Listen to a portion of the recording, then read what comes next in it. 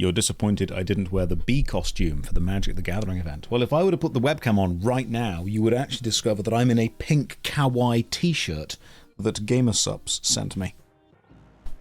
Not going to do it. I'm going to show you. No, just believe me. Not going to go on the internet and tell lies, am I? Yeah, we're going to play a book today, so get ready for some reading. Or some listening. I'll read, don't worry. I'll do my job. I don't even know if I'm allowed to show this t-shirt off. I'm not sure if it exists yet. Hang on, let me ask the question. I'm allowed to. Because obviously they send me stuff before it launches and stuff. I should probably check.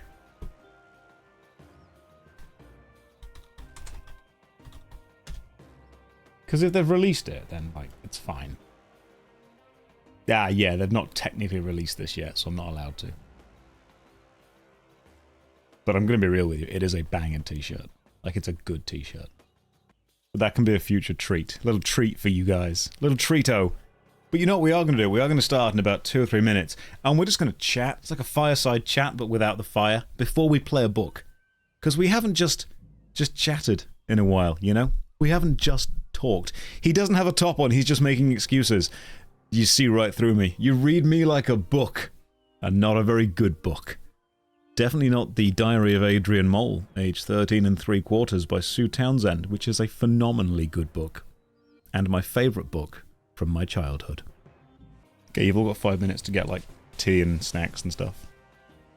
Long-time YouTube watcher from sunny Derby. Hello. You're a liar. Alright, I know that for a fact, because I used to live in Derby, and it is raining right now.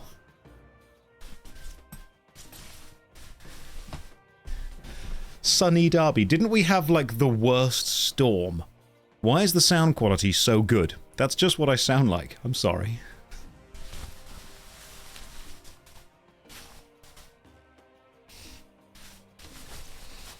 But I've got a story for you guys. Oh my goodness, a story of the train. I was on a train with about 400 angry football supporters, and he has a sock on the microphone. I do have a sock on the microphone, but for other reasons. I'll explain in a minute. We'll even do an IRL just chatting stream. Do I have a VOD of me playing Baldur's Gate 3? I do not. I've never actually played Baldur's Gate 3. I've met the cast, I've met the people that made it. I went to beta test it, and I still haven't actually played the game. I've got it behind me in a big box. Just never actually installed it. I'm scared to install it. Look, if you want me to keep making content, you will support the fact that I haven't got it installed. Alright, you got 3 minutes, go make a cup of tea. Go make a cup of tea right now. Do it, that's an order. You know there's a minute left, but that's okay. We can just chat. When was the last time we just sat and had a chat? It's been a while. This is the streaming room, by the way. It's almost set up fully now. It's not completed, but in general, I'm pretty happy with it. It sparks joy. I'm not muted. Don't do that, right? Because you make me... Oh, I've got stories for you guys. Stories of Magic the Gathering. Stories of a train. Is it a fluffy hair day? Yeah, it is. I didn't use any hair gel. You forgive me? You forgive me? This is naturally what my hair does, okay? If I don't gel it, I look a little bit like a background anime character with that kind of quiff forward. It's very thick kind of hair thing going on. But if I don't bother gelling it, this is just what happens. This is what we get. Okay? And when I went to the barber's last time, for some reason, they've shaved it here way too much. Like, I've got a kind of weird JoJo quiff thing going on, which, I mean, I can rock with it. I can work it. We can have this happen for a bit. This is fine. This is not my final... not even my final form. So you can now have the room tour of the stuff that's behind me. This is the room. This is... I mean, I'm happy with it. It sparks joy. That's what it does. You've got to have the room that sparks joy when you walk into. You don't want to be somewhere. I want to work. Notice me, Josh. I've noticed you. Is that a sock on the back of the microphone? Yes. It's pretty self-explanatory as to why. Do I need to explain this? Okay, fine, I'll explain it.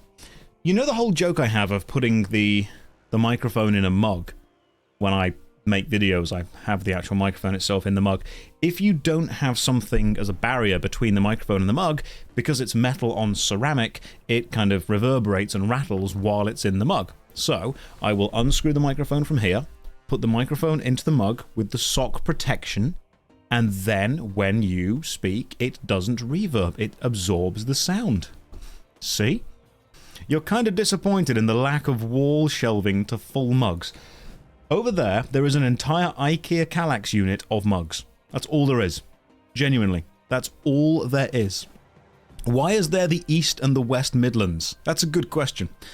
Thousands of years ago, back when the Midlands was formed, we discovered that the East were brutal savages that should never be interacted with in any way. And so a wall was built. But none of us had any bricks, so we all just kind of collectively agreed that there was a wall. And so the West Midlands, in many ways the superior Midlands, rose up. Then, unfortunately, the South was created. London was built. Then the North was created. And then the Midlands realised that despite being clearly the superior part of the UK, we would never be as relevant as neither the South or the North, because the South unfortunately has London, and the North has all of the people that passionately hate people from the South. The problem with this is, if you're from the South, you see the Midlands as being part of the North. And if you're from the North, you see the Midlands as being part of the South. Which means that the Midlands exists in this kind of strange, kind of ambiguous hierarchy bit between both, where we're accepted by neither. And so the Midlands, the East and the West Midlands, had to momentarily put aside their differences, band together as just the Midlands, and defend from both the North and the South. People talk about the UK North-South divide, but the true losers in all of this, the people that have definitely had it hardest, are from the middle of England. It's true. Would you like to hear my story of being on a train? Because, oh my god, it was one hell of a train ride. And I said things that I thought were very funny. The problem was, I sometimes forget that people don't always exist on the internet. And some of my references, or my turns of phrases, or my way of speaking, sometimes doesn't translate very well. It's like Tumblr humor. Like, if you make a Tumblr joke on Tumblr, very funny. Make it in the real world, people don't get it at all. So, on Saturday, which is yesterday, that's why I wasn't streaming yesterday, I went all the way down to, I say down, kind of across to Cardiff. To Firestorm Games to play in the Magic the Gathering Duskmorn House of Horrors pre-release event. And I'll be real with you, Duskmorn, pretty banging set. Alright, genuinely enjoyed it. Actually, genuinely had a good time. Much slower than a lot of other Magic the Gathering sets.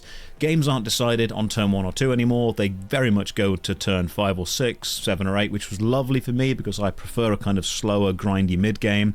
Genuinely enjoyed playing Magic the Gathering Duskmorn. Played against some very talented people, met some lovely people. Firestorm games are always a good time.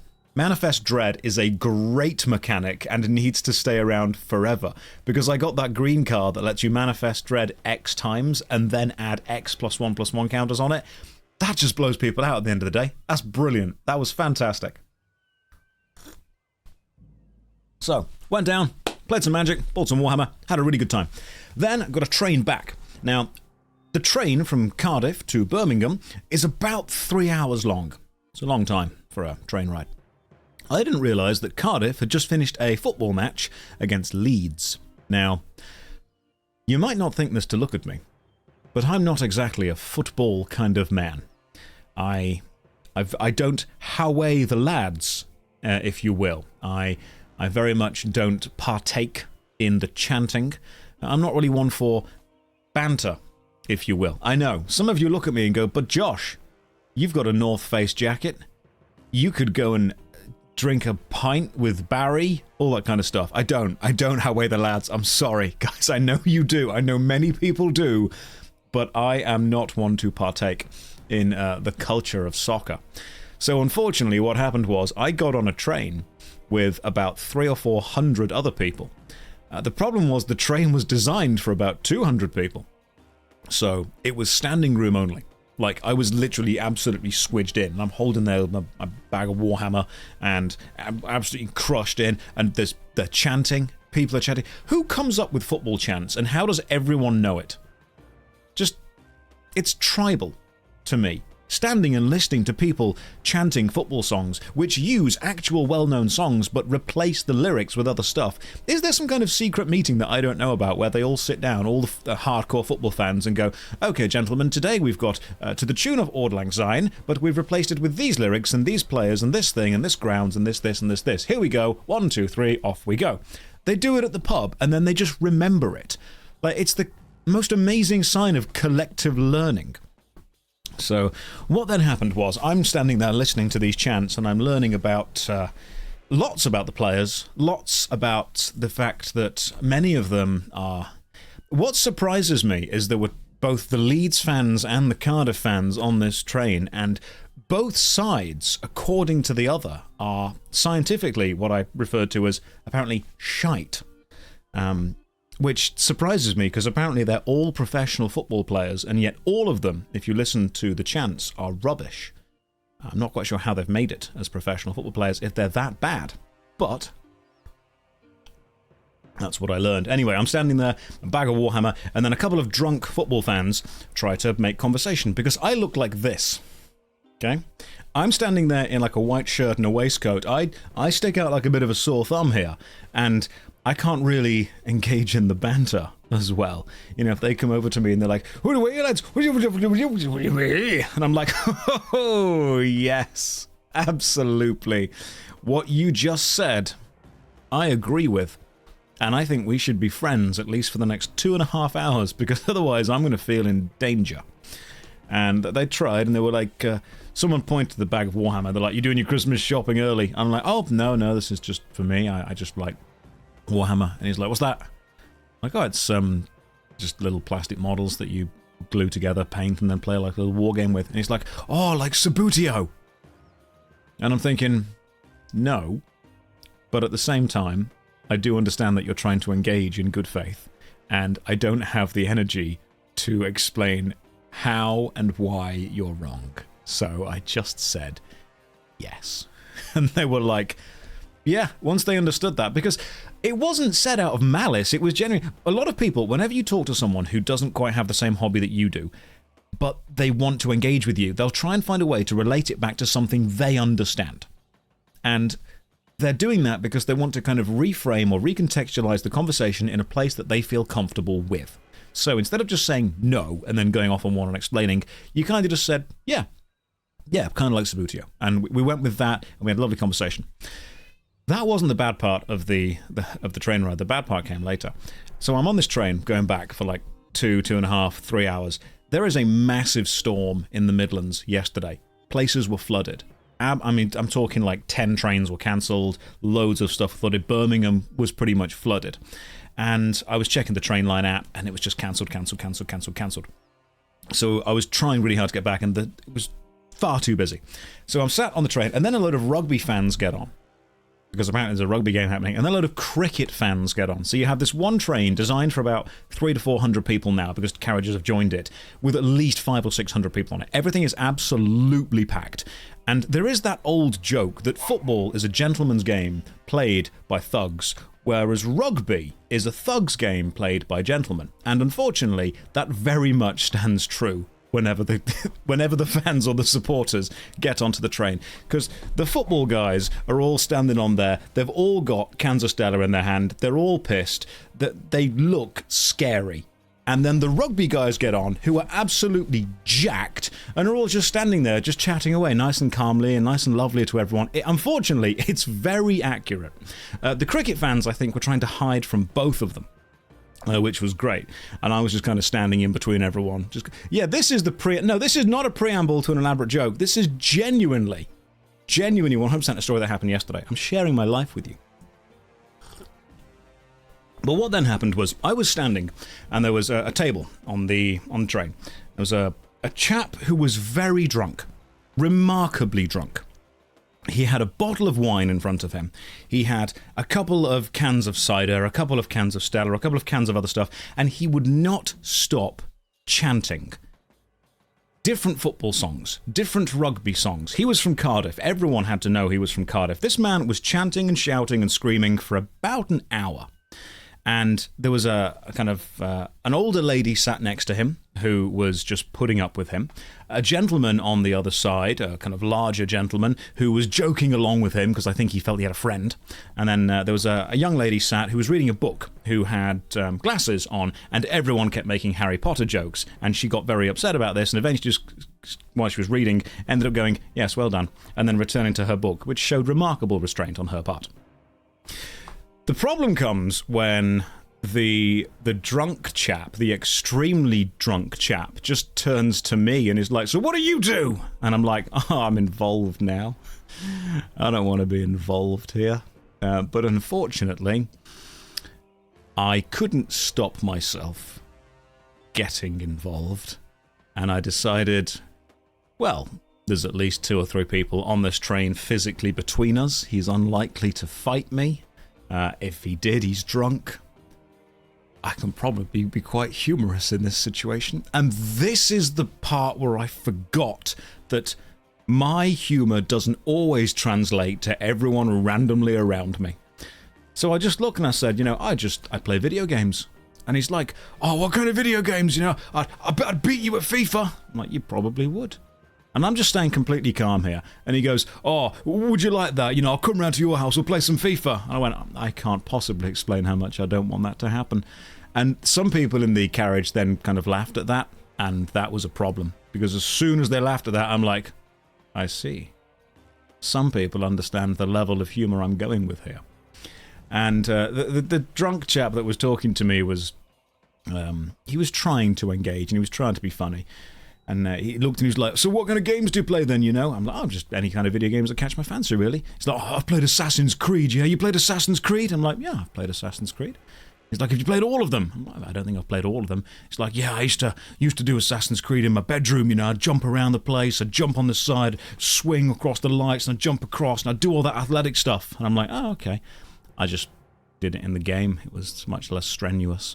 And he kept talking, and he kept talking, and he kept talking for a while.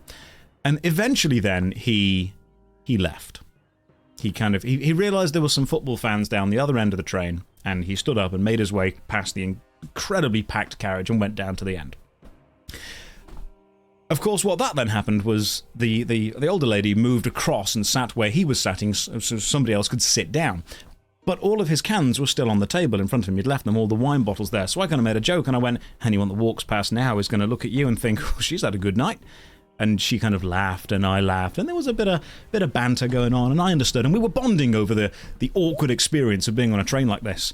And then the lines that I said were, "Anyone's going to see you and think, oh, wow, she's definitely been out drinking. She's ready for a good night." And when I said that phrase, "she's ready for a good night," the older gentleman, the larger gentleman who had previously been laughing along with the drunk chap, he kind of turned to me and he said, "I beg your pardon?" And I went, "What?" And she's like, "You can't say that about a lady. She's ready for a good night." And I went, "Oh, no.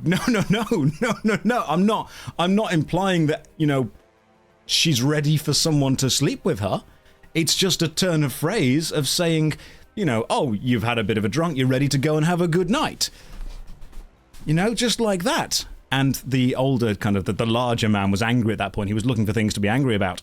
And the lady was kind of laughing with me. We understood. And I said, unless you're into that, unless that's what you want from a night. And she laughed, and I said, unless that's the kind of energy that you're bringing, the vibe that you're going with. And then she laughed at that, and I laughed at that, and I turned to the guy and I said, "See, you've just got to kind of get a handle on who you're talking to and what that kind of vibe is to make the jokes."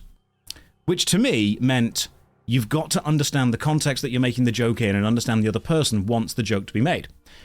But what he heard me say was, you've got to get a handle on who you're talking to. As if I was threatening him from who I was. And he looked at me and he was like, "Oh, do you?" And I'm like, "Not that way," and I had to explain it to him. And that was when I realised that talking to everyone as I talk to my friend, it was literally a case of, do you know who I think I am? It was a case of talking to random drunk strangers the same way that I talk to my friends or on Twitch doesn't always have the same energy that I think it has. I still think it was very funny. I had a good time, because then I turned around and there was a gentleman behind me who had overheard the whole thing and was completely on the level with the whole thing, and we had a lovely chat. That was great. He worked in IT. We just talked for a bit. I was indeed wearing my uniform when that happened. And then there was I think it was an Asian chap sat behind on another chair, and we just got talking about video games, because that guy was like, hey, I heard you mention video games. He was a really big CSGO player. So we just chatted about that for ages. We talked about, he played CSGO, he was playing a bit of Rocket League, all that kind of stuff. But it was an awkward train ride, to be real. It was very much an awkward train ride. Josh was about to channel Henry Cavill from Mission Impossible. I was. I should have been wearing the Bumblebee outfit. That would have confused some of the football fans. But it was a train ride that I don't particularly want to repeat anytime soon. It was fun for a bit, and then, thankfully, everyone kind of got off the train. There was a moment where I had a really good bit of interaction with train staff, actually. The train was too busy. I thought, you know what, I'm going to get off at this station, I'm going to wait for the next train, and then I'm going to get on that one instead, because I don't want to be stood here for the next hour. So, I got off the train, I waited for a bit, I realised the next train would be along in about an hour and a half, and my phone was on low battery. So I walked over to one of the station attendants, and I'm like, hey man, sorry to bother you, is there somewhere I can charge my phone up, please? And he kind of looked around at all of the football fans, drunk and screaming, and then looked at me and went, yeah, that's fine. And then just pointed me to the station master's office. So I just walked over, took out the USB charger, plugged it in, and just kind of stood there having a chat with the station master for a bit. And when he realised that I wasn't going to kind of kick off and make trouble, he kind of went, yeah, that's fine, you can just leave your stuff here and chill out for a bit. There's a Tesco's down the road if you want to go and get a bite to eat. And I said, yeah, that's fantastic. I'll pop to Tesco's, I'll grab a sandwich. Do you want anything? And he said, well, officially I'm not allowed to ask you, but thank you for the offer. So, left my bag at the station, walked to Tesco's, grabbed myself a sandwich, picked up a box of cornflake chocolate clusters as well, and then walked back, took my phone out the wall, packed everything up, turned and went, officially, I'm going to leave these clusters here. What you do with them is up to you. And then I just walked off. That is how you unofficially thank someone for being a decent person. See, unofficial. I did nothing. I wasn't involved with that at all. He was doing his job. And then I got the second train back and walked back. And thankfully, on the second train back to actual Birmingham, sat next to a lovely girl who was an actress and has just kind of finished training and was doing some kind of film and TV and theatre work. So we just talked about theatre and TV for a while, which was great. Officially, Josh was callous and ungrateful. Unofficially, however, yeah, officially, unofficially, that's how we do things. But no, I tend to talk to people on trains because it's not London. Like, on London, you talk to somebody else, no. You've broken a social contract, broken a rule, don't do it. You're not allowed to anymore. So the Twitch time yesterday unfortunately didn't happen, that's why Twitch didn't happen. But you know what we're going to do today, guys? You know what we're going to do today? We are going to play a book. I've just realised the green screen isn't up. I've got to put the green screen up. You're going to see me stand up. Thankfully, I'm wearing jeans. I am still wearing slippers, though. That is true. Just joined in, so I'm not sure which Choose Your Own Adventure book you are playing, but I highly recommend checking out Innsmouth. I will have a look into it. We are playing, right now, Caverns of the Snow Witch, because we haven't played Caverns of the Snow Witch before. I'm not reading without illustrations. Why would I read a book without pictures? That's just a silly instruction manual. Yes, we're going to play Caverns of the Snow Witch, and you are going to choose the adventure. You had Forest of Doom as a child. Oh, man, who's not been here for a book before? I know it sounds really dumb. People are like, why would I go on Twitch and watch a man read a book? Who has never been here for a book? You have not. This is some people's first time. That's a problem. Who has been here for a book stream? Who understands how this is going to go? Right. Okay. Some of you, whenever I give you a vote, will try and vote 50-50. No matter what the actual result is meant to be, you will try and 50-50 it. Don't. Because the first time we did this, you could walk through a door, and then the option immediately was go back through the door or go into the room. So you went back through the door, and then back through the door, and then back through the door, and we got caught in a 15-minute voting loop where chat just entered and exited a room. That's all that happened. You didn't do anything. There was no progress made. You just went in and out of the same room for 15 minutes. Now, these books only have one actual solution. You have to play them in a specific way. And if you don't play them in a specific way, you die. So, I will read you the instructions. I will discuss what's going on. I hardly catch your streams, but I remember that one. Why? Why is that the one that you remember? Yeah. Oh yeah, the door incident, the going in and out. Right. Time to put the green screen up. Some of you now understand that I actually have legs. I am a fully functioning human being who occasionally stands there. The gym's working out as well. We're getting there. Right, let me just sort this out. Hang on. There we go. Goodbye, cruel world.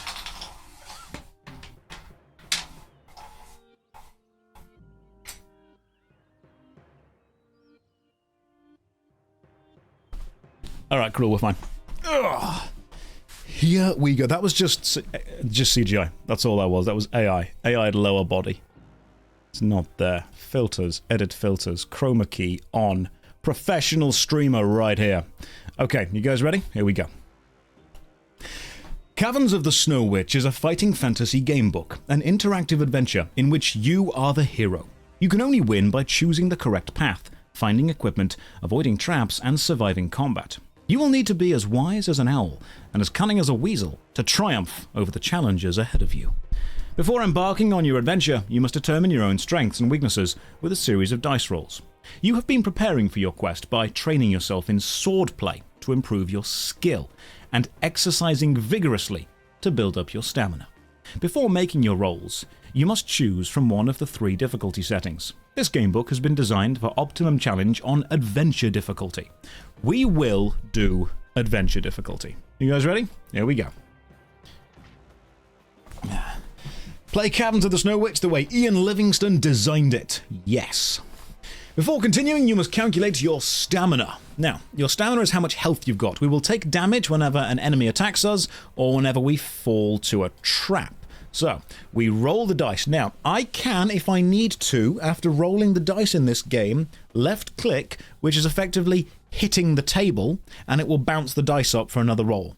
I will not be doing that. I will probably not be doing that. 10 stamina. 10 plus a base of 12 means we get 22 stamina. That is a good, decent start right there. We'll take it. And skill. Skill is what we use when we're actually involved in sword fighting. Here we go. Roll that. General skill. Skill is good. I need a nice high number here. Okay. That is not a great roll of skill. I'm going to be real with you.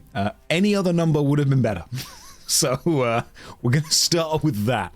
That's how we're going. Now we determine how lucky we... It's a whelming stream already. Now, luck is interesting.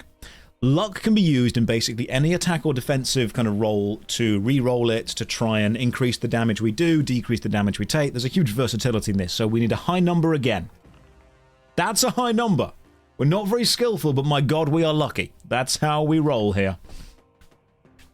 In addition to your other starting equipment, you may take a bottle of magical potion, which will aid you on your quest. Do we take a bottle of skill, strength, or fortune? I say we take a bottle of... Skill and strength will fully restore your skill or stamina points. I say strength. Strength is the important one because stamina, that's pretty much needed. You begin your adventure with a sword, dressed in leather armor. That's you are dressed in leather armor, not the sword. You also have a backpack to hold your provisions, as well as any treasures you may come across during your journey. Now we can use our adventure sheet and have a look at our backpack, leather armor, potion of strength, 10 provisions. Provisions we can use when outside combat to effectively kind of refill our health, if you will. We can also bookmark the story so we can go back a page if we die, and when we start, there's even a map so we can see the route that we've taken so far. Here we go. We have to actually click and drag. Once you have readied your equipment, you may begin. May the luck of the gods go with you on the adventure ahead. Winters in northern Alansia are always cruel and bitter. The snow falls thick and the icy wind blows hard, chilling everybody to the bone. For the past few weeks, you have been hired by a merchant called Big Jim's Son to protect his trading caravans as they roll their way slowly north to the frozen outposts. The horse-drawn carts are laden with cloth, utensils, weapons, salted meats, spices and tea, which are traded for furs and ivory carvings made from mammoths' tusks. Big Jim is not usually worried about travelling north, as bandits only attack his caravan on the return journey. He is not alone in recognizing the value of the northern goods. On this particular trip, you are walking ahead of 6 carts across a frozen lake. In the distance, you can see the snow-capped peaks of the Ice Finger Mountains jutting out of low cloud. Your destination lies at the base of the mountains where the Northmen meet to trade. Snow is falling, but not too heavily. You stop to prod the ice with your sword to make sure it can bear the weight of carts, when suddenly the shrill call of a hunting horn breaks the silence. Are we all ready? Good old Big Jim. Big Jim and his cart business. Good old BJ. No, we're not calling him that. We're going back to Jim. I said that without thinking things through. Focus. Focus on the story. You stand up and run back to the carts to talk to Big Jim. Stop it. He is sitting next to the driver of the second cart, puffing on a long briar pipe. Lucky briar. A huge man with a great bushy beard, Big Jim is obviously a man to be reckoned with. His bright blue eyes scan the horizon, searching for signs of life. In a deep voice he says, "Sounds like it came from the outpost. Reckon you'd better go and investigate. Could be trouble. Get back quick." You set off straight away toward the outpost at the base of Icefinger Mountain. You arrive 2 hours later at the scene of ugly carnage. The snow is red with blood, and the wooden huts are smashed and torn down. 6 people lie dead, their bodies slashed, their axes at sides in the snow. Judging by the size of the footprints, the creature that attacked the outpost must have been enormous.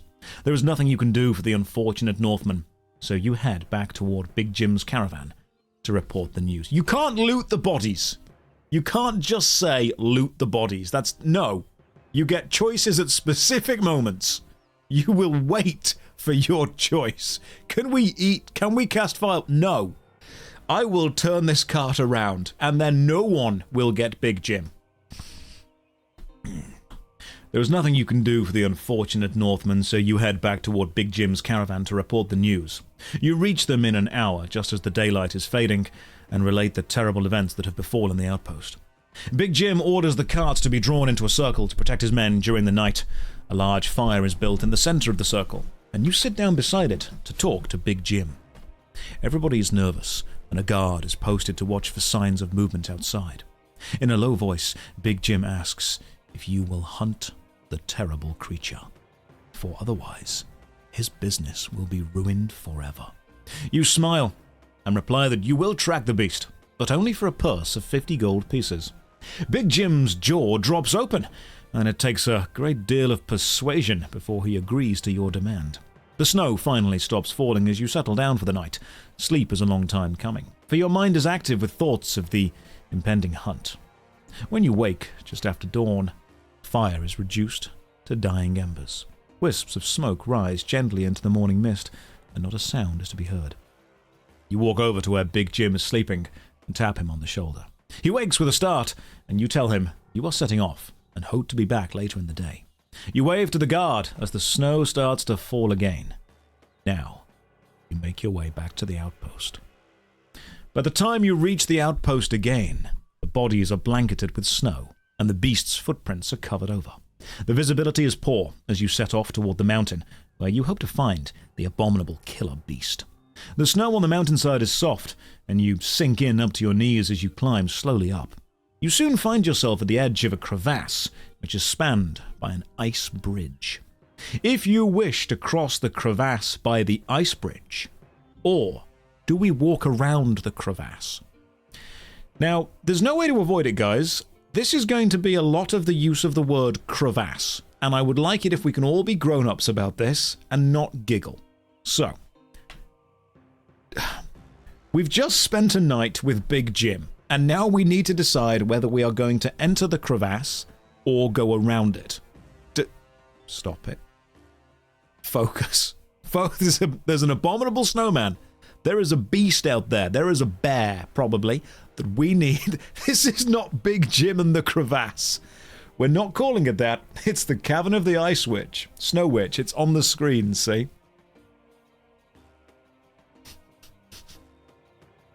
Now, do you want to plunge into the crevasse, or do you want to walk around? This is the first poll. If you've never been in one of these streams before, you can vote. Okay, the crevasse.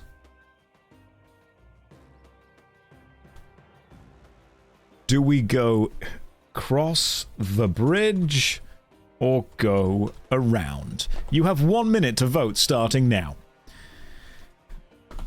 Do we attempt to cross the ice bridge, or do we go around the crevasse? You can vote on mobile, you can vote on PC. You have 1 minute to vote starting now. There is only one way to finish this book. One correct series of choices that will get you to the end, with all the items you need, because you need to find items as well. Don't 50-50 this. If you 50-50 this, I don't know what I will do, but it will be bad. Do you want to attempt to cross the ice bridge or walk around? What do we do? I'm not playing the bouncer. If it's 50-50s, we're not speedrunning the bouncer every time. It's 50-50 to the person, not to anything else. Is it a nice bridge? It's an ice bridge, so it might be nice, I don't know. We'll have to find out. We'll have to go across it and see if it holds our weight. 54% of you want to cross the bridge. We are crossing the bridge. If you wish to cross the ice bridge, turn to 335. The bridge is quite narrow and very slippery. Test your luck. Now, thankfully, we are lucky.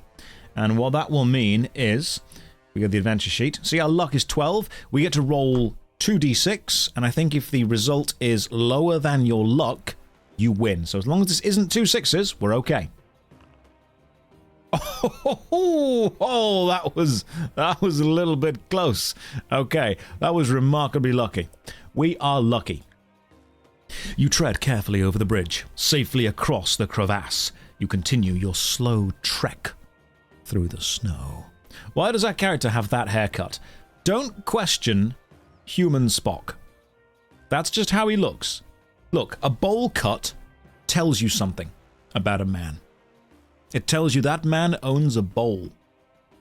And in these kind of times, that could be quite a sign of wealth. All right, so don't be so quick to dismiss the bowl cut. The guy knows what he's doing, clearly. Using your sword, you cut hand and toe holds into the side of the crevasse and haul yourself up. The wind starts to howl, blowing gusts of snow into your face. Is that the correct one? Like, we crossed the ice bridge. I'm guessing we are unlucky, we grabbed the luck, and then we used our sword to climb ourselves up. Okay. That sounds... Can we go back a page? Is that the right thing that just happens? So we crossed the bridge, we were lucky, we cut hand and toe holds into the side and haul ourselves up. So we fell off the bridge, and now we're climbing up. Gotcha. The wind starts to howl, blowing gusts of snow into your face. You put your head down and stride into it. Above the howl of the wind, you suddenly become aware of another sound. The howling of wolves. You draw your sword while trying to peer through the snow. As if out of nowhere, 2 snow wolves appear in front of you, hunched and ready to pounce. They are completely white, except for their blood-red eyes. Suddenly, one leaps at you.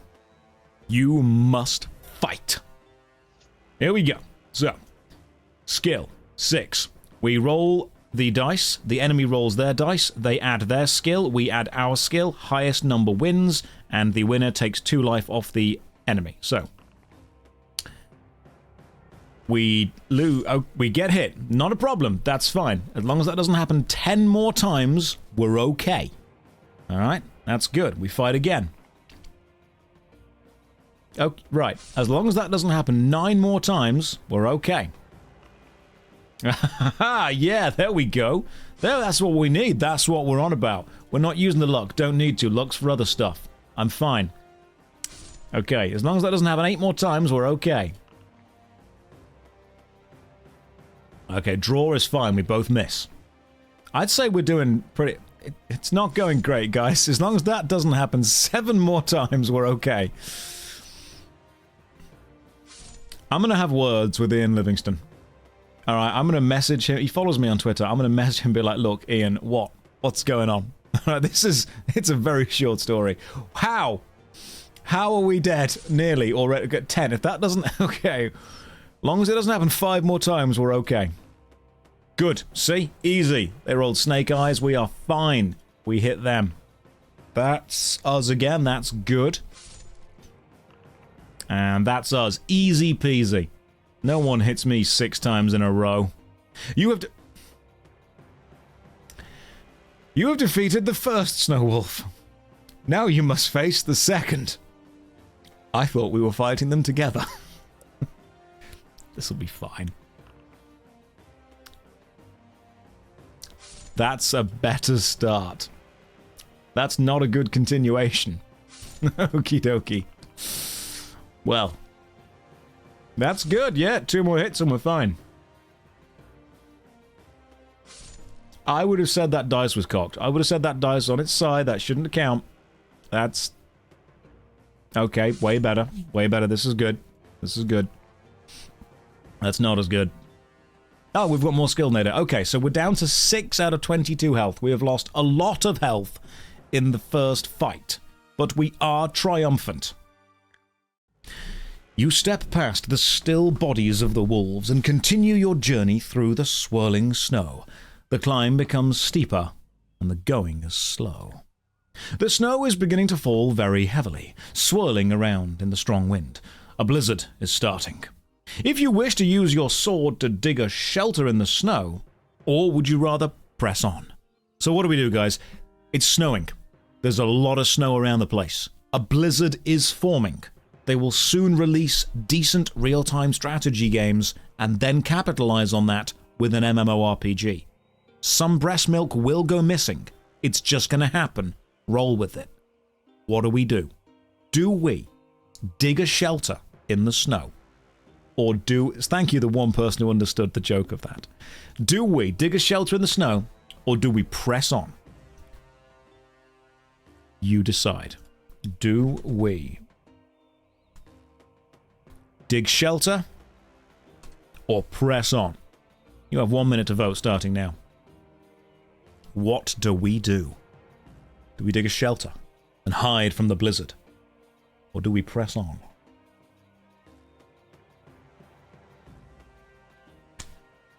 The next stop is to die. No, we'll die eventually, don't get me wrong. Look, you can dig with a sword. You can absolutely dig with a sword, that's fine. It's not really good. A sword is just a really thin, inefficient spade. In a way. And a shield is just a really flat sword. They're just... Have I played Baldur's Gate 3? Not yet. I've got it, but I haven't played it. Do we dig a shelter, or do we press on? Some of you are saying that we dig a shelter. Shadowversity would be livid. He's welcome to be angry. I don't care. Do we dig a shelter, or do we press on into this? A large knife is different from a sword. No, it's not. It's the same thing. We dig a shelter, apparently. Let's do this. We dig a shelter. You hurriedly cut blocks of ice out of the mountainside and build a makeshift igloo. You crawl into it as the blizzard blows down the mountain with ferocious power.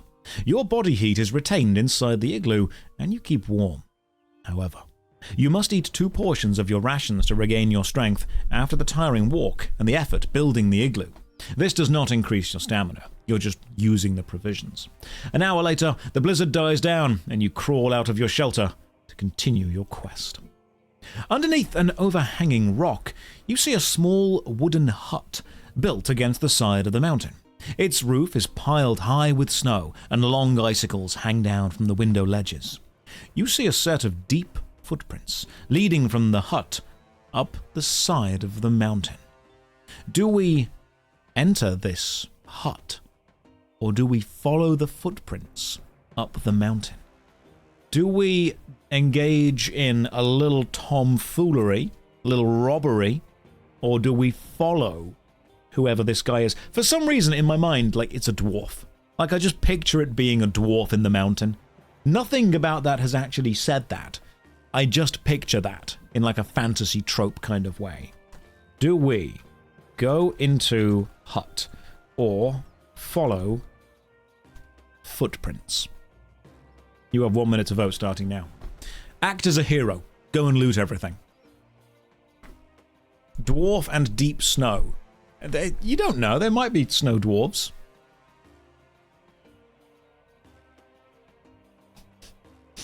The dwarf wouldn't leave footprints. They'd just leave a path where they walked up, pushing the snow out the way. I love it. It's no footprints. It's just a channel where he walks all the way up. That'd be great. Okay, do we go into the hut or do we follow the footprints up the mountain and follow the dwarf? What are we doing? You have got the book translated into Portuguese. Need me to check anything? No, you can make sure we're voting the right way to succeed. I don't know what the best way to succeed is. Thank you for saying the best streams are back. I appreciate that. I love these streams. They're silly, they're funny, we get to do this all together. Why are you voting 50-50? Why are you doing this? You can't get it perfect. Oh, you haven't, you can't. One person was like, I'm gonna ruin this. I'm gonna ruin this for everyone. 50-50, yeah, but it's 120 to 119. We're following the footprints. That's what we're doing. Follow the footprints into the snow. The high altitude and thin atmosphere make you pant for breath as you continue your steady climb. Lose 1 stamina point. If you are still alive, turn to the next page. Thankfully, we survived that. Suddenly, you hear the cry of a human voice, followed by a ferocious roar. Not far ahead, you see a fur trapper fighting for his life against a gigantic bear-like beast with long white fur and sharp teeth protruding from its jaw. It is the killer beast you have been hunting, the abominable yeti. You watch the unfortunate trapper being gnashed by the yeti's claws and falling face down in the snow. Incensed by the vicious attack, you scream at the yeti and run through the snow to attack it. Are you carrying a spear? No. You draw your sword and lunge at the huge white beast. You must fight. The yeti, stamina 8, skill 8. Me, stamina 5, skill 7. But more luck. Here we go. That's good. We hit it. We take it down to 6 stamina. Just do that 3 more times. Oh, that's not great. Okay, we've been hit. That's bad. Fight again. That's good. Okay, yes, we won by 1. 2 more of these. Estus possibly, bit of luck. Yep, that's good. Okay, yep, you are lucky you happen to do 2 more damage. 1 more hit and the yeti goes down. There it is.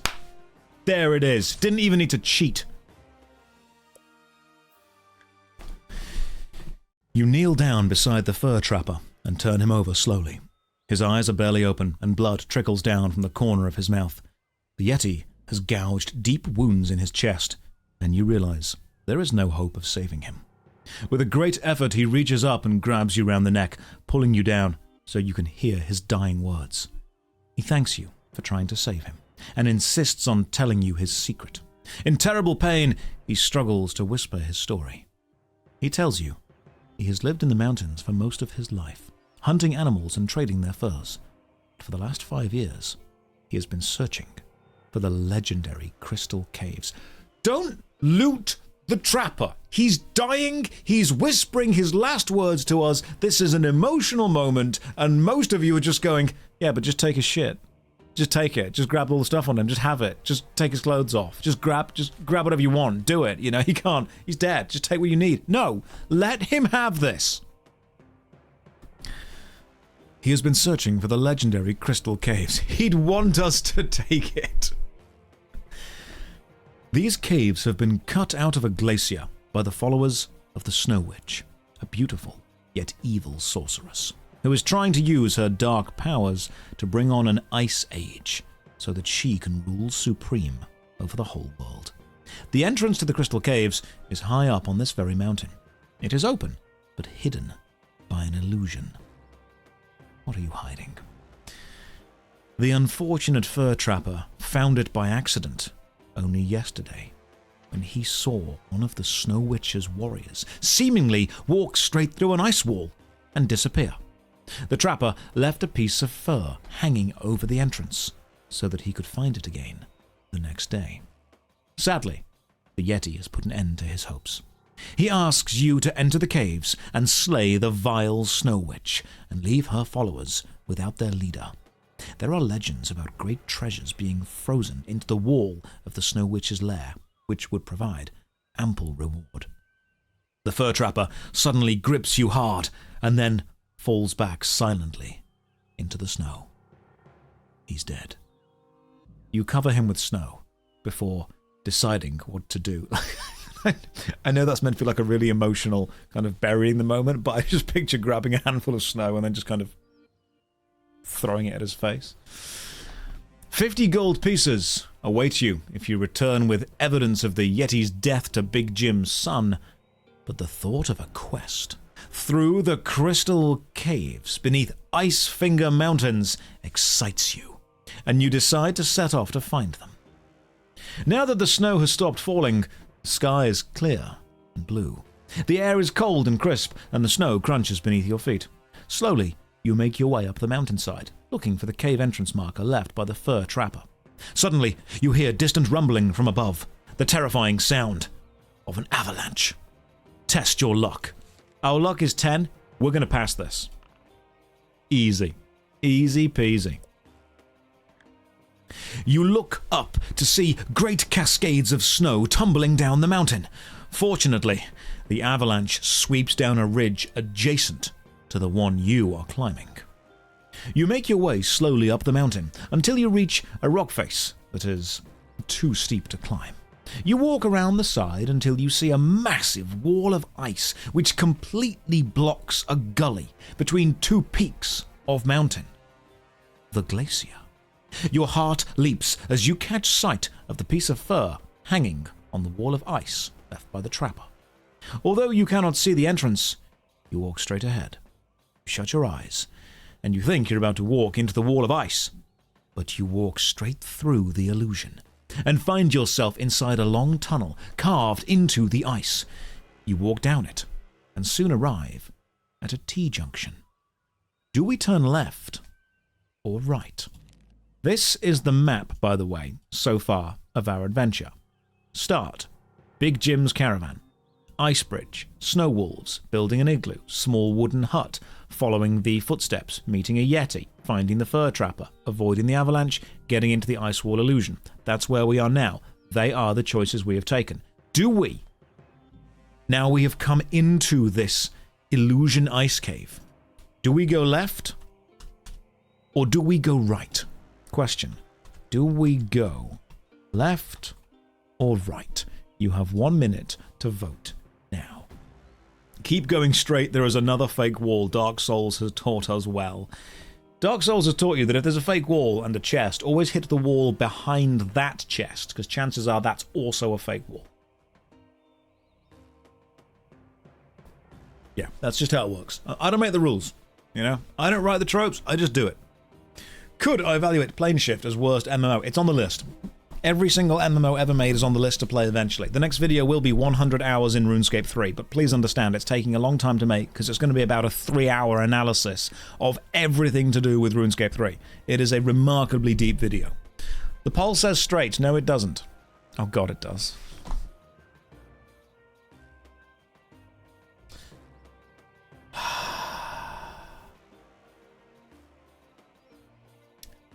If you 50-50 this, I will load up the bouncer and we will play all of the bouncer. Thank God you didn't. We go left. Right.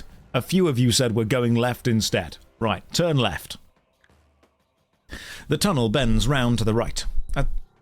I clicked left. I literally clicked left, but then it obviously curves to the right. I didn't click that. I click left, but then it turns to the right. As you turn the corner, you almost bump into a tall, pale-skinned humanoid coming the other way. He is wearing a white cloak with a hood pulled over his head. He is a mountain elf. one of the Snow Witch's followers. Do we walk past him? We can't roll for seduction. We're not doing that. Do we walk past him? Do we tell him we have come to join the Snow Witch's followers, or do we attack him with our sword? So, walking down the path, do we walk past? Ask to join or attack? You have 1 minute to vote starting now. We are walking through this ice cavern. He looks imposing. He's taller than we are, which means he's in charge. That's how rules work. Do we just walk past? Do we ignore him? Do we just keep calm and carry on? Do we smile and wave? Do we say, hey, we should absolutely 100% join you? Or do we just attack him with our sword? What do we do? We don't... For anyone who's unaware of the bouncer joke, basically I reviewed the video game The Bouncer a while ago. It's terrible. And I then threatened on stream that if people keep 50-50ing the votes, I will stop the book, load up an emulator, and just play all of The Bouncer, which takes about 25 minutes to finish. And then I did that. And then you all knew I would do that, and now you want it to happen again for some reason. It wasn't just a threat. It was straight up, I actually did it. You can finish all of the Bouncer 1 in 25 minutes if you skip all of the cutscenes and just do the gameplay. We apparently are asking to join him. Many of you want to join the Mountain Elf for some reason. We have come to join the Snow Witch's followers. The Mountain Elf looks at you in disbelief and says, "Nobody of good heart would wish to join the Snow Witch. I am only here because of this." Throwing back his hood, the elf reveals a metal collar around his neck, which glows in the semi-darkness. "Only the obedience collar makes me serve her," he continues in a dour voice. If you wish to reiterate your desire to join the Snow Witch, or do we change our story and tell the elf that we intend to slay her? So, he's wearing a collar. Live and let live. Hey, that's what he's into. That's fine. He's just in his kind of mountain elf collar phase. That's what he wants to do right now. We can't say that's a wrong thing. What do we do? Slay her or lay her? Hey, if the Snow Witch is making all of her followers wear collars, then when we get to the Snow Witch, we can reassess the situation. All right, we can say, well, I did come here to kill you, but let's take a step back. We might need to course correct slightly. But what do we do right now? Let's think of our plans right now, okay, guys? Guys, thinking with the upstairs brain here. Come on, we've got an adventure to go on. Let's focus. We're doing a poll, and you guys get to choose what we're doing. Do we say join still, or slay her? Like, say we're going to try and slay the Snow Witch. If we 50-50, I guess I'm loading up an emulator and we're playing the Bouncer. It's got to be 50-50 to the person, though. It's not going to happen. What are we doing? Thinking with the upstairs brain, guys. Do we tell the elf, yeah, I still want to join this evil cult that you have to be, dominated to join? Or do we say, actually, I was just trying to trick you because I thought you were going to be evil and I'm here to kill her and take all of her stuff? Are we here to loot or not? What are we doing? Why are you 50-50 in this? I don't like any of this. This is bad.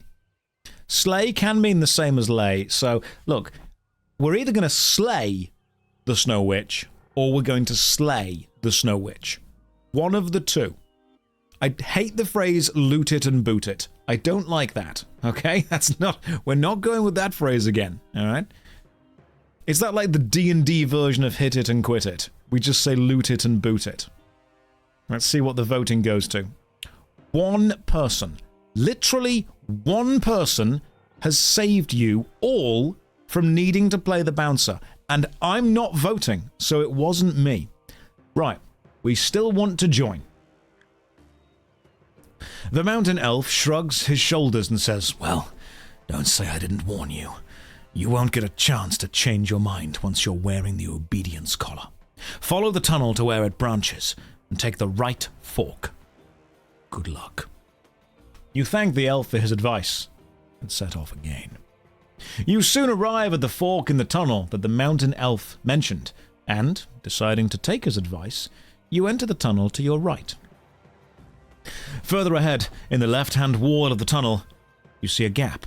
You walk up to it, peer around to see a cave in which a Neanderthal is stripping the skin off a moose, making it ready for the large, simmering stew pot behind him. He is working very slowly and being yelled at by the gnome cook, who is wearing a white apron and waving a wooden spoon in the air. Do we enter the crude kitchen and talk to the Neanderthal skinning the moose and the gnome, or the goblin? Or do we creep past and not engage? Is it a sexy moose? That's a good question. Hang on, we need to analyze. That is the moose's face right there. You've got the Neanderthal stripping the skin off the moose. You've got the goblin being very angry. The goblin is clearly working out because they are some serious chesticles going on. That dude's got pecs. And then the moose is just... The moose seems indifferent to this whole thing, to be fair. Moose soup could be nice. Don't know. Never tried it. So, another poll. Question. The kitchen. Do we enter? Or do we creep past? You have 1 minute to vote starting now. Do we enter the kitchen? I'm a pass on the psychic damage lasagna. Yeah, we're not going to have the moose stew. It's not going to be happening. You've had moose burgers the other day. Were they nice? What do we do? Are we entering this weird, crude kitchen, or are we just creeping past? Are we just minding our own business, walking on down, making our way downtown? That's what we're doing.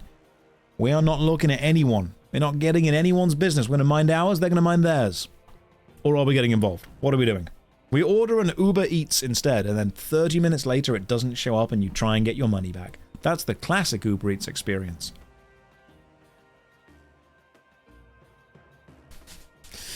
Do we enter this kitchen, or do we walk past the kitchen? What are we doing? You have a few seconds remaining to vote. You can vote on mobile or on PC. Apparently what we are doing is, thanks to one person again, we are entering the kitchen. I am a man of my word, and I will play the bouncer if you make it 50-50. We enter the crude kitchen.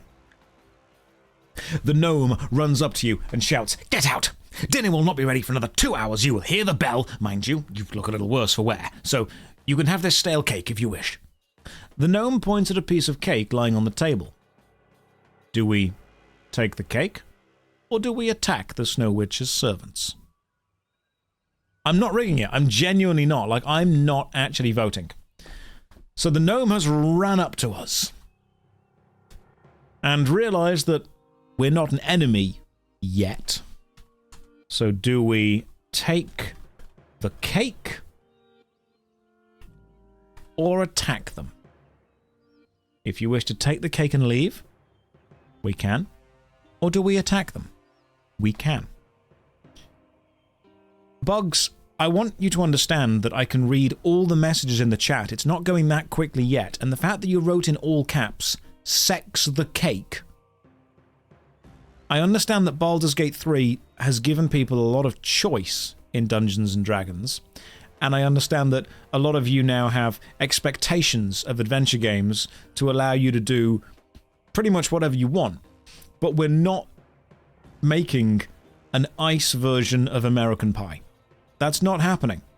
We're not going... I mean, imagine the Snow Witch walking into the kitchen to check on the moose soup, and the adventurer that has valiantly tried to kill her is just balls deep in a cake. That's not the energy you want to be bringing to a fight. That's not what the legends are going to tell of. The myths, the bards, the songs ain't going to happen. That's not it, isn't it? Well, it might do. Right. Most of you want to take the cake. We are going to take the cake. You leave the cake and turn left. No, leave the cave, I say.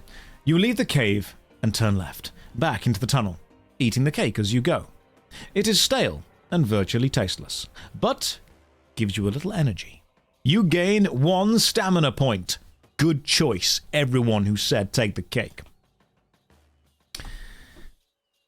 That picture, that dude has got some serious energy going on in that picture, my god. In the distance, you hear chanting voices. Before long, the tunnel ends at the entrance to a large cavern. Kneeling down before an ice effigy in the shape of a demon, their hooded faces pressed to the ice floor in worship, are 10 of the Snow Witch's followers. There are 2 exits from the cave, one to your left and one to your right. Are you wearing a cloak? We are not. So we need to turn to page 260. You breathe in deeply and walk casually through the caverns toward the tunnel to your right. You are almost at the entrance to the tunnel when the worshippers stop their chanting. They stand up, and one of them calls out to you, asking why you did not stop to sing the praises of the Frozen One. If you have a magic flute, you can tell them you have been ordered to go and play it for the Snow Witch. Otherwise, you may try to fight them or try to run for the tunnel. What do we do? Do we attempt to fight 10 cultists, or do we run for the tunnel? What are we doing? Question. Do we fight 10 cultists or run away? I really think the answer to this should be very obvious. However, some of you are not good at this. I'm not saying any names, I'm not calling anyone out, but one of you did want to bang a cake. So, the cognitive ability that we're working with in this Twitch chat is varied at best. So what are we doing?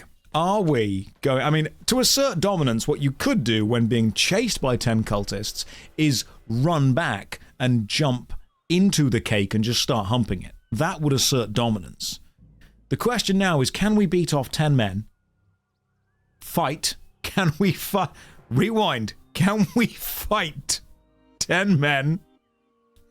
Or do we run down the tunnel?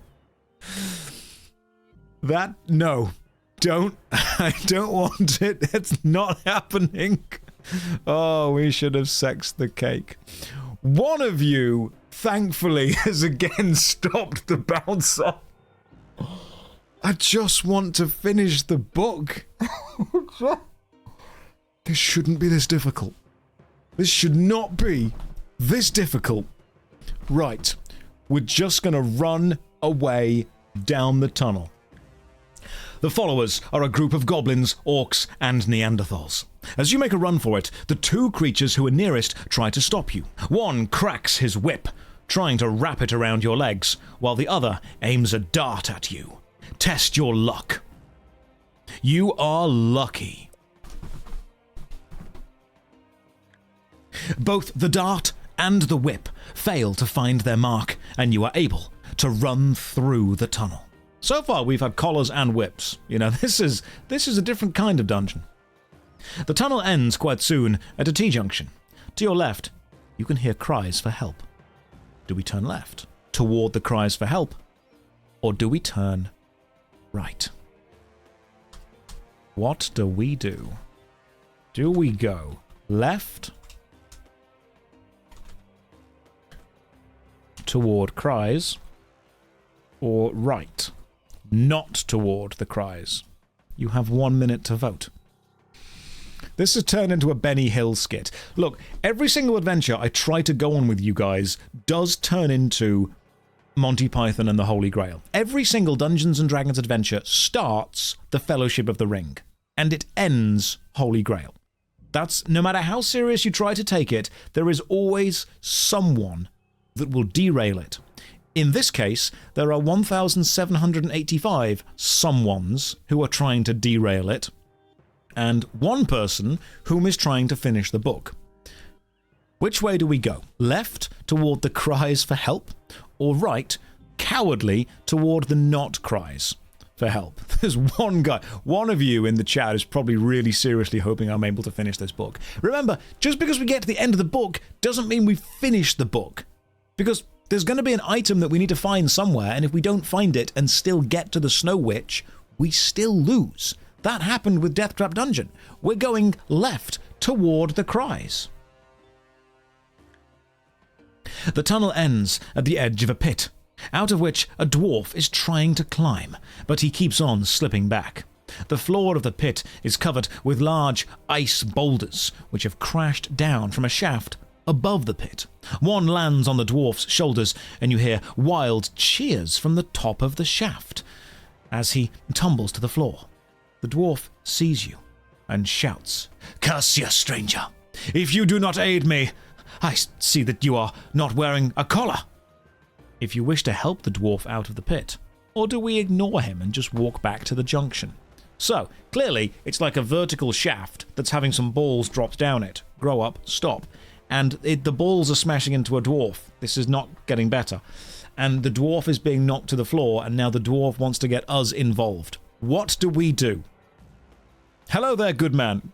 Caitlin, leave. Leave before it gets worse. It's not going to get any better. You've joined at the exact shaft dwarf ice balls moment. It's a low point, I'll be real with you. It's a low point of the stream, but I appreciate the fact that you're here. Welcome. You now get to vote on whether we help the dwarf with the ice balls or not. And by that, I mean that there are ice balls being dropped onto the dwarf, not that he's... What do we do? Right, let me get a poll going. What do we do? Help the dwarf or don't? You have 1 minute to vote right now. And I said dwarfed because my brain was still processing dwarf and letters got added. Some of you noticed. I'm not happy, but it happened. I channeled the energy of Jonathan Ross and I decided to say dwarfed. That's what happened. Legendary says, "Hey, handsome, how are you doing?" I'll be real, Legendary. I've been better. We're trying. I have to vote for the first time. Am I the one to bring balance to the vote? If the vote is no longer balanced, it's entirely Dr. Love's fault. That's what's going to happen. What are we doing? Is it a female dwarf? Does it matter? We don't know. I did almost beat off 10 men. And now I'm going to try and shaft a dwarf. It's an adventure. The Snow Witch, I mean, she's got collars, she's got whips. She'd be into this. Like, if the Snow Witch could see what was happening, she'd probably be like, you know what? You don't even need a collar. You can just join. You've got the energy. You've got the right vibes for the general thing we're doing. Right, 68% of you want to help the dwarf. That's what we are doing. You lie down and lean over the edge of the pit and tell the dwarf to grab your arm. Much to the annoyance of the spectators above, the dwarf escapes from the pit. You run together back to the junction where the dwarf turns right. You tell the dwarf that you intend to carry on straight to find the Snow Witch, as turning right would lead you back to the Hall of Worship of the Frozen One. The dwarf tells you he must escape quickly and return to his village now he is free. He thanks you for helping him and hands you a leather bag, then runs off. But before he disappears, he turns and shouts, "Beware the white rat." You open the leather bag and find a sling and 3 iron balls. You pack them away and set off along the tunnel. The tunnel through the glacier soon leads into the mountainside itself, and the walls change from ice to bare rock. You enter a large cavern, which has 3 other exits leading from it. One to your left, one to your right, and the main one, carved as a giant skull, lying directly opposite. As you enter, an ugly, robed man steps out of the mouth of the skull, holding a glass prism in his outstretched hands. He commands you to turn back, as only the Snow Witch's personal servants are allowed inside the mountain. We do not have a magic flute, so we can't do that option. But we can attack him.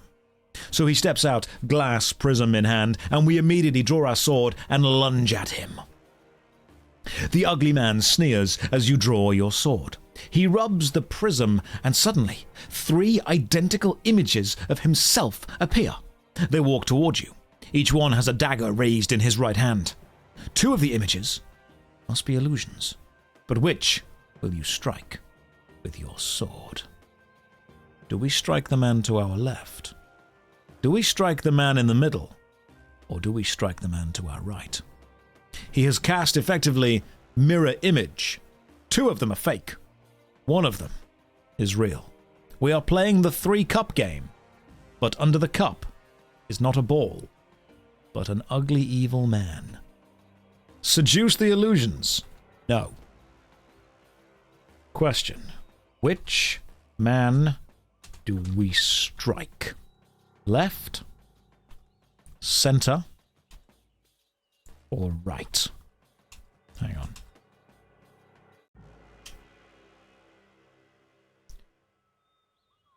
Which illusion do we strike? You have a minute to vote, starting now. Watchtower! I was wondering, how long does it take to write your scripts, and are they in essay formats? Yes, they are in essay formats, and it takes me between days and weeks, depending on how long the script is. For example, the 100 Hours in RuneScape 3 script so far has 75 pages of notes. And please understand that 1 page of notes expands to normally 3 or 4 pages of script. So you're probably looking at the RuneScape 3 100 Hours video to be about 120 pages long of average spaced text. That's probably going to be about a 3 to 3.5 hour video. So what do we do? That's going to be it's going to be a long... Do I Harvard reference my formats? Yes, of course. Why wouldn't I do that? I was taught to do that. I have to do that. Now, which way do we go? Do we attack the illusion to the left, the illusion straight in front of us, or the illusion to the right? What do we do? What do we do? 2 of them are illusions. Center. You guys want to attack the man in the middle. Let's do it. The illusionist laughs out loud. Your sword merely cuts through one of his images, and his dagger plunges into your shoulder. You lose 2 stamina points. If you are still alive, turn to page 279. We have 2 stamina remaining. I'm going to eat some provisions. So, he stabs us, and we very quickly eat up and heal. That was incredibly close. The stale cake literally saved us, and to think somebody wanted to sex it. That wouldn't have worked, would it? We'd have died. The illusionist withdraws his dagger, and his 3 images prepare to strike you again. You decide to swipe your blade across all of the images in an attempt to strike the real illusion. We test our luck, and sadly, your luck has run out. You needed a score of 8 and rolled a score of 10. Once again, your sword fails to find its mark, and the dagger cuts into your sword arm. You lose 2 stamina and 1 skill point. In desperation, you hack frantically at the 3 images that lunge at you with daggers drawn. We are still alive. In desperation, you hack frantically. Test your luck. I think we are lucky, finally. The illusionist screams in pain as your sword cuts into his side. He drops to the floor as his 2 other images fade away. As you step over him, he starts to laugh and stand up. His wound completely healed. Do we thrust our sword at him again? Or do we try to smash the prism? What are we doing? I mean, that's just healing. This is like winning in the fight but losing in the cutscene, but book version. I don't like this at all. Do we attempt to thrust or smash? Thrust into him or smash the prism?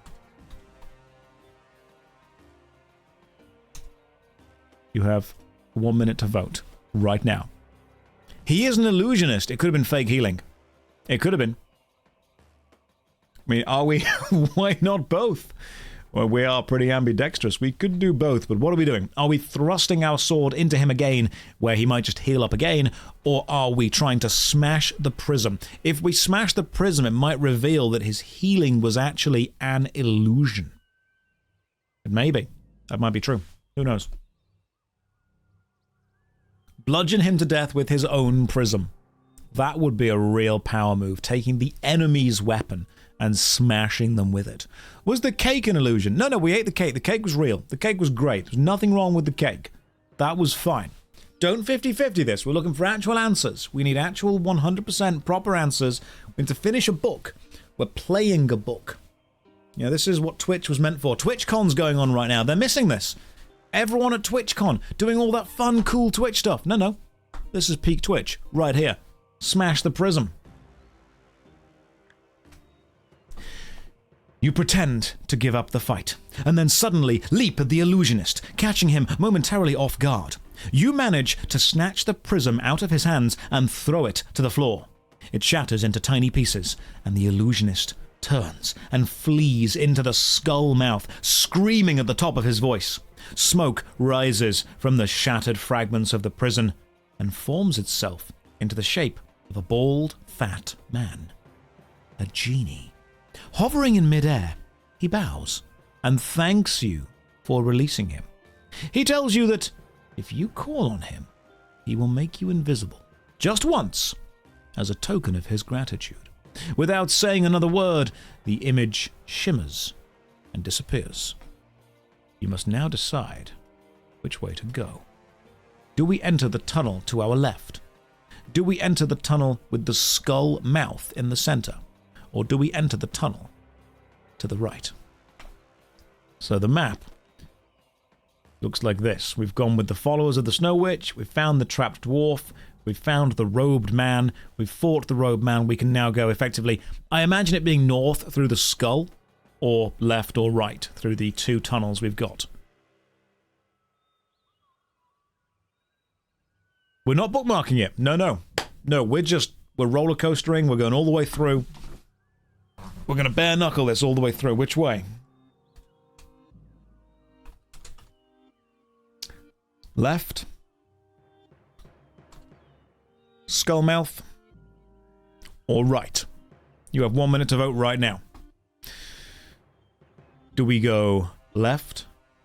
Do we go Skullmouth? Or do we go right? So I'm assuming that the Skullmouth is like the end of the adventure, and we probably need to grab some items from either the left or the right before we go down. Or the Skullmouth is like a ceremonial chamber that ends up not being the final way to go. I don't know. I've never played the book. Bare knuckle. Bare knuckle the genie in the mouth. Hey, if they're into that. Yeah, we're raw dogging the adventure. That's what the Snow Witch would be into. You know, we've already seen, there's got a genie. We've done some thrusting, some smashing. There was a crevasse at the start. That was a whole thing. Remember the crevasse? Just to be on the safe side, we should not head to the Snow Witch herself. That's true. One of them is definitely a trap. Without a doubt. I don't know which one, though. That's the problem. No one knows which one. Most of you want to go straight for the Skullmouth. That's way more votes than anything else. Okay, the Skullmouth wins by a long way. The tunnel soon leads into another cavern, where you see a huge, white-bearded man wearing white furs, lifting a wooden chest onto a high shelf. He is a frost giant. There is only one exit out of his lair, via a tunnel in the opposite wall. If you wish to run through his lair into the tunnel opposite, or do we attack the frost giant? What do we do? We have a choice. Do we? He's got a stacked chest as well. So what do we do? Question. What do we do? Run through or attack the giant frosty man? You have 1 minute to vote starting now. You cannot roll to seduce the giant or the chest. I know that John Robertson from The Dark Room has written choose your own adventure books before, and kind of ideas, and I know that he would write something where you could seduce everything and everyone. That's the thing he would do. I'll get him on board at some point and we'll make something like that. But for now, what do we do? Do we run through the lair to the tunnel opposite, or turn and attack him? He would have every seduction equals death, and it would be funny if he did it. Well, what do? Do we run through, or do we attack the frost giant? If you 50-50 this to the person, you will get 5 minutes of the bouncer. But it's got to be to the person, not to the percent. And I don't want that to happen. I don't think you can do it. I would like you to focus on the book. Good. We are running through. Here we go. Run through his lair to the tunnel opposite. You wait until the frost giant has his back to you, and then you run through his lair. You reach the next tunnel before the slow-moving giant realizes what is happening, but you do not stop running. You soon arrive at a crossroads in the tunnel. However, you have no time to examine the left and right branches, as a strange humanoid is advancing toward you from straight ahead. Before you stands a crystal warrior, one of the Snow Witch's personal guardians, who has been sent to deal with you. Also, is it just me, or does that picture look exactly like the Crystal Guardians from Elden Ring? That's remarkably similar design. The head shape, that's what it is. It's the head shape of that image. He is made of quartz, which has been animated by the Snow Witch's sorcery. Edged weapons will not harm the Crystal Warrior. Your sword is useless. If you possess a warhammer, you may succeed in smashing the Crystal Warrior. Do you possess a warhammer? This is the first time in history that having lots of warhammer would have helped you smash something. But unfortunately, we do not have that. You clutch your weapon tighter as you review your options. If you rescued the genie from the prism, you may call on him now. The genie appears, hovering above the Crystal Warrior. He snaps his fingers, and you immediately become invisible. The Crystal Warrior punches the air with his rough quartz fists, but you are able to slip by him unnoticed. By the time the invisibility spell wears off, you are well away from your adversary. Further on, the tunnel ends at a T-junction. Do we go left, or do we go right? So, saving the genie by smashing the prism was a good choice. That was decent. Which way? But we now cannot use the genie again. Because them's the rules of genies for some reason. Do we go left? Do we go right? What are we doing?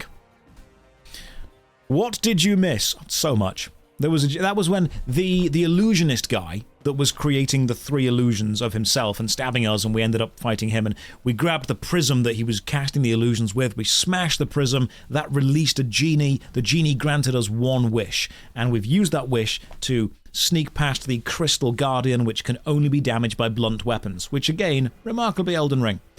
Which way now? You've never played the bouncer. It would be a good experience.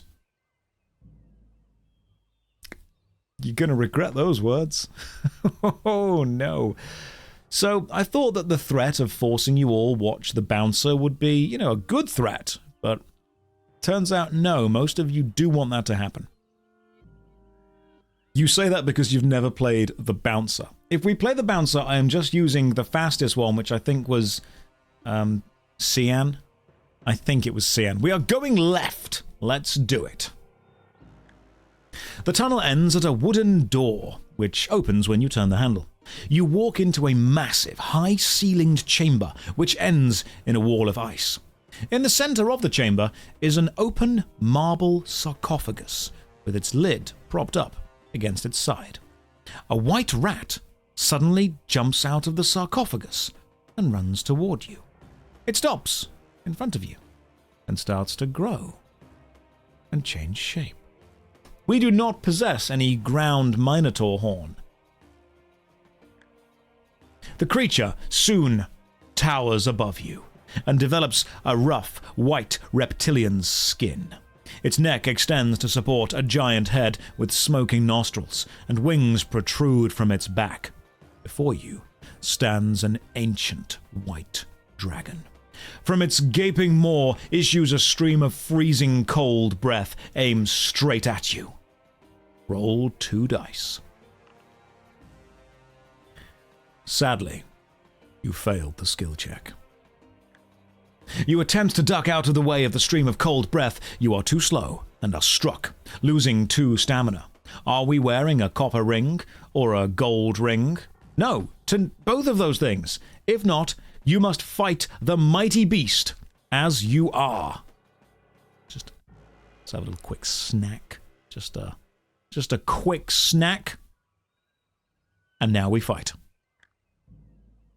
The dragon lashes out with its mighty claws. The dragon has a stamina and a skill of 12, whereas we have more stamina but less skill. So we can last longer, but we're not as good at it. That's bad. Okay, his skill of 12 is a real problem. This is a real problem. Because an equal roll would be 6 higher. So we need to roll 6 or more higher than him. Which I don't think we can do. Nope. Even then, no. This might be it.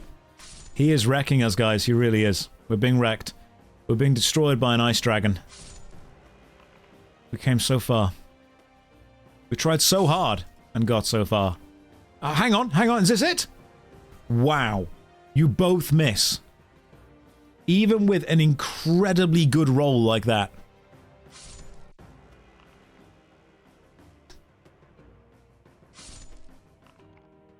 I think this is it, guys. I think this is it. Can we have a... We can't use the potion in fights. If only you could use a temporary buff in the middle of a fight.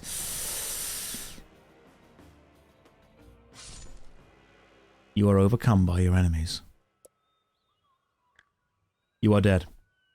You have succumbed in your quest to find the crystal caves and locate the treasure of the Snow Witch.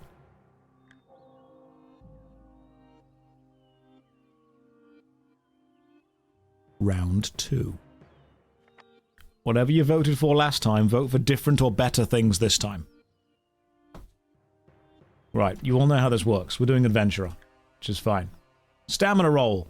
It's fine. 7 is okay. That's an average roll. Skill roll. Why? Oh, why? Out of pure luck, we should have had more than 2 wands. Oh, okay. Oh, here we go. Right. Luck. As long as this is a high number, we might be okay. It's not the lowest of numbers, so we're okay. I'm taking a potion of... I want to say... strength, because fully restoring stamina is a good idea. But no, luck. There's no other way to restore luck, so we may as well use fortune. Right, we're prepared, we're ready. Good old Cartman BJ. Was anyone not here at the start that needs me to read this again?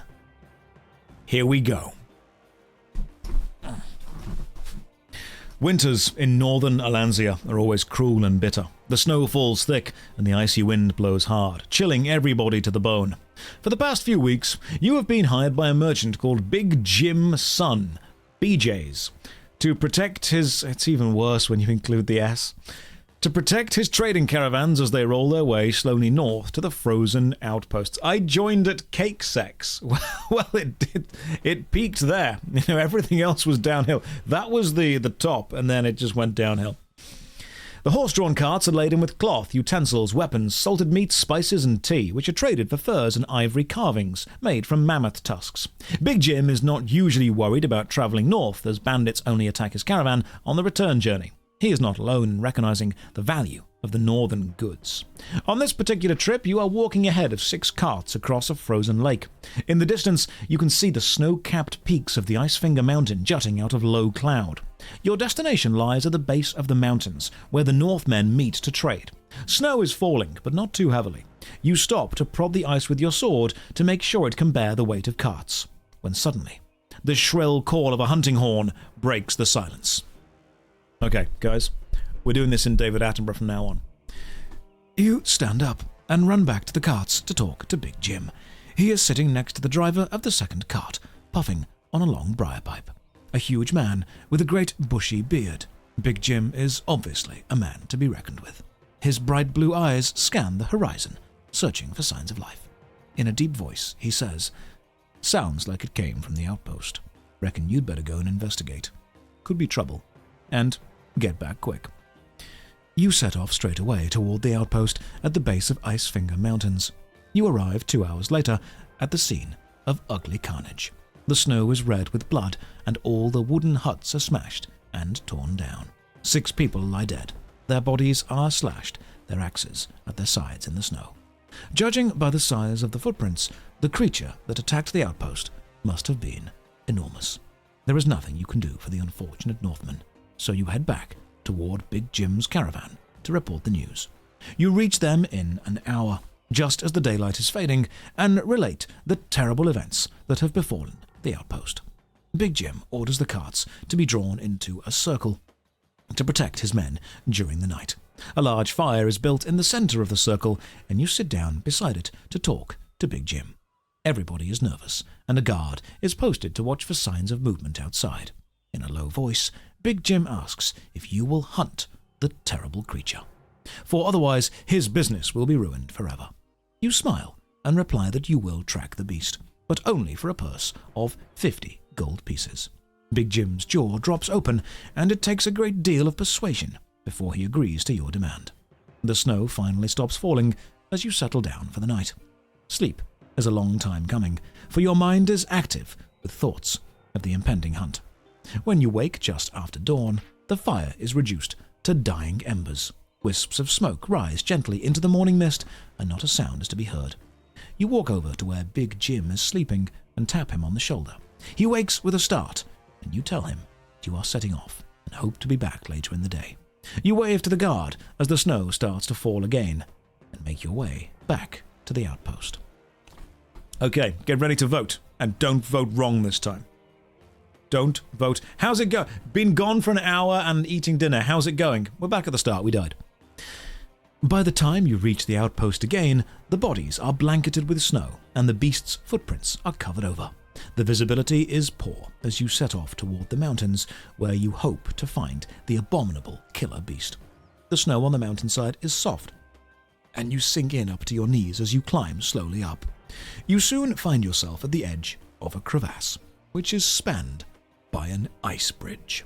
If you wish to cross the crevasse by the ice bridge, you may, or you can walk around. So, do we use the ice bridge, which we did last time, and we had to roll to see if we were lucky because it was a dodgy bridge, or do we walk around? What do we do? And if you 50-50 anything perfectly to the person, we will play 5 minutes of the bouncer. Question: do we cross the ice bridge or walk around? The poll has started. Decide what you're doing. What are we playing? Right now, we are playing Caverns of the Snow Witch, the fighting fantasy book. Yes, okay, you don't get 20 minutes of the bouncer. You don't deserve that. No one should have to go through that. We don't need just a little bouncer as a treat for you, but nothing else. What do we get? Do we cross the bridge or walk around? We crossed the bridge the last time. Didn't go well. Didn't go well. Is 5 minutes enough? I mean, that more than enough. What do we do for the other 4 minutes and 30 seconds? Oh, the bouncer. Oh, right, cool. Yeah, we'll get 5 minutes worth of bouncer. That's fine. Do we cross the ice bridge, which we did last time, or do we walk around? What are we doing? Can we watch the cutscenes too? No. No. That's what makes the bouncer an hour of terribleness instead of 20 minutes of terribleness. Apparently, most of you want to walk around this time. We now walk around. As you walk along the edge of the crevasse, the wind starts to howl, blowing flurries of snow into your face. You put your head down and stride into the wind. A dark shape suddenly looms out of the curtain of snow. A huge, hairy mammoth stands before you, its long tusks curving out threateningly. Trumpeting loudly, it lumbers forward to attack. It has 9 stamina and 8 skill. The first attack does nothing. The second attack hits us quite badly. Then we get hit. It's going about the same as it went last time, guys. That is a double 6, and we finally hit it once. That is not good. Okay, we're losing a lot of health here. I swear to God if we die.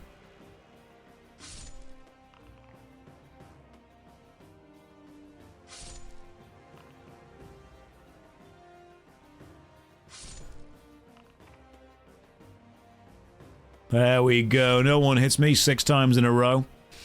That's a problem. Alright, cool. We're close. We're doing good. We're getting there. We've got... Yeah, right. We've lost, so far, 16 health. How? Okay. We've lost 16 health to the first fight. That's not good. I'm going to tell Ian that the mammoth needs a nerf. It takes half an hour of hard walking to reach the end of the crevasse. You are now able to climb further up the mountain. The steep climb and swirling snow combine to make the going slow. The snow is beginning to fall very heavily, swirling around in the strong wind. A blizzard is starting. Do we use our sword to dig a shelter in the snow to wait for the blizzard to pass, or do we just press on up the mountain into the blizzard? Josh, can you really read a book to an audience for 7 hours? We are nearly 2 hours in. Let's find out. Now, last time we did this, we used our sword to dig shelter. It does cost 2 provisions to do so, but it saved us, I think, from walking into the snow wolves while the blizzard was still going on. Do we dig shelter? Or press on into the blizzard? You have 1 minute to vote, starting now. Do you pretend we are your children and you are telling us a bedtime story? No, I would never treat my children this poorly. No, I pretend that you are an unruly school class who are going to fail anyway, so I, as a teacher, have just kind of given up. That's the energy that I want to bring to the stream. It's very much teacher on the last 2 weeks of term rolling in the telly and making you watch the first 50 minutes of Cars again. That's the vibe that I try and bring. I try and bring the vibe of drama teacher who has just decided to let you watch the Muppet Christmas Carol for the last 2 lessons. There you go. That's what we're going for. The Greg Davies approach. Yeah, without a doubt. I mean, when I was a drama teacher, I loved Christmas because I could just play the Muppet Christmas Carol repeatedly. It was great. Right, what are we doing? Thank you, one person who wants to press on instead of digging shelter. I am genuinely not rigging this. This has just happened. Right, we press on. The temperature is well below freezing point, and the howling blizzard chills you to the bone. You struggle to walk through the snowstorm, but it drains your energy. You lose 2 stamina points. Now that's fine, because previously we lost 2 provisions. Now we're just losing 2 stamina points, which is okay, because we nearly died. We straight up nearly died. We're on 1 health. Okay, I'm going to have some provisions. Wow. That was scary. Let's eat a couple of these. Alright, cool, we're good now. Let's keep going. The blizzard worsens. You can barely see your hand in front of your face. Do we continue walking through the blizzard? Or do we dig a shelter and hang out? Like, this is the second time the game has said this. Previously, it didn't say this. It's like we've chosen to press on and the game has gone, really? This is the equivalent of a dungeon master saying, are you sure you want to do that? Alright, so what do we do? There are nearly 2,000 people watching and about 200 or 300 people wish to vote. That's fine. You don't need to get involved, but do understand this is a democratic process and you can change the outcome quite substantially. Do we keep walking or dig shelter? You have 1 minute to vote starting now. Never give up. Never surrender. By Grabthar's Hammer. What a savings.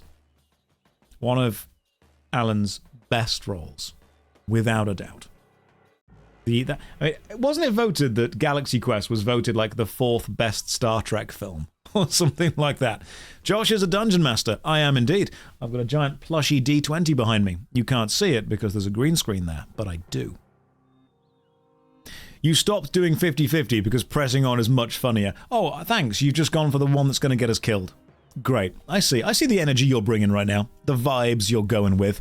Just keep walking into the blizzard. If we keep walking into the blizzard and just die, that's not a very cool... That's not very skibbity riz of you. I believe that's what they would call Ohio riz. See? I know all the lingo. I'm down with the kids. Right, we keep walking. 69% of you, which is nice, wanted to keep walking. The cold is almost unbearable. Your hands and feet are numb, and you wonder if you will be able to grip your sword should danger arise. By the time the blizzard finally dies down, you realize you should have taken shelter. One of your hands has become frostbitten. We test our luck, and we are not lucky. The blizzard has affected you badly.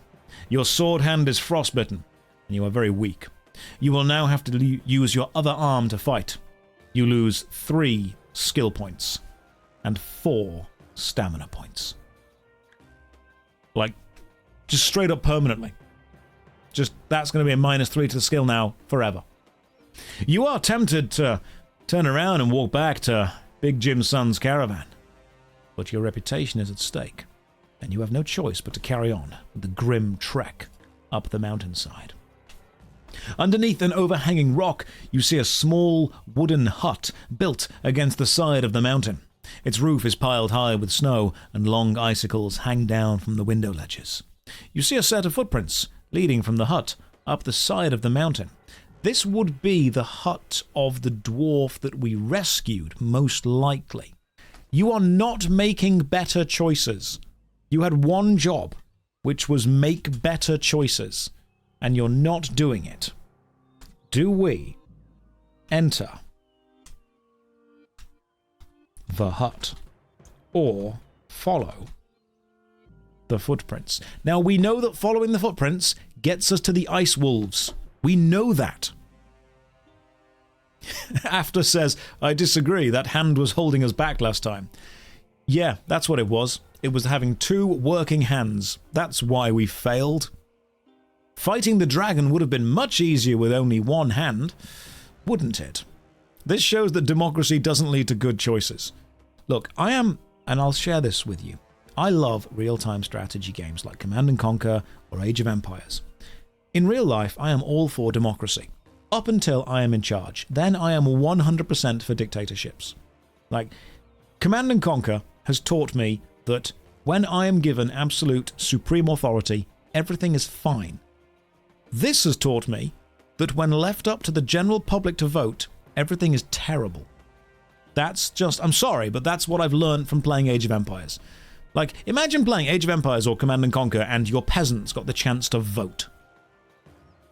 Right, we're entering the hut. Here we go. Entering the hut.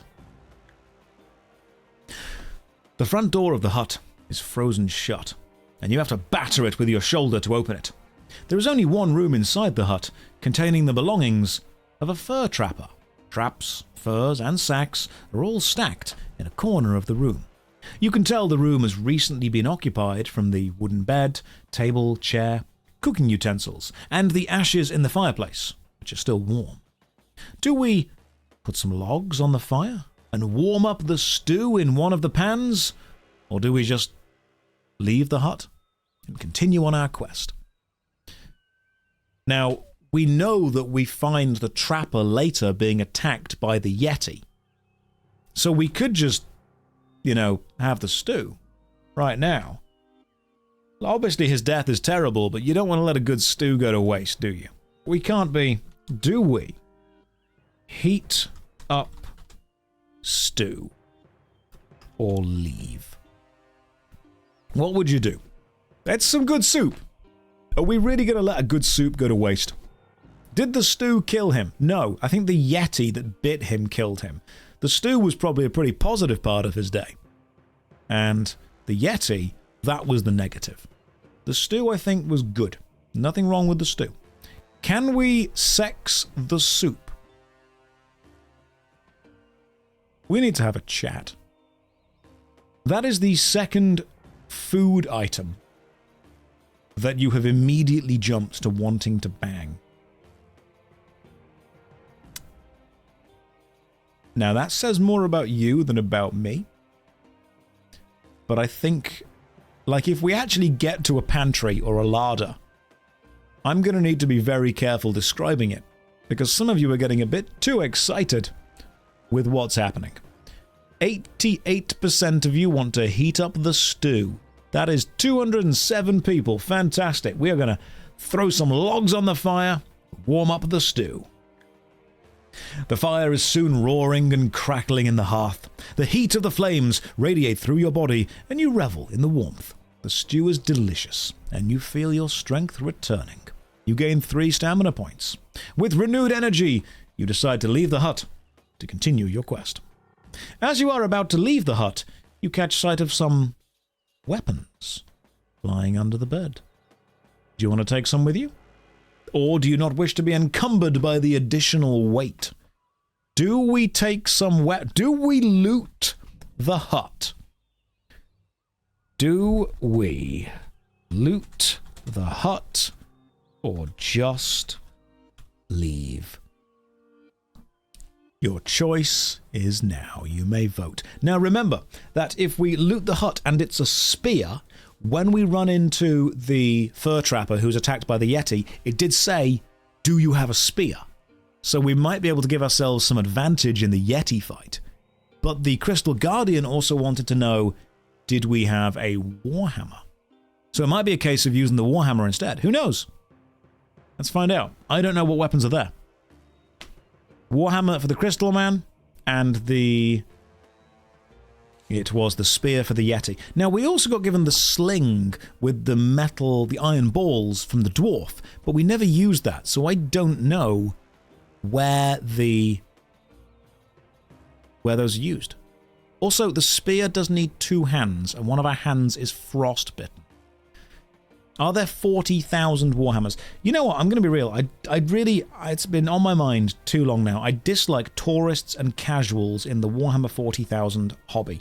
If you aren't going to play the first 39,999 Warhammers, you don't have the context to enjoy 40k.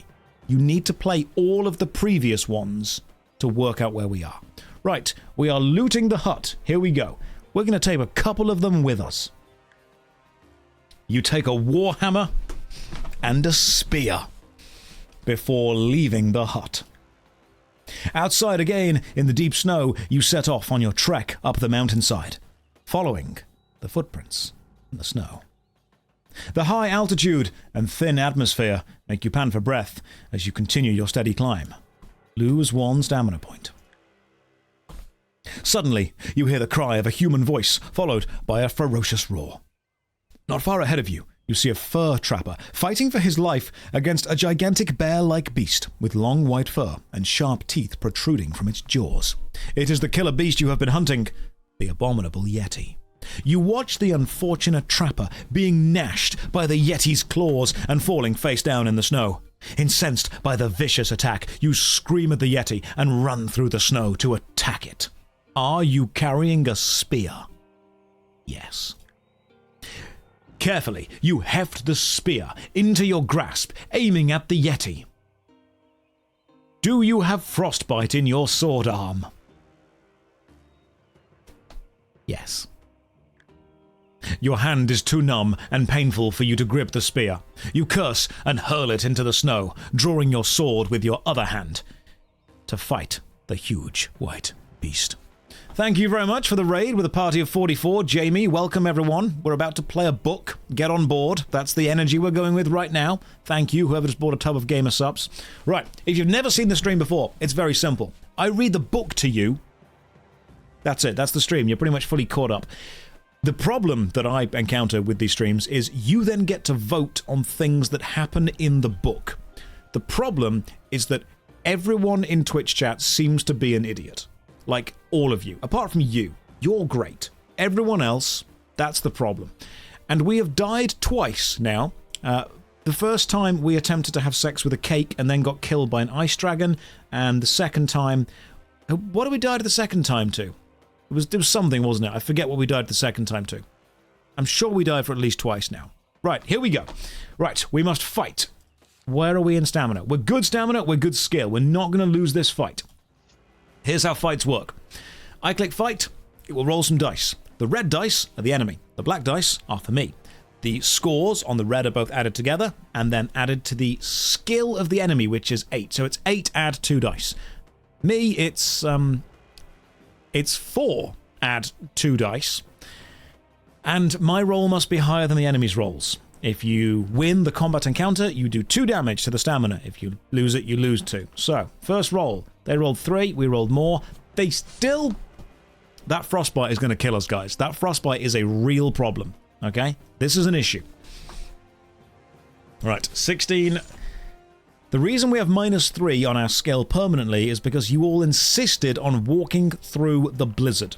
Also, when I give you the chance to vote, if you 50-50 the vote perfectly, I will play the PlayStation 2 title The Bouncer.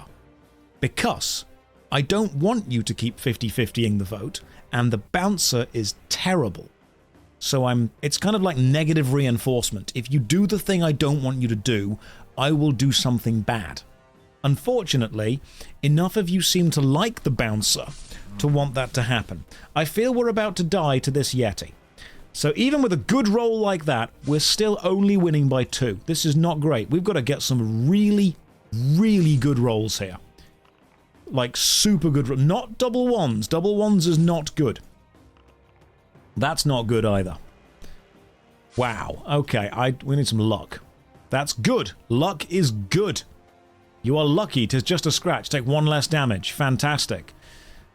Okay, luck. That's not good.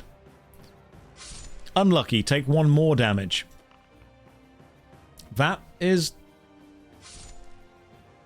You are overcome by your enemies. The Yeti has killed us. You are dead.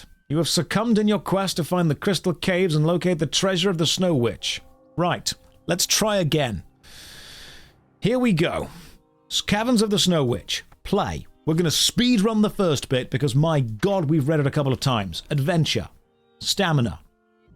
Yes! 10 stamina. This is good. That's way better. Skill. Give me a high number.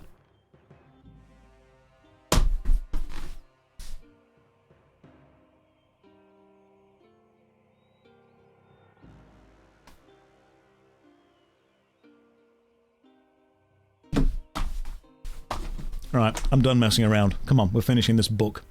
Luck. Show me higher than a 1. That's technically higher than a 1. That's fine. Here we go.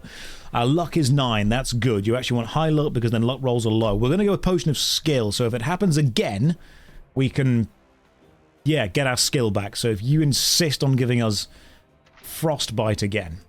Right, backstory. That guy, BJ, runs a caravan.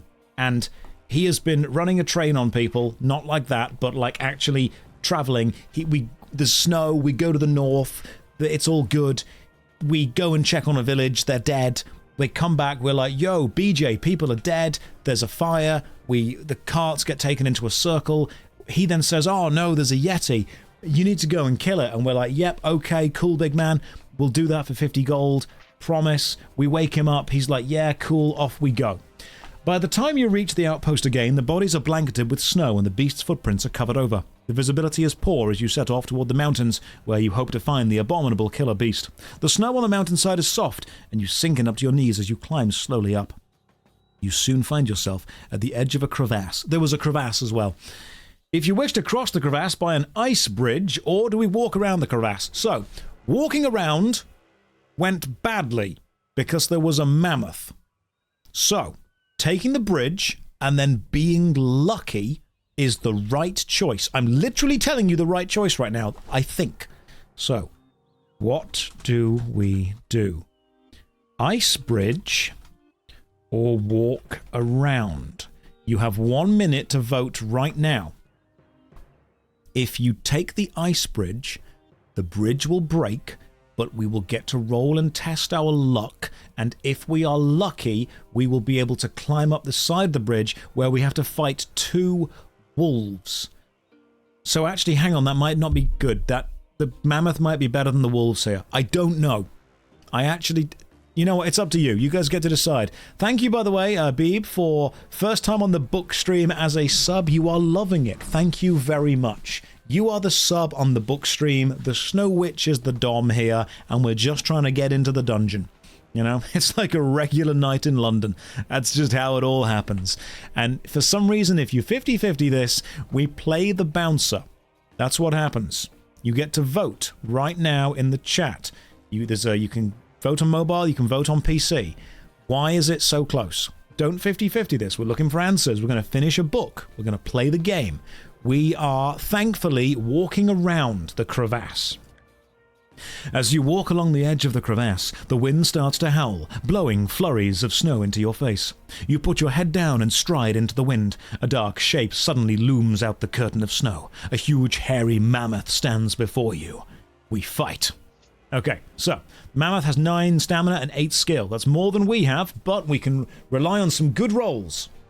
Okay, it's not going well. Just, we don't need to do that more times. Come on.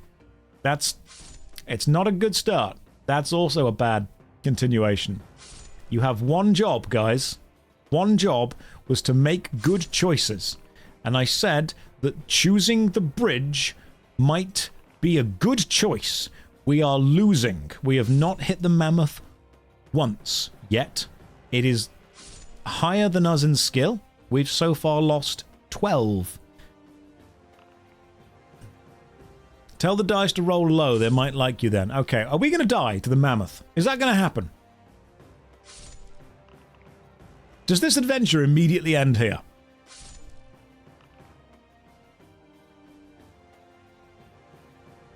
Literally haven't touched the mammoth.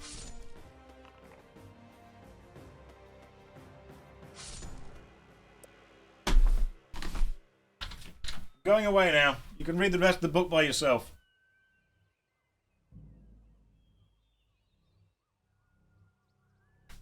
I don't like this. This does not spark joy. This was not very Raven. That was Ohio Riz, and we need Skibbity Riz right now. Not good. Not happy with this. You are defeated. You are dead. You have failed to kill the first enemy in the game. The tutorial enemy. That's what that is. That's the tutorial enemy. And then you have the wolves, which are the other tutorial enemy. And then you get the spear and the warhammer. And then you fight the yeti. We haven't done it. Roll better skill. You know what? I will. We're doing it again. We're getting to the end of this book. I don't care how long it takes. We're going to finish this stupid book. Have you tried rolling better? I'm going to try this now. Adventure. It's the way it's meant to go. Stamina. That's not bad. It's okay. Right, all we need now is good skill. That's middling skill. Skill is 9. Show me some good luck. That's okay. 4 luck is fine. Base is 10. That's decent. I'm going to take a potion of skill in case we lose it. We're all prepared. We're all ready. Off we go. We've got our equipment. BJ, caravan, bad, big man, 50 gold coins, evil stuff. Back to the crevasse. What do we do? Are we walking around? Or are we taking the bridge? Walking around gets us to the mammoth, remember. What do we do? Ice bridge or walk around? Start the poll. I'm also going to save the game here. I'm going to bookmark it. Place a bookmark. Position has been saved. There we go. We can come back to here as and when we need to. What do we do? The best part is the constant shortening of the story. Every time we have to redo the story, it gets slightly smaller. It's like that scene from Shaun of the Dead, where they're explaining about the plan to go and, grab Mum, kill Phil, go to the Winchester. Every time they replay it, if you notice, they get slightly quicker at describing every single bit. This is not a good time to 50-50 the vote. This is literally the first vote in the entire game. We're looking for answers. We need a plan. We need to progress. And if you 50-50 this, you get 5 minutes of the bouncer and me being disappointed in you. I will not tell you that I'm proud of you. I won't. Straight up won't do it. Not going to happen. The ice bridge leads to the wolves. The crevasse leads to the mammoth. All we need to do is not die. Okay, the ice bridge it is. Here we go. The bridge is quite narrow and very slippery. Test your luck. This should be easy. You are lucky. You tread carefully over the bridge, safely across the crevasse. You continue your slow trek through the snow. Using your sword, you cut hand and toe holds into the side of the crevasse and haul yourself up. The wind starts to howl, blowing gusts of snow into your face. You put your head down and stride into it. Above the howl of the wind, you suddenly become aware of another sound, the howling of wolves. You draw your sword while trying to peer through the snow. As if out of nowhere, 2 snow wolves appear in front of you, hunched, ready to pounce. They are completely white, except for their blood-red eyes. One leaps at you. We must fight. First snow wolf. Here we go. Oh, didn't mean to click twice, didn't realize you could do that. Cool, I was trying to move this down and this down. Okay, this was good. Now, you'll notice that you can click on the game to kind of bounce the dice up. I'm not doing that. That happened right now because I was trying to move this up and down into the right place. So I can see all the numbers at the same time. And there we go. Had we have done that, we might have even, won. Oh, we are absolutely wrecking this snow wolf. This is easy. Apart from that hit, which didn't do anything. Next one will be fine. This is easy. Okay, got cocky. It's fine. This is easy. There we go. Wolf taken out. Is this live or pre-recorded? It's pre-recorded, Axel. I just said that exact name and that exact phrase, hoping that you would type that at that exact time. I hope that's happened. Because if it doesn't, it's going to be really obvious that it's pre-recorded. Right, second snow wolf. 7-6. Easy peasy. Here we go. Oh yeah, we've got way more skill than they do. We've got 9 skill. We are going to dominate these guys. It is good, yeah, thank you. I like to really, focus on... Let's roll our luck. Did that work? Hey, you are lucky. 2 more damage, and can we hit it this time? No. No, we can't. What about this time? Also, no. That's... oh, okay. Okay, this is the... The tides are turning. And I don't like how they're turning. Okay, there we go. We've won. We've won. We're fine. We're absolutely okay. You step past the still bodies of the wolves and continue your journey through the swirling snow. The climb becomes steeper, and the going is slow. The snow is beginning to fall very heavily, swirling around in the strong wind. A blizzard is starting. Do we use our sword to dig a shelter in the snow? Or do we press on? I'm going to tell all of you right now the correct answer is shelter. However, we are still a democracy. Do we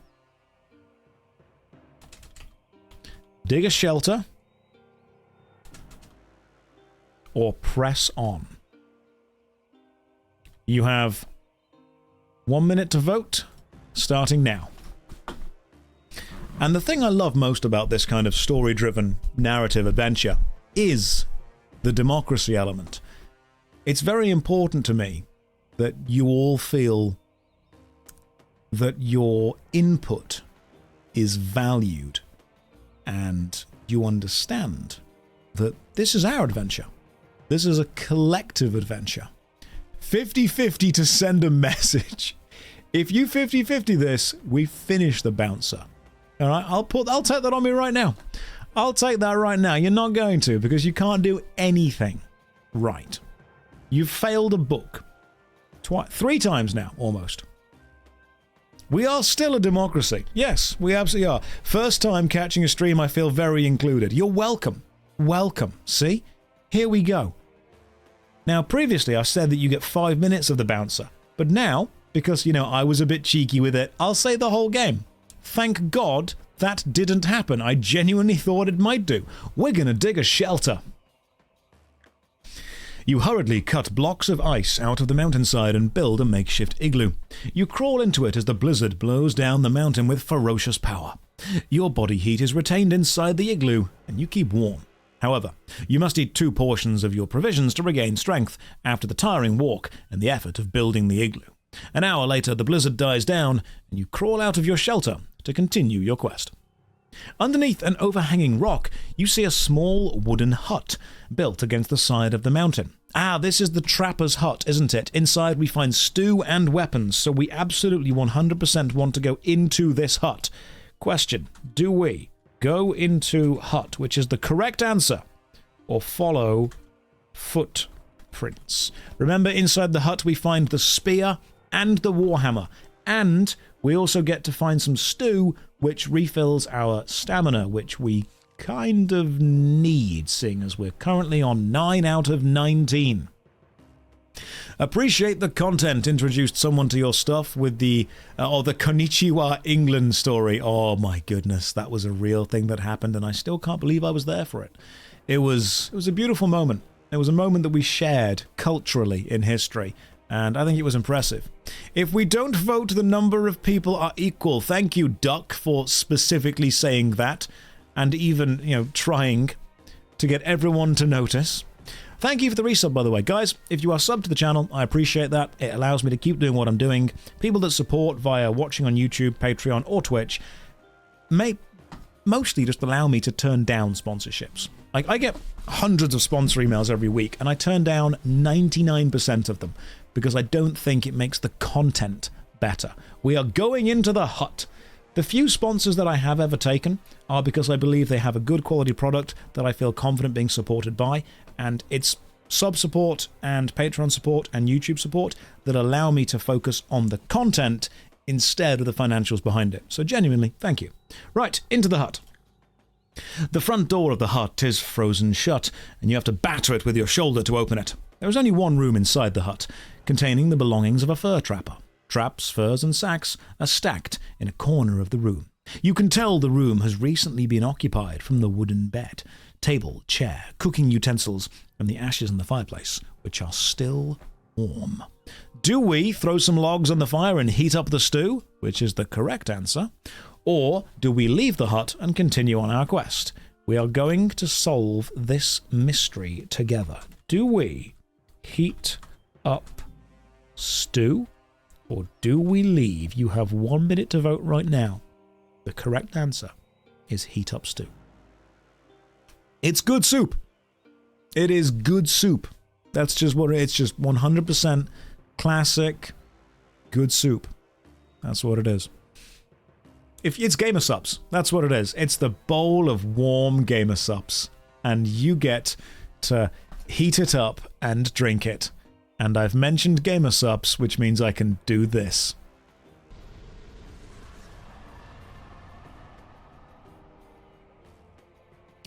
Gamer soups, I will message them and be like, guys, I've got an idea. Don't say no immediately. let me explain. And then we'll chat and it'll be great. Okay, the vast majority of you, we are speed running this book right up until we get into the actual ice cave. From then on, I don't know. Then I'm not sure. But we are going to 100% speed run the book. Is that in the contract? Actually, no, I thought it'd be funny. Right, heat up the stew. We are going to warm the stew up. We're going to get 3 stamina from that. The fire is roaring and crackling in the hearth. The heat of the flames radiates through your body and you revel in the warmth. The stew is delicious. Gain 3 stamina. As you are about to leave, you catch sight of some weapons lying under the bed. We're not going to vote on this. We're just going to take the weapons with us. Outside in the deep snow, you set off on your trek up the mountainside, following the footprints. The high altitude and thin atmosphere make you pant for breath. Lose 1 stamina point. My goodness, thank you for the gifted subs. Remarkably kind of you. We've looted them. Always take the loot. I understand that you were all going to vote for loot, so we go for that. Suddenly, you hear the cry of a human voice, followed by a ferocious roar. Not far ahead of you, you see a fur trapper fighting for his life against a gigantic bear-like beast with long white fur and sharp teeth. It is a yeti. Should we eat some provisions? Yes. Let's do that now. We run at the yeti to attack it. Do you have a spear? Yes.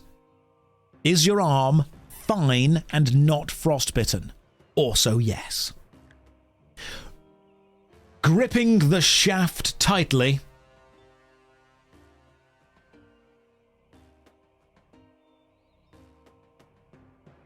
stop it. We'll carry on when you calm down. I can wait. It's your own time you're wasting.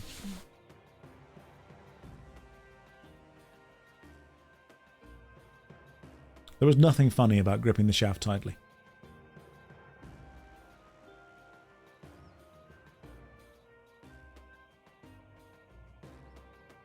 Holy crap, JoshStrifeHayes, big fan, love your stuff. Don't try and butter me up. Sit down with the rest of the class and think about what you've just done. I don't care if anyone's new here, you're now involved in this.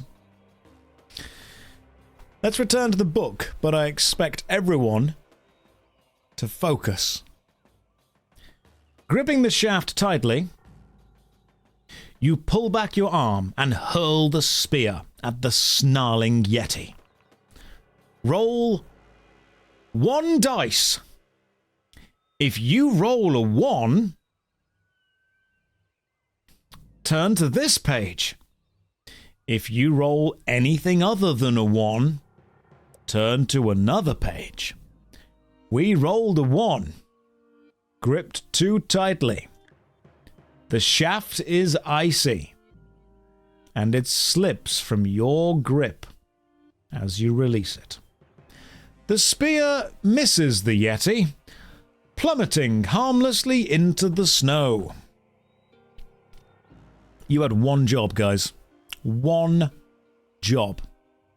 Fickle, thank you for all the gifted subs. That's remarkably kind of you. That is a level 7 hype train going immediately. That is incredible. How many was that? That was a lot.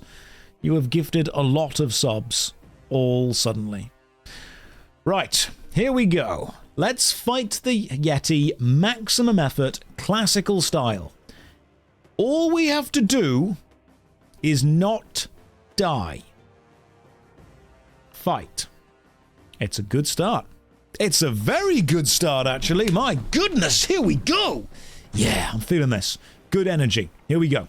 Good energy. Haven't carried it through. We've failed at the second attempt. That was not... That's boxcars for the enemy. That's a 20 to a 12. The energy started good, and then we couldn't keep it up. We're back. We are so back. 2 more of those, and we're all good. Just smack it twice more. We're not back. We're falling and failing again. Everything's going up and down. What a roller coaster this is. The enemy are slapping us around a bit. The yeti is pounding us. Can we get on top of it and thrust away? Yes, we can. Can we finish it off? Let's find out. No, it's got a bit more stamina. It keeps going. It doesn't want it to end yet. Now it will end. It's no choice of it. It's up to us. We slap it down. It dies. You are triumphant. We've finished it off. You draw your sword and lunge at the beast and you win. You kneel down beside the fur trapper and turn him over slowly. His eyes are barely open and blood trickles down from the corner of his mouth. The yeti has gouged deep wounds in his chest, and you realize there is no hope of saving him. With a great effort, he reaches up, grabs around your neck, pulling you down, so you can hear his dying words. He thanks you for trying to save him, and insists on telling you his secret. In terrible pain, he struggles to whisper his story. He tells you that he has lived in the mountains for most of his life, hunting animals, trading their furs. But for the last 5 years, he has been searching for the legendary crystal caves. These caves have been cut out of a glacier by the followers of the Snow Witch, a beautiful yet evil sorceress who is trying to use her dark powers to bring on an ice age so she can rule supreme over the whole world. The entrance to the crystal caves is high up on this very mountain. It is open, but hidden by an illusion. The unfortunate fur trapper found it by accident only yesterday, when he saw one of the Snow Witch's warriors seemingly walk straight through an ice wall and disappear. The trapper left a piece of fur hanging over the entrance so he could find it again the next day. Sadly, the yeti has put an end to his hopes. He asks you to enter the cave and slay the vile Snow Witch and leave her followers without their leader. There are legends about great treasures being frozen into the wall of the Snow Witch's lair, which would provide ample reward. The fur trapper suddenly grips you hard and then falls back silently into the snow. He's dead. You cover him with snow before deciding what to do. 50 gold pieces awaits you if you return with evidence of the Yeti's death to Big Jim's son. But the thought of a quest through the crystal caves beneath Icefinger Mountains excites you, and you set off to find them. Now the snow has stopped falling, the sky is clear and blue. The air is cold and crisp, and the snow crunches beneath your feet. Slowly, you make your way up the mountainside, looking for the cave entrance, marked by the fur trapper. Suddenly, you hear a distant rumbling from above, the terrifying sound of an avalanche. Test your luck. I'm not worried, I'm normally pretty lucky.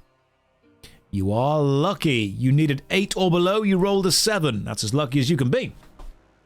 You look up to see the great cascade of snow tumbling down the mountain. Fortunately, the avalanche sweeps down a ridge adjacent to the one you are climbing.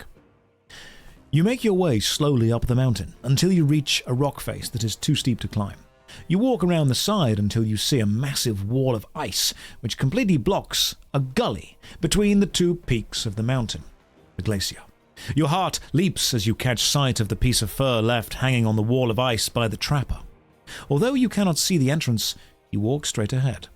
You shut your eyes as you think you're about to walk into a wall of ice, but you walk straight through the illusion, finding yourself inside a long tunnel carved into the ice. You walk down it and soon arrive at a T-junction. Do we go left or right? We are bookmarking at page 363. So, the T-junction. I think last time we went left. Do we go left or do we go right? You have 1 minute to vote, starting now. Directional voting. You have absolutely no information to go on other than I think left was where we bumped into the mountain elf. The one with the collar. Remember? The one with the collar? Let's see what we've got. Left gang and right gang. Let's see. So because we went left last time, I think a lot of people are pushing to go to the right this time. Ooh, we could change it around. Who knows? Who knows? Do we go with the left or do we go with the right? We went left last time. We could be going right this time. We bumped into an elf with a collar. It was a mountain elf, a tall, slender figure. Am I a Trekkie? Absolutely love the original series and the Next Generation, without a doubt. We are going right this time, it seems, if you wish to turn right.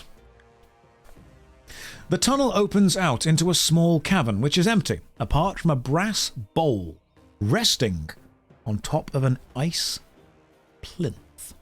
The bowl contains a yellow liquid and a wooden ladle. Do we drink or do we not? So there's two energies going on right now in the chat. One of them is drink the forbidden soup, and the other is sip the piss bowl. I don't know which game is this Game of Subs. Who knows? Let's find out. I can already see the business meeting I'm going to have. So Josh, as a representative and a sponsored streamer within the Game of Subs brand, we would like to point out that we are unhappy with you referring to something as a, checks notes, piss bowl, before then saying, is this Gamer Subs? No is the answer. Right, question. Do we sip the bowl? Yes or no? You have 1 minute to vote right now. What do we do? I mean, it's not like it's not classy. God, there's a ladle. We're not sipping straight from the bowl here, all right? We're not animals. There is a ladle. We've got a bit of class, a bit of decorum. I believe the current internet word is demure. We're going to be demure about this. We're not going to be Ohio. We're going to be very Raven. Okay? We're going full-on cash money with this. What are we going to do? Be honest, would you go gay for Jonathan Frakes? Of course, absolutely. The guy's amazing. Riker's fantastic. Riker is the kind of person I would want to be in the command with. You know, he's fantastic. He's very, very capable. Very capable. The way to look at Star Trek is Kirk is the captain that you like hearing stories about, whereas Picard is the captain you want to actually work with. That's the best way of looking at it. What do? Do we sip the bowl? 84% of you have chosen to drink the piss bowl. The liquid sends a glow through your body, and you feel wonderfully warm. Okay, so hang on. You have swallowed a potion made by the Snow Witch that keeps her followers from feeling the cold. You gain 3 stamina points. The potion also cures frostbite. Any skill points that you may have lost because of frostbite are now restored. With renewed vigor, you walk back out of the cavern. It was Gamer Subs. You walk past the entrance tunnel on your left and continue down the main tunnel. It was not the witch's piss. No, I just saw that in the chat. That's not the energy we're going with, all right? That's much more expensive. This is not witch girl bathwater. The tunnel bends round to the right. As you turn the corner, you almost bump into a tall, pale-skinned humanoid coming the other way. He is wearing a white cloak with a hood pulled over his head. He is a mountain elf, one of the Snow Witch's followers. Do we walk past him? Do we tell him we have come to join the Snow Witch? Or do we attack him with our sword? Now, I am aware that later in the book, we need a cloak or a cape. I would like you all to stop typing Sex the Elf. We're trying to be serious here. We need a cloak or a cape. Maybe we can get the cloak off him if we ask nicely. For, you know, reasons. Questions. Do we walk past? Do we tell him we want to join? Or do we attack? He's not evil. He's not evil, so attacking him is probably not the right solution here. Trade the cloak, grip the elf. Vigorously grip the elf. Hug the elf in a special way. You are all... We are... Riz the Skibbity Elfussy. Nye, there exist a finite words, a finite combination of words in the English language, and yet somehow, through probably pure skill, you've been able to find a combination that is disgusting. Just utterly abhorrent in every way. It's impressive, the fact that you were able to find the exact combination of words that we don't want in this situation. Right. Apparently we are telling him we want to join him. Some of you may have just read that alone and misinterpreted what it meant. Tell him we've come to join the Snow Witch's followers. The mountain elf looks at you in disbelief and says, "Nobody of good heart would wish to join the Snow Witch. I am only here because of this." Throwing back his hood, the elf reveals a metal collar around his neck, which glows in the semi-darkness. "Only the obedience collar makes me serve her," he continues in a dour voice. Do we reiterate our desire to join the Snow Witch? Or do we change our story and say, actually, we are here to kill her? What do? He is a glow-in-the-dark elf. Paul, question. Do we still want to join? Or do we explain we are here to... That's too long. Do we want to kill Witch? Are we saying to him, yeah, I still want to join the Snow Witch? Or are we saying, actually, my previous statement was a ruse. I'm actually here to kill her. I would very much appreciate your assistance in killing her. Assistance would be very skibbity. I mean, can she hear us through the elf? No. I don't think so. I think he's just dominated by her will, but he's not like a microphone. You know, she's not sat back at mission control, watching through elf eyes. Will there be a ladder somewhere in the cave? I hope not. I really, really hope not. I don't think you're using skibbity right, Josh. I don't think there's a right way to use it at all. I think if we just use it wrong more and more and more, eventually it will stop existing, which is good. That's just a theory. We don't know this. We do not know. It's not like a Lich King type of scenario. No. I think it's just he can't leave the cave and he has to do her bidding and her will, but he's not like a walking eyeball. Okay, we intend to slay her. The mountain elf looks at you and smiles. Now you're talking. He says, kill her and free us. Here, take my cloak to disguise yourself. Follow this tunnel until it branches. Take the right-hand fork. Good luck. You shake the elf's hand and run off down the tunnel. You soon arrive at the fork in the tunnel that the mountain elf mentioned, and deciding to take his advice, you enter the tunnel to your right. Further ahead, in the left-hand wall of the tunnel, you see a gap. You walk up to it and peer around to see a cave in which a Neanderthal is stripping the skin off a moose, making it ready for the large, simmering stew pot behind him. He is working very slowly and is being yelled at by the gnome cook, who is wearing a white apron and waving a wooden spoon in the air. Look, chat, it's us. Unfortunately, it's not sex cake time, and we're not seducing the moose.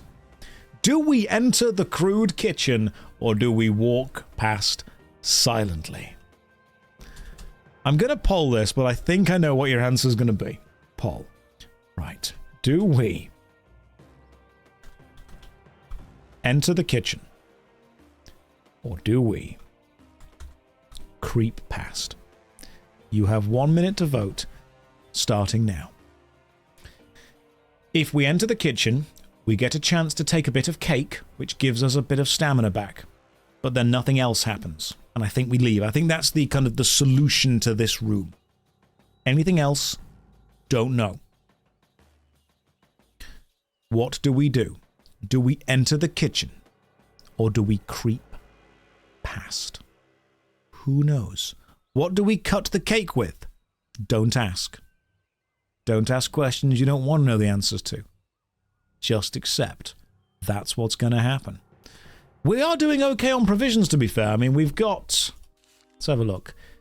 We've got 6 provisions. I may as well eat one of them to get us up to 16. The cake will take us to 17, potentially. I don't think we need to fight the goblin or the Neanderthal. I'm pretty sure we don't need to do that. That's like... It's not going to be an advantage to us. Enter the kitchen. The gnome runs up to you and shouts, "Get out! Dinner will not be ready for another 2 hours. You'll hear the bell. Mind you, you look a little worse for wear, so you can have this stale cake, if you wish. The gnome points at a piece of cake lying on the table. Do we take the gnome cake, or do we attack the Snow Witch's servants? Let's find out. You get a chance to vote now. Question: do we take cake and leave, or do we attack? Now, last time we took the cake and left, so we know what happens with that. We know that it's you get 1 stamina point back and you are safe. Can we take the cake from behind? Ask the cake. Okay? That's very much about what the cake wants. Josh promised us he would be finishing Mass Effect 3 after he had played Elden Ring. He has played the DLC and he has done many other things. It is time we let Josh. We will not stand for the lies. This is inexcusable. That's okay. That's true. It is true. I feel that I've disappointed you and let you all down. And in order to not continue doing that, I will play Mass Effect 3 at some point. I'm sure that'll make us all very happy. Right. What do we do? What do we do? We take the cake and leave. Most of you want to just take the cake. You really do. In fact, almost 69% of you want to take the cake. I understand that sex the cake is an option that all of you want and isn't actually an option you can choose, but the fact that 69% of you voted by 169 people, I think that's the closest we are ever going to get to sexing the cake. I am saving that as a picture. That is incredible. We are taking the cake. You leave the cave and turn left, back into the tunnel, eating the cake as you go. It is stale and virtually tasteless, but gives you a little energy. You gain 1 stamina point. In the distance, I'm sorry, but I can't look at that statue and not imagine the Jojo Dio meme of him being absolutely caked up and just kind of crouching down like that. The artwork on that Frozen 1 statue right now looks exactly like someone is doing a slut drop. That's what it is, right there. That's happening. That's what he wants his followers to remember him for. I can't not see caked up Dio in that picture. Right. In the distance, you hear chanting voices. Before long, the tunnel ends at the entrance to a large cavern. Kneeling down before an ice effigy in the shape of a demon, their hooded faces pressed to the ice floor in worship, are 10 of the Snow Witch's followers. There are 2 exits from the cave, one to your left and one to your right. We are indeed wearing a cloak. You pull down the hood of your cloak as far as possible and walk toward the tunnel exit on your right. Test your luck. You're lucky. Oh yeah. None of the worshippers suspect that you are an intruder, and you are able to walk through their temple without trouble into the other tunnel. The tunnel ends at a T-junction. To your left, you hear cries for help. That was the dwarf that had fallen down the shaft, and if we help him out, he gives us some ball bearings and a sling. So, what do we do? I say we go and help him again. Which way? Left to dwarf, or right? Which I think would take us to the ice giant, and I'm guessing we use the sling and the metal ball bearings as a weapon against the frost giant. I'm guessing that's what happens. So, which way do we go? Do we go left to the dwarf, which I think is correct? Yes, in chat, if you want to refer to this bit of the game as the shaft dwarf, you can. This game is very horny coded. It's true. There's so many little secrets in the background that make this game that.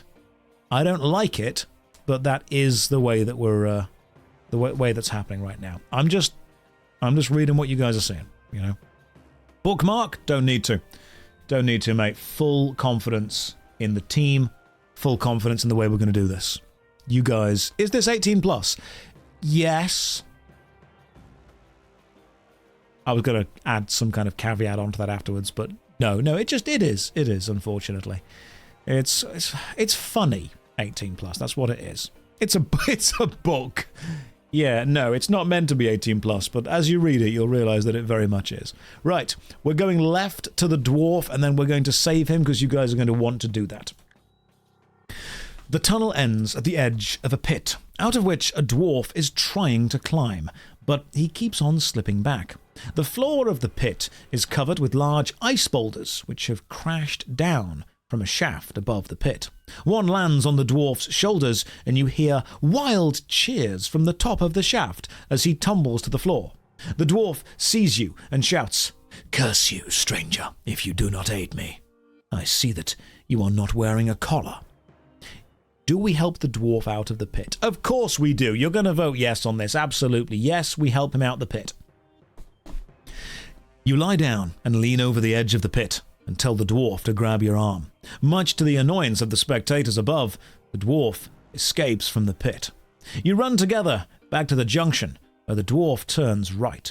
You tell the dwarf you intend to carry on straight to find the Snow Witch, as turning right will lead you back to the Hall of Worship. The dwarf tells you that he must escape quickly and return to his village now he is free. He thanks you for helping him and hands you a leather bag, but then runs off. But before he disappears, he turns and shouts, "Beware the white rat." You open the leather bag and find a sling and 3 iron balls. You pack them away and set off along a tunnel. The tunnel through the glacier soon leads into the mountainside itself, and the walls change from ice to bare rock. You enter a large cavern, which has 3 other exits leading from it. One to your left, one to your right, and the main one, carved as a giant skull, lying directly opposite. As you enter, an ugly robed man steps out of the mouth of the skull, holding a glass prism in his outstretched hands.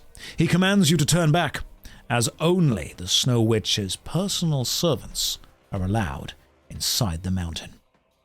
If you have a magic flute, you may wish to tell him you have been asked to come and play it for the Snow Witch, or you may attack him with your sword. We do not have a magic flute, which means there must have been a way to find a magic flute before this. And the only thing that we haven't done is attacked the people in the kitchen. So I'm thinking that maybe the magic flute was in the kitchen. Anyway, we have to attack this guy with our sword. The ugly man sneers as you draw your sword. He rubs the prism, and suddenly 3 identical images of him appear. They walk toward you. Each one has a dagger raised in his right hand. 2 of the images must be illusions. But which will you strike with your sword? So, this guy has obviously cast Mirror Image. There are 3 of him, to the left, to the right, and directly in front. Who did we attack last time? We attacked the middle last time, and they were an illusion. So it's pretty much a choice of the left or right. Who do we attack? Left, middle, which is the wrong answer, or right? You have 1 minute to vote right now.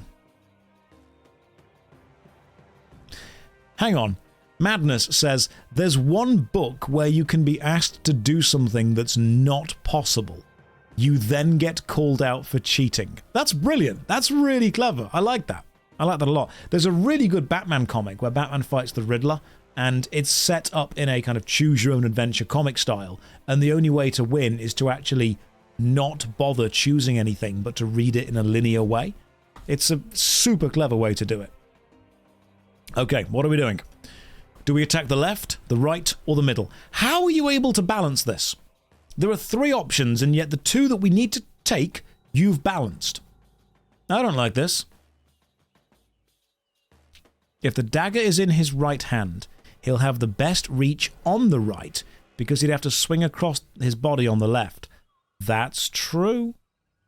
Are we doing the left or the right? And we're doing the left. We strike the man to the left. The illusionist laughs out loud as your sword merely cuts through one of his images and his dagger plunges into your shoulder. You lose 2 stamina points. Unfortunately, that means that the image on the right was actually him. The illusionist withdraws his dagger, and his 3 images prepare to strike you again.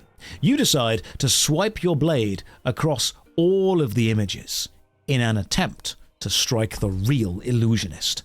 Test your luck. We are unlucky. Once again, your sword fails to find its mark, and the dagger cuts into your sword arm. You lose 2 stamina points and 1 skill point. In desperation, you hack frantically at the 3 images that lunge at you with daggers drawn. We're going to have a real quick snack on some provisions. Right, test our luck while we hack. That's not good. You swing your daggers. You swing your daggers at one of the illusions. I'm guessing we swing our sword at one of the illusions. You feel a glimmer of hope as a dagger appears to connect. Your smile quickly fades as the dagger passes straight through. So, we don't have any daggers. We have just like a sword. I'm not saying it why it says you swing your daggers. That will be you swing your sword at one of the illusions. Your sword appears to connect, and then you lose 1 luck point. Once again, your sword fails to find its mark, and the dagger cuts into your sword arm. You lose 2 stamina and 1 skill point. In desperation, you hack frantically. Are we still alive? Let's test our luck again. Our luck is 3, which means we need to roll 2 1s. That's not 2 1s. You swing your sword at the one of the illusions. You feel a glimmer of hope. Lose a luck point. Are we alive? Test your luck. Nope. Unlucky. Missed again. Luck is now literally 0. Which means I now don't think there's a way to win. Because even rolling... Right, you need a luck score of 0 or below. You literally can't do this. Physically impossible. The potion of skill restores skill. I should have taken the luck potion. We are soft-locked in a book. I'm going to put my thumb back on this page. And then we're going to do the other good things. Right. Do we turn left or right here? We turn right, drink the piss, get stamina, go back, tell him we've come to join the snow elves, say we're going to kill her, get the cloak, find the gnome cook, go into the kitchen, and do we now attack the people in the kitchen? Because that's got to be the only way that we can get this kind of magic flute. We've got to attack. Right.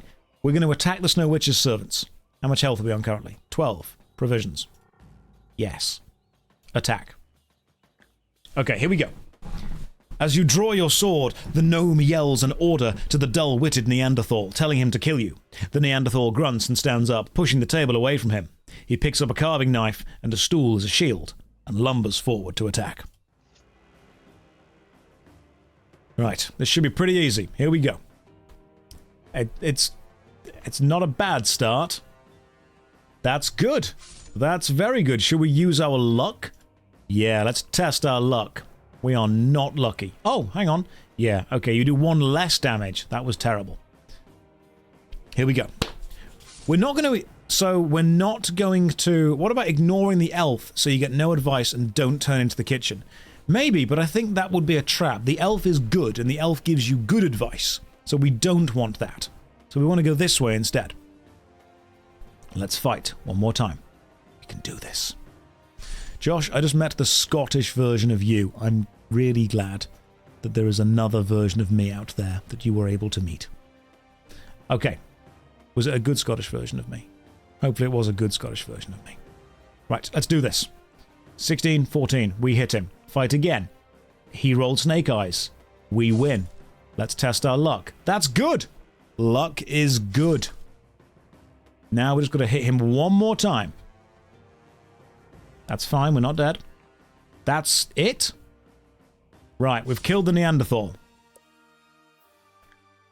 The gnome does not want to end up like the Neanderthal and runs out of the cave, shouting for help. If you wish to search through the cupboards and risk the gnome returning with reinforcements, or do we leave the cave immediately? I think we search the cupboards, we loot, because there might be something there. Let's find out. The cupboards are full of pots and pans, bowls and spoons. One cupboard is locked, and you have to prise it open with your sword. It contains the gnome's personal possessions: a silver flute, a rune-carved wooden stick, painted with blue and yellow hoops, an old withered rose, and an old leather-bound book entitled The Secret of Toads. Do we blow the flute? Read the runes on the stick? Smell the rose? Or read the book? Or do we leave all the possessions there and turn back into the tunnel? Now, I think this is going to be one of those things where if you do too many of them, enemy reinforcements arrive. So let's find out. I think if we do too much, this is going to be a problem. So, you guys get to poll this. Question. What do blow flute, read runes, smell rose, or read book? You have 1 minute to vote starting now. Are we going to loot the flute? Now, it seems that there's no way to just take something. You have to actually interact with it. The flute has got to be important. Like, it's the one thing that gets referenced again and again and again. But maybe the runes are going to be important about finding an illusion. Maybe the runes are going to help us take down the giant or something like that. Or do we take the forbidden knowledge of toads? The secrets of toads. They've had their secrets for too long. Book takes too long to read. That does seem like it would take too long to read. Yeah, we don't need to do that. We need the flute, and I think we need the runes, the stick with runes on it. Right now, blow the flute is very heavily winning this vote. So, the flute is a clear red herring. No, I think the flute is very important. The gnome has ran away, we have time to blow. It's fine. Let's go with blowing the flute. You blow into the flute, and a jolly tune comes from it without your having to play a note. You decide to put the magic flute in your backpack. If you have not done so already, you may read the runes on the stick, smell the rose, or read the book. So, we've got the flute. The next poll we're going to do is, do we read the runes, smell the rose, read the book, or leave? And we will do that in 5 minutes, because I need a quick break for a drink and the bathroom. So, I will give you a 5-minute break, and I will see you in a minute. I've got an absolute treat for you. Okay. So, those of you who were here in the stream earlier will know that GamerSups, people I'm sponsored by and work with, sent me a bit of a care package recently. They always do. New flavors, new products. I get to try them out and see them before they're publicly available. One of them is a t-shirt of the new design. It's not revealed yet. It's a pink t-shirt, and it's rather kawaii. But I'm not meant to talk about this. So I sent my GamerSups contact a message saying, hey, when can I wear this on stream? And he went, just do it now. So, if you are able to 50-50 a vote, we will play the rest of this book with me in a pink kawaii waifu t-shirt. That's your new option. Time to lock in, guys. Focus. Right, what do we do? You're not going to get it this time because there's like 3 options here. You're not going to get this one. There's 3 options for this one. Do we read runes on stick? Smell rose, which is a bad idea probably. Read book or leave. You have 1 minute to vote starting now. The 50-50 perfectly thing will continue into the rest of the book. So if you're able to 50-50 it perfectly, I will... Oh, it's a good cup of tea. I will wear the pink kawaii t-shirt. Just to get middle class on you for a second, I think it's PG Tips. It might have been Yorkshire, I think it's Yorkshire. They've started doing a tea bag called Biscuit Brew, which tastes like tea after you've dipped a couple of biscuits in it. But without needing to dip biscuits in it. It just tastes like that kind of aftertaste of malty goodness. It's really nice. Like, legit really nice. Yeah, I bought, like, as soon as I bought those boxes, took them home, tried it, was great, went out, bought loads more boxes. They're really good. Yeah. How do I make my tea? So normally I go with water, tea bag, milk, sugar, done. All right? The way God intended. We're not doing anything weird here. Okay. Read runes on stick.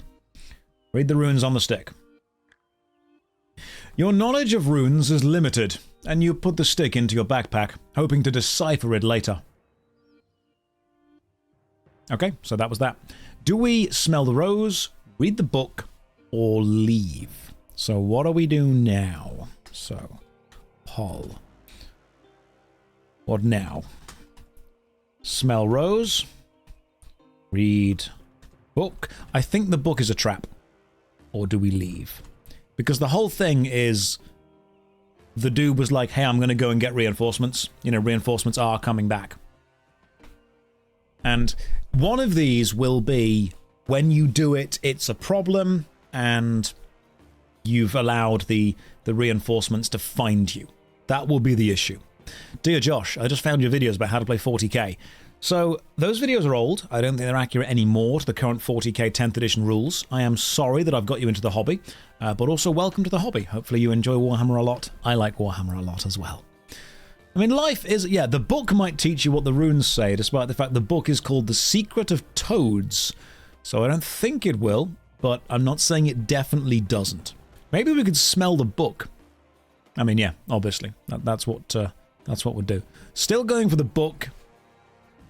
I mean, I'm a massive Warhammer Fantasy fan. I've got a load of unopened boxes of Warhammer the Old World that I love it. I love the Chaos Warriors, I've got the Dwarves, I picked up the Orcs, but as soon as the Empire is released... Okay, 50% of you want to leave. You don't want to read the book or smell the roses. We're just leaving. Okay. In the distance, you hear chanting voices. Before long, the tunnel ends at the entrance to a large cavern.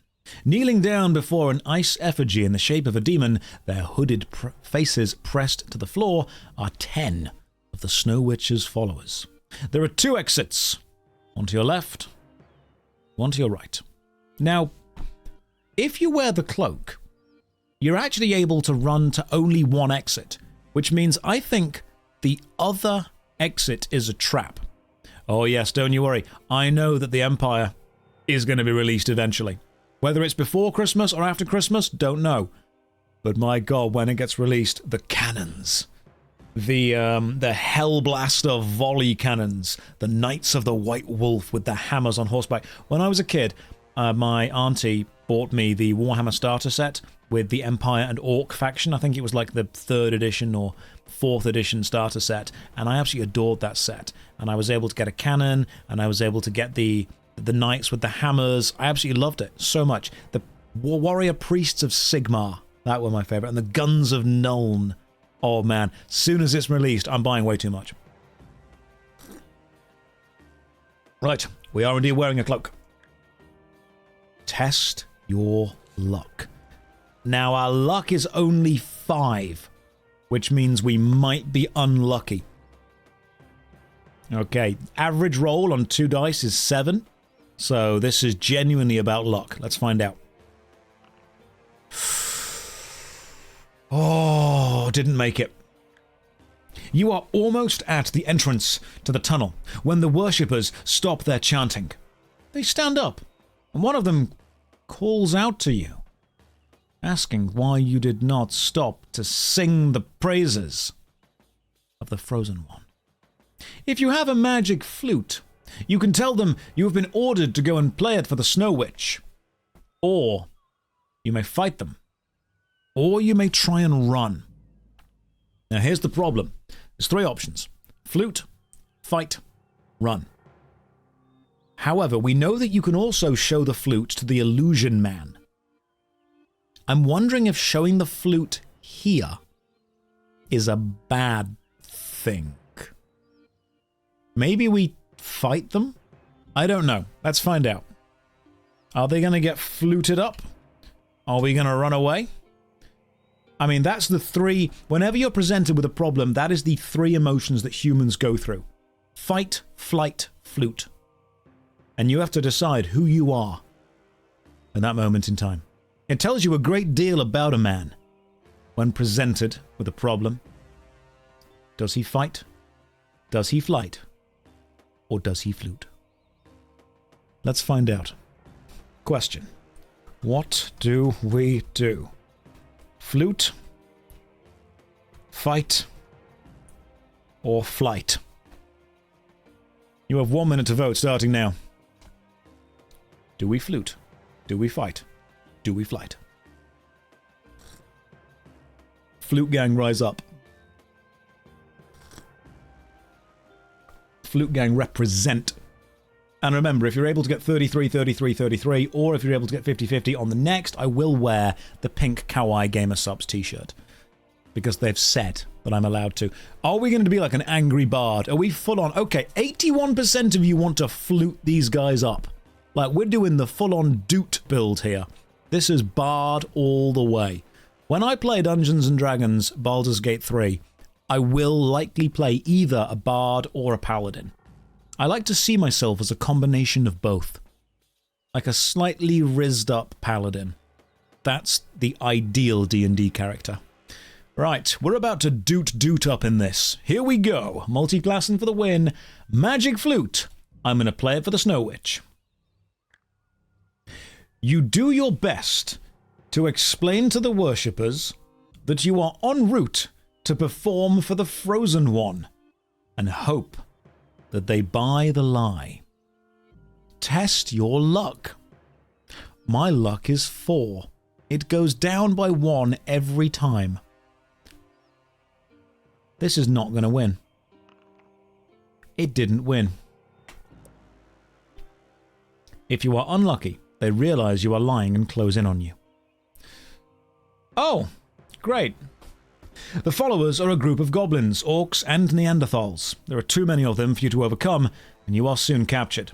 They drag you over to a circle of ice, dyed blue, in which the effigy stands. Amid wails and wild shouting, they throw you into the blue circle. The effigy immediately jerks its frozen limbs into motion. You have unleashed the power of an ice demon. The ice demon unleashes a jet of freezing gas that shoots from its nostrils. Roll 2 dice. The total is currently less than our skill. We pass the skill check. You leap out of the way of the freezing gas and prepare yourself to attack. Quick snack of a provision before we fight. Ice demon, 11 stamina, 9 skill. So actually equal to us, but we have more stamina. Let's find out. It's a good start. It's a very good start. Do we push our luck? Absolutely not. It will be a terrible thing to do. This is going to be a war of attrition. It really is. Unfortunately, it's rolling well. This is literally just roll some dice and see if it's lucky. Now, statistically, we should win. Because it is 9 versus 9, dice versus dice. Statistically, however, statistics only matter over a very, very long extended period of time. And we don't seem to be embracing the favor of the math god right now.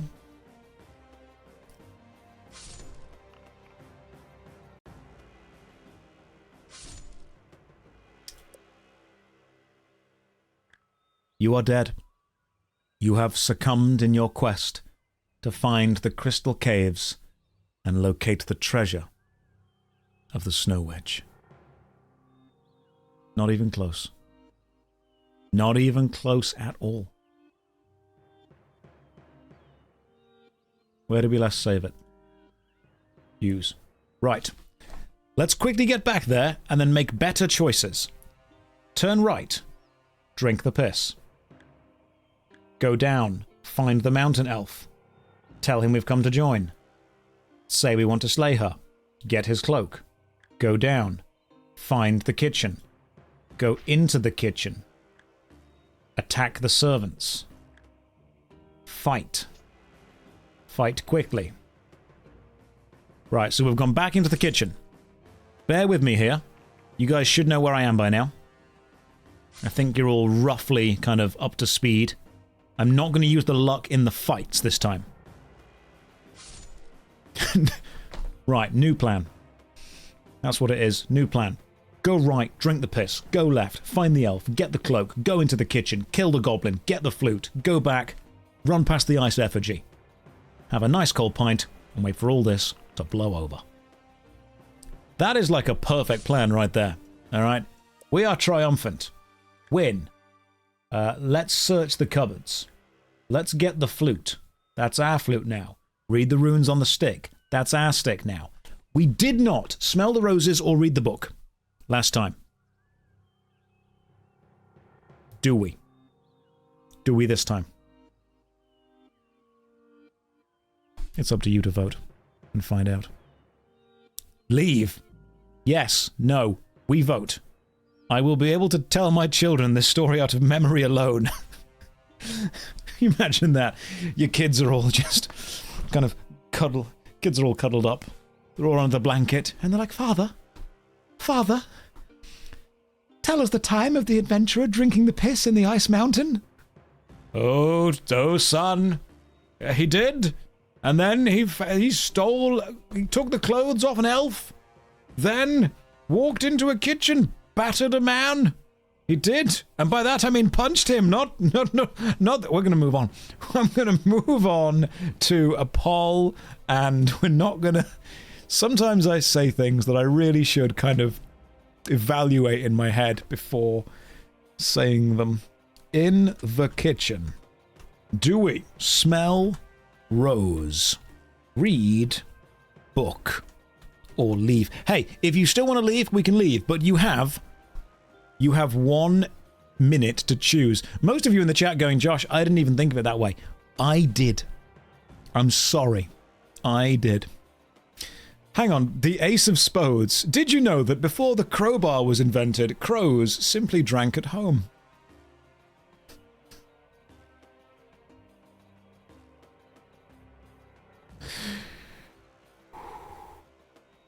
It's not very funny when you think about it. Oh, random fact I learned yesterday. Do you know why divers, when they've got all their gear on and the kind of oxygen tank on the back and they're sitting on the edge of the boat, do you know why they fall backwards to get into the water? I didn't know this. And the answer is because if they fell forwards, they would fall into the boat.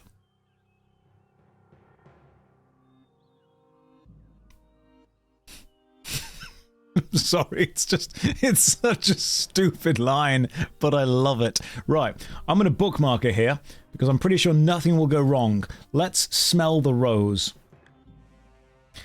Despite being withered, the rose smells fresh and fragrant. As you inhale, you feel as though you are breathing new life into your lungs. You gain 3 stamina points. Right, the book is clearly a trap. Like, just straight up a trap. There is no way this ends well, because the goblin has gone to get reinforcements. Okay, so have we just ran into a witch's lair, had a quick ladle of piss, stole up some clothes from an elf, and snorted some rose kind of dust that we've found. This is sounding less and less like an adventure and more like some kind of ADHD-fueled power binge in the middle of an ice cave. Like, when you save scum and just read the book anyway. It's a home invasion. It really is. Without a doubt. This is a full-on D&D party to a T. The rogue's in the corner having a quick sip, and then the wizard's just in some kind of kitchen snorting whatever rose dust he can find. The paladin's in a room with 10 men on the other side. What he's doing no one knows, but we will find out. Right. You guys have a poll to vote on here, and you might even 50-50 it. Do we read the book or leave? You have 1 minute to vote. Remember, 50-50 doesn't get you the bouncer. It gets you me in a pink kawaii t-shirt. That's just how I'm rolling these days. That's what we're doing. The stick could still be a trap. It could be. We've picked it up. We don't know what it does. Could be a bad stick. We're not playing the bouncer anymore with 50-50s. You get to see me in special merchandise, special gamer subs merchandise that nobody knows exists yet. This is a trap, but I want to see the results. You won't get there. You can't do this. You can't. You're not that good. You can't read anyway. Screw the book. You are remarkably close to 50-50 here, and if you stopped voting now, it would happen. Nope, somebody's voted read the book, and somebody voted leave. It's been... Okay, this is like the... This is the more emotional Brexit. Leave or read the book. Knowing that a perfect balance results in a pink t-shirt. You can't do it. We've chosen to read the book. Let's see what happens. Flicking up the clasp which keeps the book shut, a tiny hidden needle grazes your finger. There is poison on its tip to trap unwary thieves. You lose 4 stamina points. Alright, so do we open the book now? Like, we've flipped it up. Do we actually open the book? I think we do. Let's see what happens. There is no writing in the book. Just a recess cut into the pages which holds a talisman on a golden chain. The talisman is a jade frog. If you wish to put the chain around your neck, you may. If you prefer to leave it in the book, you may. If you have not done so already, you may do one of the following. Okay, so, hang on. How do I... There's no option here to not put it on. Like, it's... If you wish to put the chain around your neck, click here. If you would prefer to leave it in the book, you may. And if you have not done so, do one of the following. But because we've already done all of the following, we can't click them again. So our only option is to put the chain around our neck. You are now wearing an amulet of courage. You gain 2 skill points. There was no trap, apart from the fact that the book was trapped. I suppose a trap was a trap, but in general, 2 skill points. That's brilliant. Welcome to the dungeon. That was the healing frog. That was the MMORPG healing frog. He helped us right there. Thank you, healing frog. Healing frog. And his friend Eagle Archer. Yeah, we love healing frog, without a doubt. Oh yeah, Squatting Cheek Man is back. We are wearing a cloak. In the distance, you hear chanting voices. Before long, the tunnel ends at the entrance to a large cavern. Kneeling down before an ice effigy in the shape of a demon, their hooded faces pressed to the ice floor in worship, are 10 of the Snow Witch's followers. Here we go. We are wearing a cloak. You pull down the hood. We test our luck. We should be lucky. The dice landed on top of each other. That was brilliant. You are lucky. Just about. None of the worshippers suspect that you are an intruder, and you are able to walk through their temple without trouble into the other tunnel. The tunnel ends in a T-junction. To your left, you can hear cries for help. Okay. We go left. We find the dwarf. The tunnel ends at the edge of a pit, out of which a dwarf is trying to climb. But they keep throwing ice boulders onto him. Let's save the dwarf. Yes, we help him out the pit. We have saved the dwarf. He gives us a sling and 3 iron balls for it and tells us to beware the rat. We have helped the shaft dwarf and got the balls.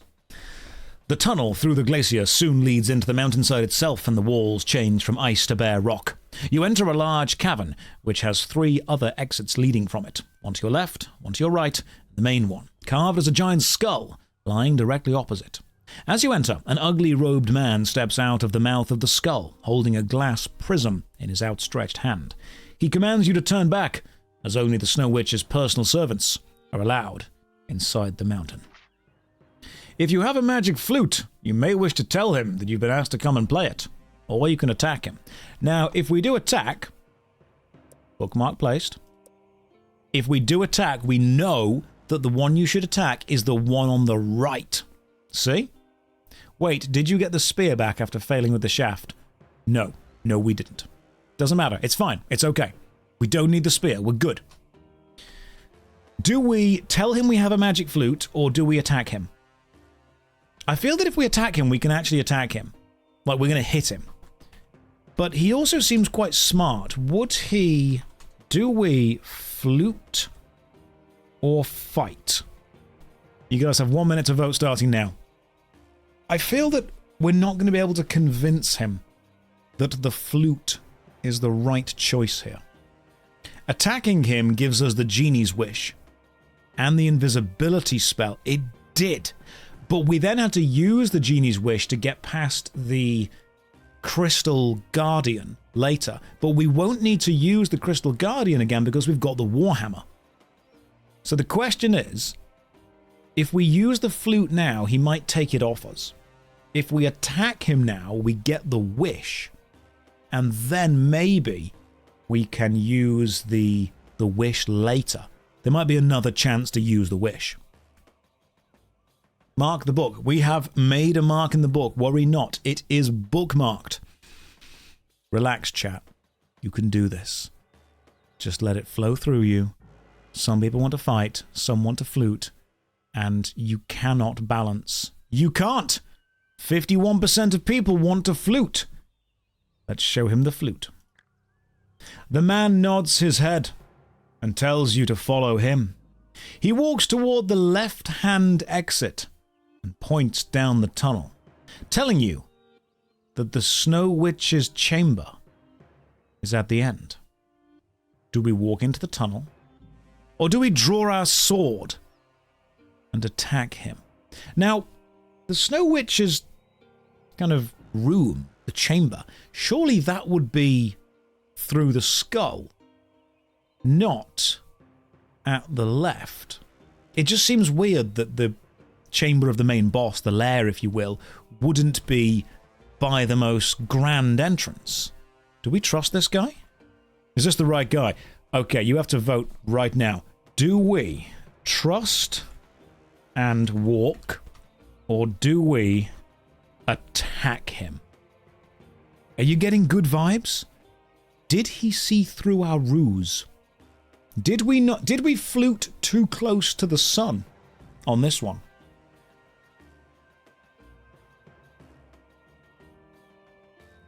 Who knows?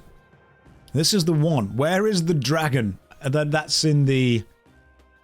The dragon was you go through the skull, past the guardian, and then the dragon was in a room with a sarcophagus. That's what it was. Are we... He doesn't strike me as the type of man who would play the bouncer, so I don't trust him. That is how we would normally kind of evaluate most people. I feel if we do attack him, though, we have to go through the whole fight thing again. Maybe we can attack him now and hit him before he's able to cast a spell. Maybe. You need to grind up the Minotaur horn powder to deal with the frost rat. That's true, but where do we find a Minotaur? 52% of you want to attack him. Okay, let's do this. We draw our sword and attack. The ugly man sneers as you draw your sword. He rubs the prism and suddenly 3 identical images of himself appear. They walk toward you. Each one has a dagger raised in their right hand. Now, correct me if I'm wrong. We have already attacked the one to the left. We have already attacked the one to the middle. They were both fake. Therefore, the right we know is real. The illusionist screams in pain as your sword cuts into his side. He drops to the floor as his other two images fade away. As you step over him, he starts to laugh and stands up, his wound completely healed. Do we thrust our sword at him again, or do we smash the prism? Smashing the prism gives us the genie wish. I think we go for the prism, because that gets us the genie wish. Let's see what happens there. You pretend to give up the fight and then suddenly leap at the illusionist, catching him momentarily off guard. You manage to snatch the prism out of his hands and throw it onto the floor. It shatters into tiny pieces, and the illusionist turns and flees into the skull mouth, screaming at the top of his voice. Smoke rises from the shattered fragments of the prism and forms itself into the shape of a bald fat man, a genie. Hovering in midair, he bows and thanks you for releasing him. He tells you that if you call on him, he will make you invisible just once as a token of his gratitude. Without saying another word, the image shimmers and disappears. You now have to decide which way to head. Do we? And we're going to bookmark it here. Page 72. Do we enter the tunnel to our left, which is the tunnel that the man was trying to lead us down? Do we enter the skull mouth, which we have entered before and we know comes to the Crystal Guardian? Or do we go to the tunnel to our right? I don't know what is that way. So, which way? Left? Skull? Or right? The skull one is the Crystal Guardian, which eventually leads us to the rat, which becomes the giant frost dragon. But we do not have the Minotaur horn. So we will not be able to deal with the rat that becomes the frost dragon, because we know that they need that. Let's see if he was trustful. We could go left. I think basically the choice is left or right. That to me is the choice. Because center, we know, needs an item that we haven't got yet, and it can only really be left or right.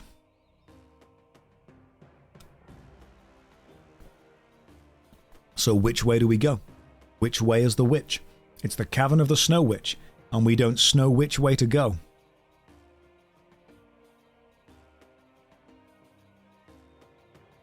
I'd like you all to take a minute to appreciate that. Don't you tell me to stop that. That was great.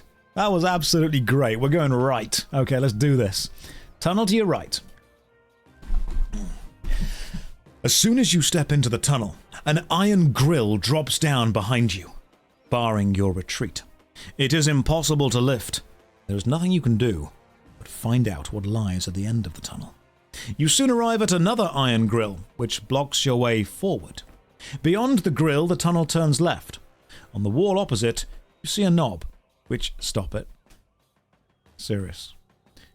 you realized must be pressed to lift the iron grill. Unfortunately, it is beyond your reach, even if you stretch out with your sword. Do we have one or more daggers? No, we don't. You are trapped inside the mountain tunnels. You know that it will not be long before the Snow Witch's guard discovers you and condemn you to a life of slavery. You have failed in your mission.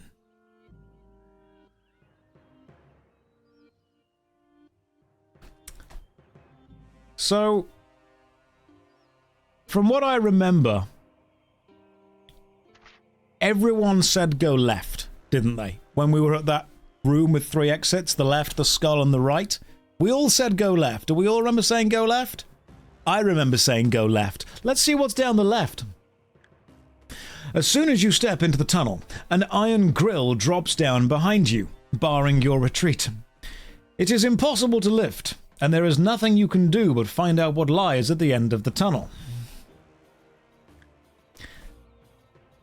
You soon arrive at an iron door which blocks your way forward. Beyond the iron door, the tunnel turns right. Do you possess a key, No. You are trapped inside the mountain tunnels. You know it will not be like this game is stupid. Hate this game. Okay, so we're all going forward, yeah?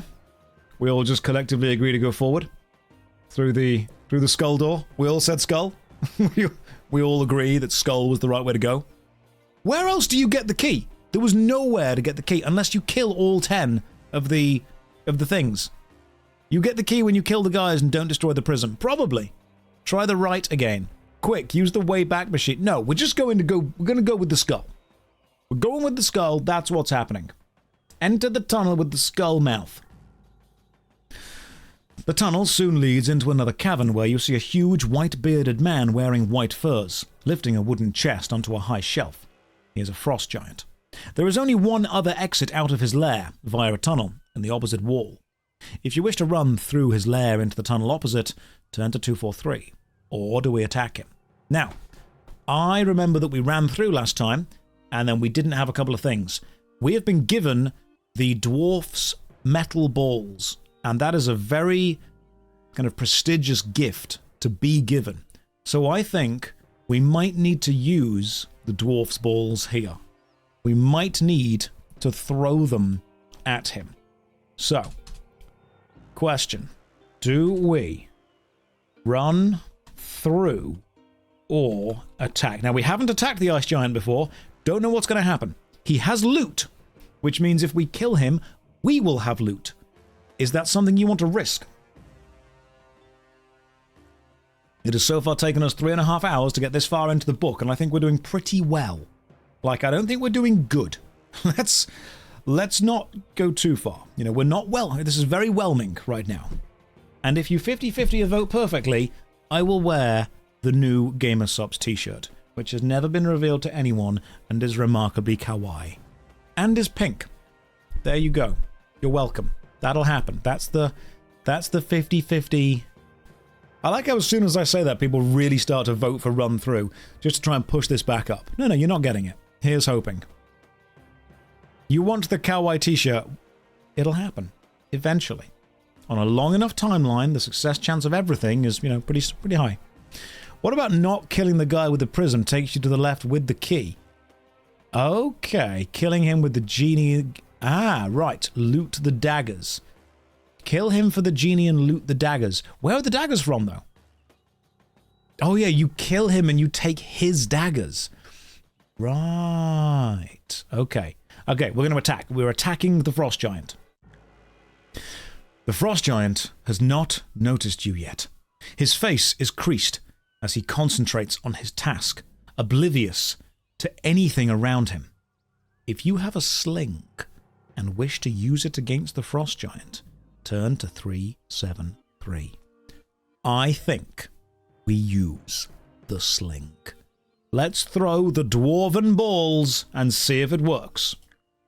You place an iron ball in the sling and twirl it around your head before releasing it at the frost giant. Oh yeah, you definitely pass the skill check. The iron ball flies through the air and hits the frost giant on the temple. His huge frame crumples to the floor like a house of cards. The wooden chest he was lifting breaks open, spilling its contents. You find 3 ornate rings and a cracked bottle which emits a sweet odor. Do we try on any of the rings? Or do we walk to the next tunnel? Come on. I think we're trying on some of the rings right now. Because, didn't it say, are you wearing a ring of something in the future? Let's try them all on. I've played Dark Souls. You put the rings on. Having rubbed the bottle and sniffed your fingers, you decide that it is only perfume inside. You examine the 3 rings and decide which one to put on your finger. Do we put on the gold ring, the silver ring, or the copper ring? Like, all 3. Just put all 3 on the same finger, you know? I don't get why we can't do that. However, this is a choice, which means you get to vote. Which ring Do we do gold? Do we do silver? Or do we do copper? You can vote right now. It feels like gold is a trap. But copper could also be a trap because you don't think enough of yourself. Silver seems like the most whelming choice of ring here. I know that copper has a strange property of being really good at heat insulation. And it will kind of take away heat pretty damn quickly from stuff. Gold, silver, or copper? Are we vampires? The dragon attack asked, are you wearing a copper ring or are you wearing a gold ring? That's true. Gold is gold. Copper is conductive. Sorry, yeah, that's the best one. Copper does the thing where it takes away heat really quickly. Conducting, not insulating. That's the opposite one. You know what I meant. You guys know what I meant. How are you able to vote like this? How is that vote so balanced? That's what?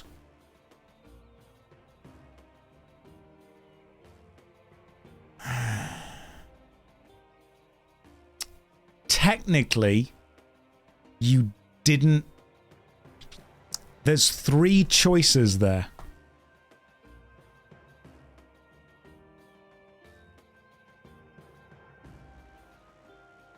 There are 3 choices. However, you have technically voted 101%.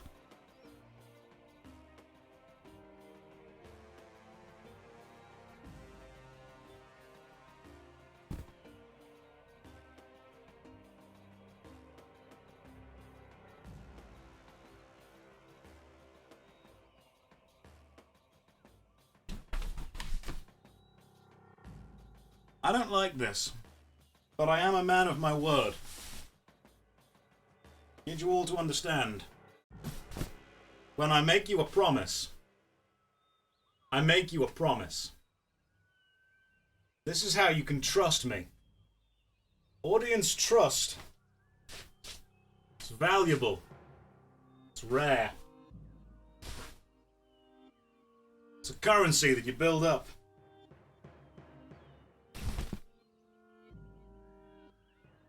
Very hard to gain. Easy to lose.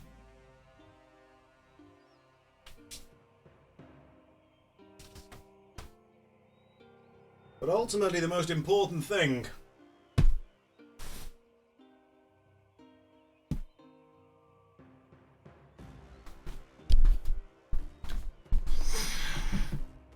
is that you stick to your word. Are we ready to continue playing a book? My eyes are down here. Thank you very much. Well, thank you to not look anywhere else. It's a pretty good t-shirt, to be fair. It's not a bad little t-shirt. This is remarkably comfy. I'm actually very happy with this. Okay, here we go. Yeah, which ring do we take? You guys voted perfectly balanced. We now have to do it again. Right, let's do this again. We poll. What was the choice? Question. Which ring? Gold? Silver? Or it's copper, isn't it? Gold, silver, or copper? You have a minute to vote, starting now.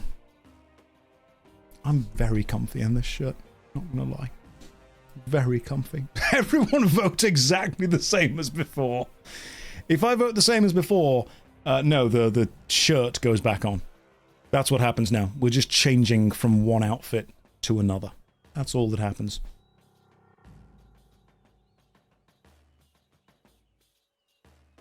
Appreciate. These are eyes, by the way. Okay? These are eyes, straight up. That's what they are. Don't be thinking any other way. Man of my word. Straight up, man of my... They are eyes. Which is why you can say, excuse me, my eyes are down here. Okay, so most of you want to go for copper. Copper seems to be kind of winning this one this time. Kawaii nipples, thank you. It's taken me a long time to get there. I've trained for many years with a master on top of a mountain to get this level, but I appreciate it. Right, copper. That's what we're going for. Put on the copper ring. You are now wearing a magic ring which has the power to summon a warrior to aid you only once. You gain 1 luck point. If you have not done so already, you may put on the gold ring or the silver ring. Well, that was pretty good. That was decent. That's Oleg. It's the ring of Oleg, the copper ring of Oleg. Love it. It is the Elden Ring. Right, what do we do now? Paul, let's have a quick check. Question. What now? Gold ring? Silver ring? Or leave? Because we don't want to be too greedy. We don't want to be too greedy. There will be... one of these will be a problem. One of these will be a trap. We need to know which one. You know what? I think annoying alpha male bros have really ruined this exact pose. Which I think is a shame. Because this is me channeling my ninjutsu. And for some reason, every kind of alpha male influencer bro chooses to sit like this. Which is a shame, because then I sit like this, and it makes me look like a douche. When what I'm actually doing is channeling my jutsu. It's not bro jutsu. Used to do Naruto signs all the time in high school. I mean, if you did, that's fine. And I actually never watched Naruto when I was in high school. I'm sorry. Right, the gold ring and the silver ring. Oh, I realized I spelled ring wrong. The gold ring... okay, the silver ring wins by 1 vote. Literally 1 vote. Okay, here we go. I don't trust this. I think you've made a mistake here. Let's find out. You are now wearing a ring which drains your life force. Roll 2 dice. The total will be deducted from your stamina score.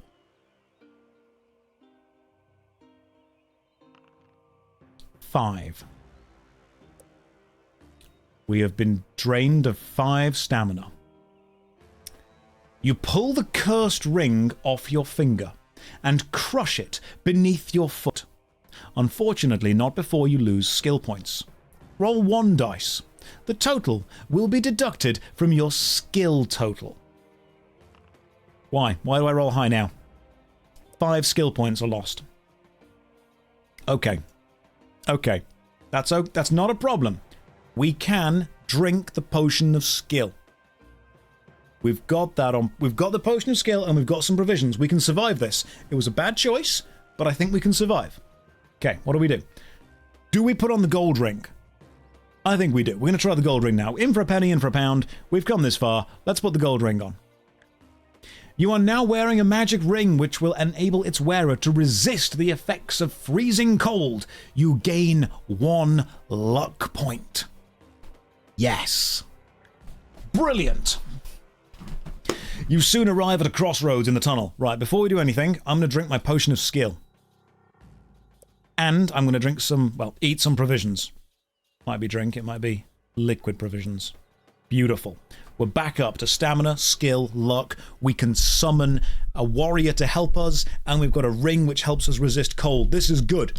We're doing good stuff here, guys. This is strong, this is powerful. I believe in the build. I believe in the build. Before you stands a crystal warrior, one of the Snow Witch's personal guardians, who has been sent to deal with you. He is made of quartz, which has been animated by the Snow Witch's sorcery. Edged weapons will not harm the crystal warrior. Your sword is useless. But if you possess a warhammer, you may succeed in smashing the crystal warrior. We do possess a warhammer. The crystal warrior bears down upon you with surprising speed. You have no choice but to protect yourself. Didn't we also get the genie? Like, couldn't we just wish for that?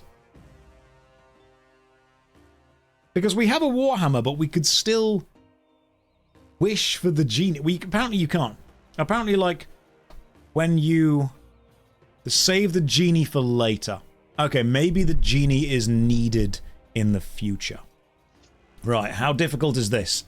More skill than us, a lot of stamina. This is not going to go well. Okay, that's not a good start. We might be in trouble here, guys. Like, very serious trouble. Maybe grabbing the warhammer is a problem. Because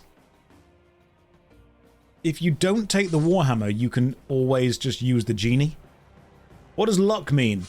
Luck means that we can either avoid damage or do extra damage if we pass the luck roll. Right now we don't need to. It's only really worth using luck if we actually hit the enemy. Oh, come on, statistically we should have done some damage by now. What? Are we about to die? And forever fail? You are overcome by your enemies. You are defeated. You are dead. You have succumbed in your quest to find the crystal caves and locate the treasure of the Snow Wedge. Okay, fine. Load page 72. Go back to the bookmark. Give up the fight. Leap at the illusionist. Smash the crystal. Go to the tunnel on the left. Don't do that. That's a bad idea. It's where we die. Page 72. Use it. Fight. Kill him. Smash the thing. Skullmouth. Attack. Use the sling. Roll for luck. Pass. Hit the dude. Break the thing. Try on the rings. Put the gold ring on. It's good. Put the copper ring on. It's good. Don't put the silver ring on. It's bad. There we go. Do you possess a Warhammer? Yes. Bookmark. Place a bookmark. Save the game. Fight. This guy. Let's see if we can beat him this time. I can't do maths that quickly. Let's find out. Now I can click to do that with the dice. Just so you know. I can do that. But I don't want to. Let's see how many times it takes to fight the Crystal Golem and win. I mean, if I do that like table bonk, we've kind of got to. The problem is the Crystal Golem is so powerful, the Crystal Warrior, we very much need to do that. Otherwise, we can't beat him. I've also just realized I've not eaten. I'm very, very low on stuff. This is fine. We're kind of just pushing through. Thank you for loving the shirt. It's the new GamerSupps design. We're going to push through. You can only bonk the table, I think, twice per fight. Okay, that was bad of me. We cheated and I still failed. That's good. That's decent. Right. Should we test our luck? That's fine. That's good. We use the luck. We do a bit of extra. You are lucky. We've taken it down. We've smashed it with the Warhammer. The one-time Warhammer has helped with smashing.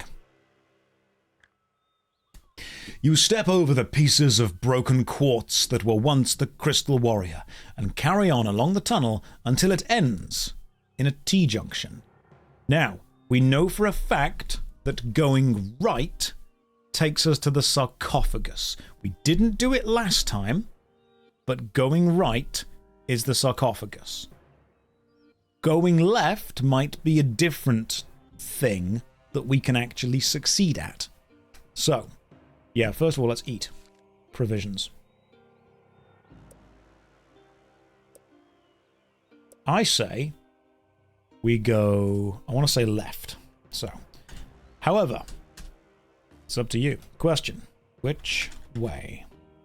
Left, which I think is the right idea, or right, which I think is the wrong idea? So do we go left, which is right, or do we go right, which is wrong? We don't want to go wrong, which is right. And right would be left. So remember, the right way is left, but right is wrong. What do we do? You choose. You don't 50-50 this. We don't need to. There was no benorth. We've not yet needed to go benorth. One day maybe, but not today. Right, you cowards. Who's on first? Yeah. What's on second? I don't know who's on third.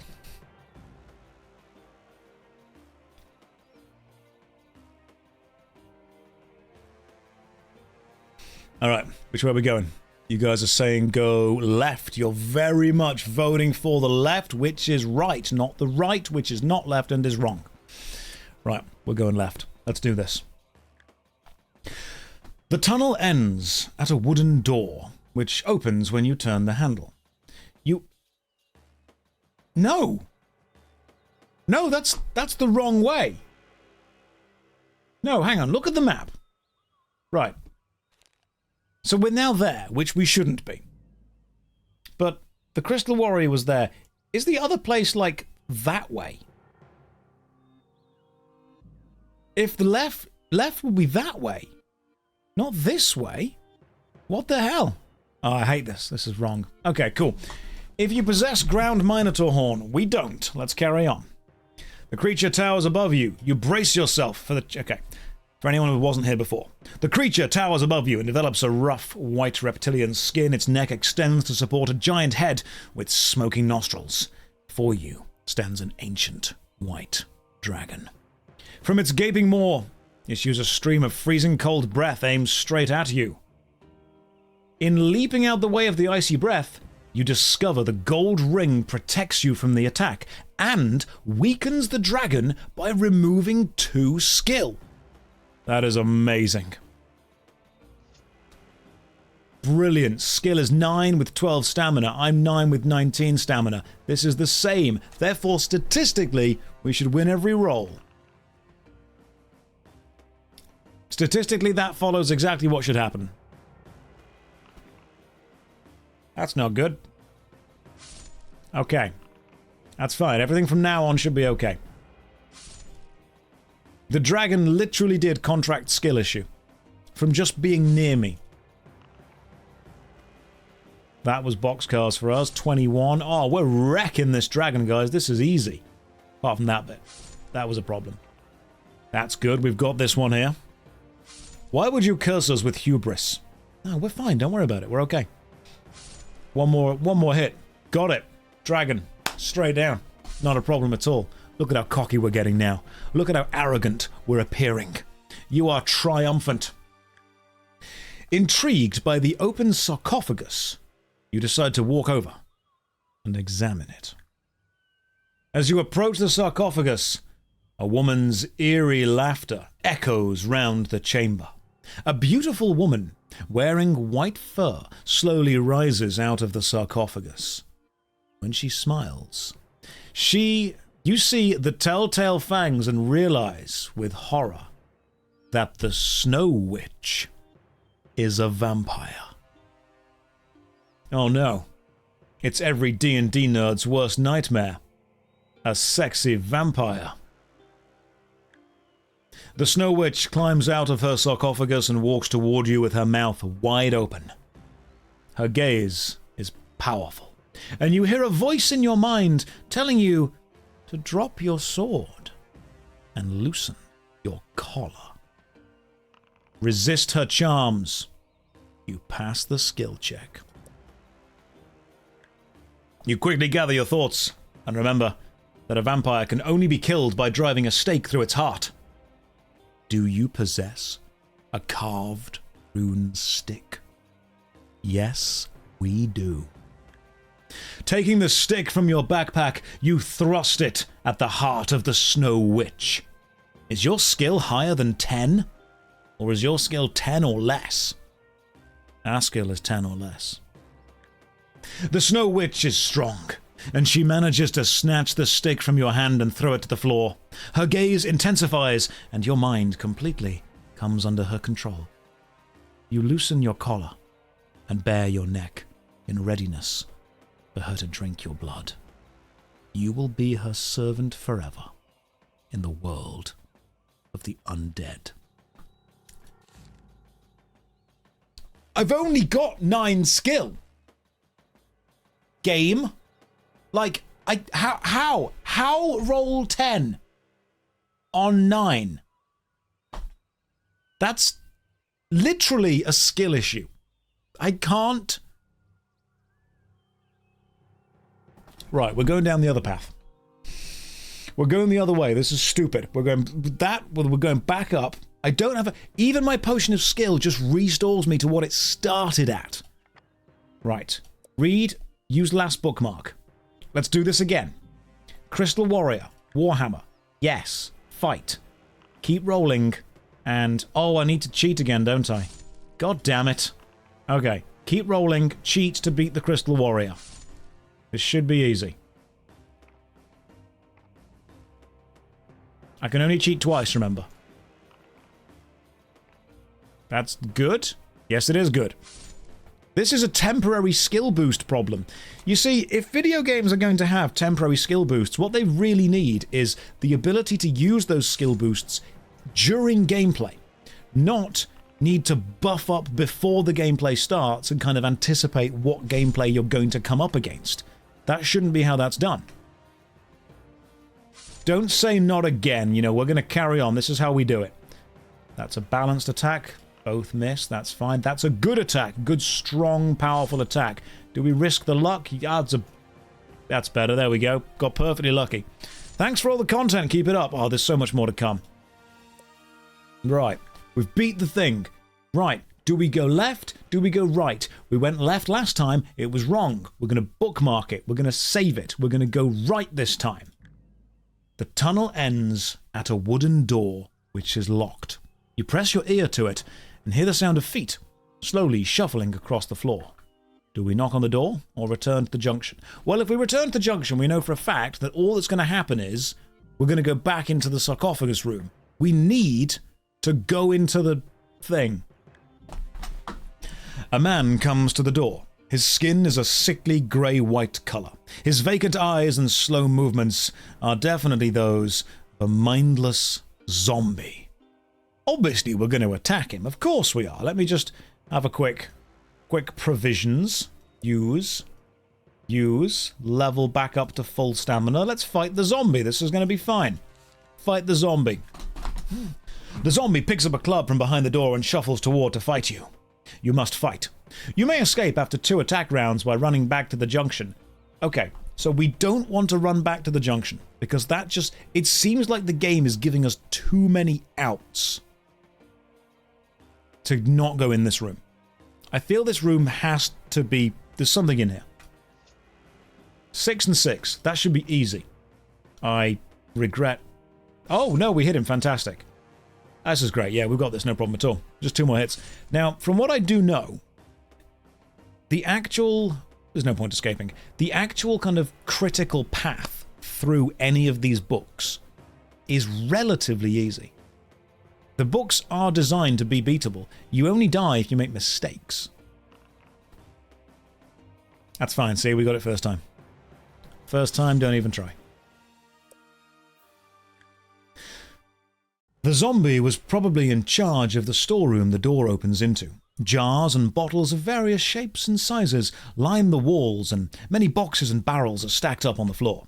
You search quickly through them and find little of interest except for a jar of ground minotaur horn, some garlic, a box full of teeth, a jar of pickled lizard tails, and 4 large dragon eggs.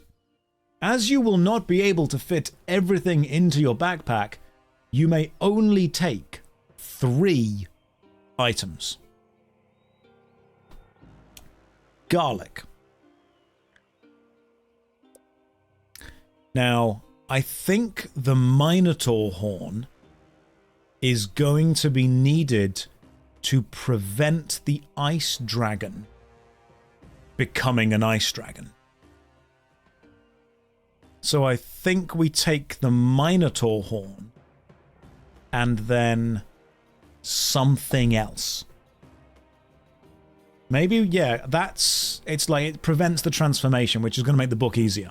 The gold ring does that. The gold ring lowered the skill, didn't it? But the game has said to us before, do you have the Minotaur horn? I think we take that one. Yeah, we go with the horn. But now the choice is teeth, lizard tails, and dragon eggs. And you can be voting on those. Which item? Do we go with the box of teeth, pickled lizard tails, or dragon eggs? You have 1 minute to vote starting now. What do we go with? Do we go with the box of teeth, a jar of pickled lizard tails, or a dragon egg?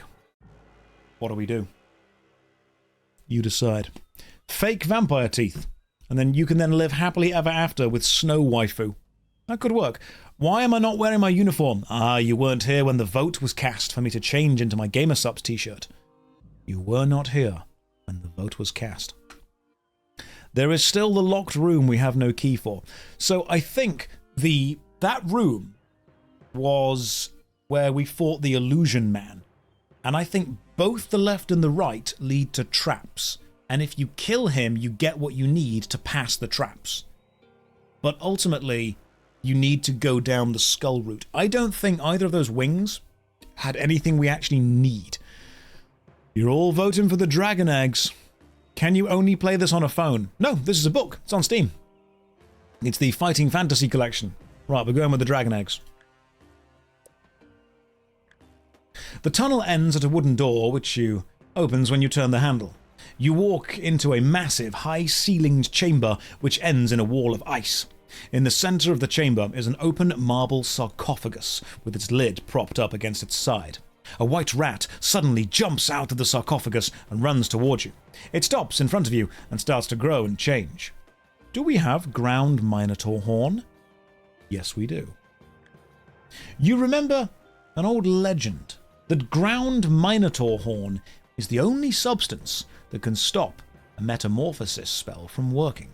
You quickly sprinkle all of the powder on the growing creature and relax as it shrinks back to a white rat again. The legend was true. Intrigued by the open sarcophagus, you decide to walk over and examine it. As you approach the sarcophagus, a woman's eerie laughter echoes round the chamber. A beautiful woman wearing white fur slowly rises out of the sarcophagus.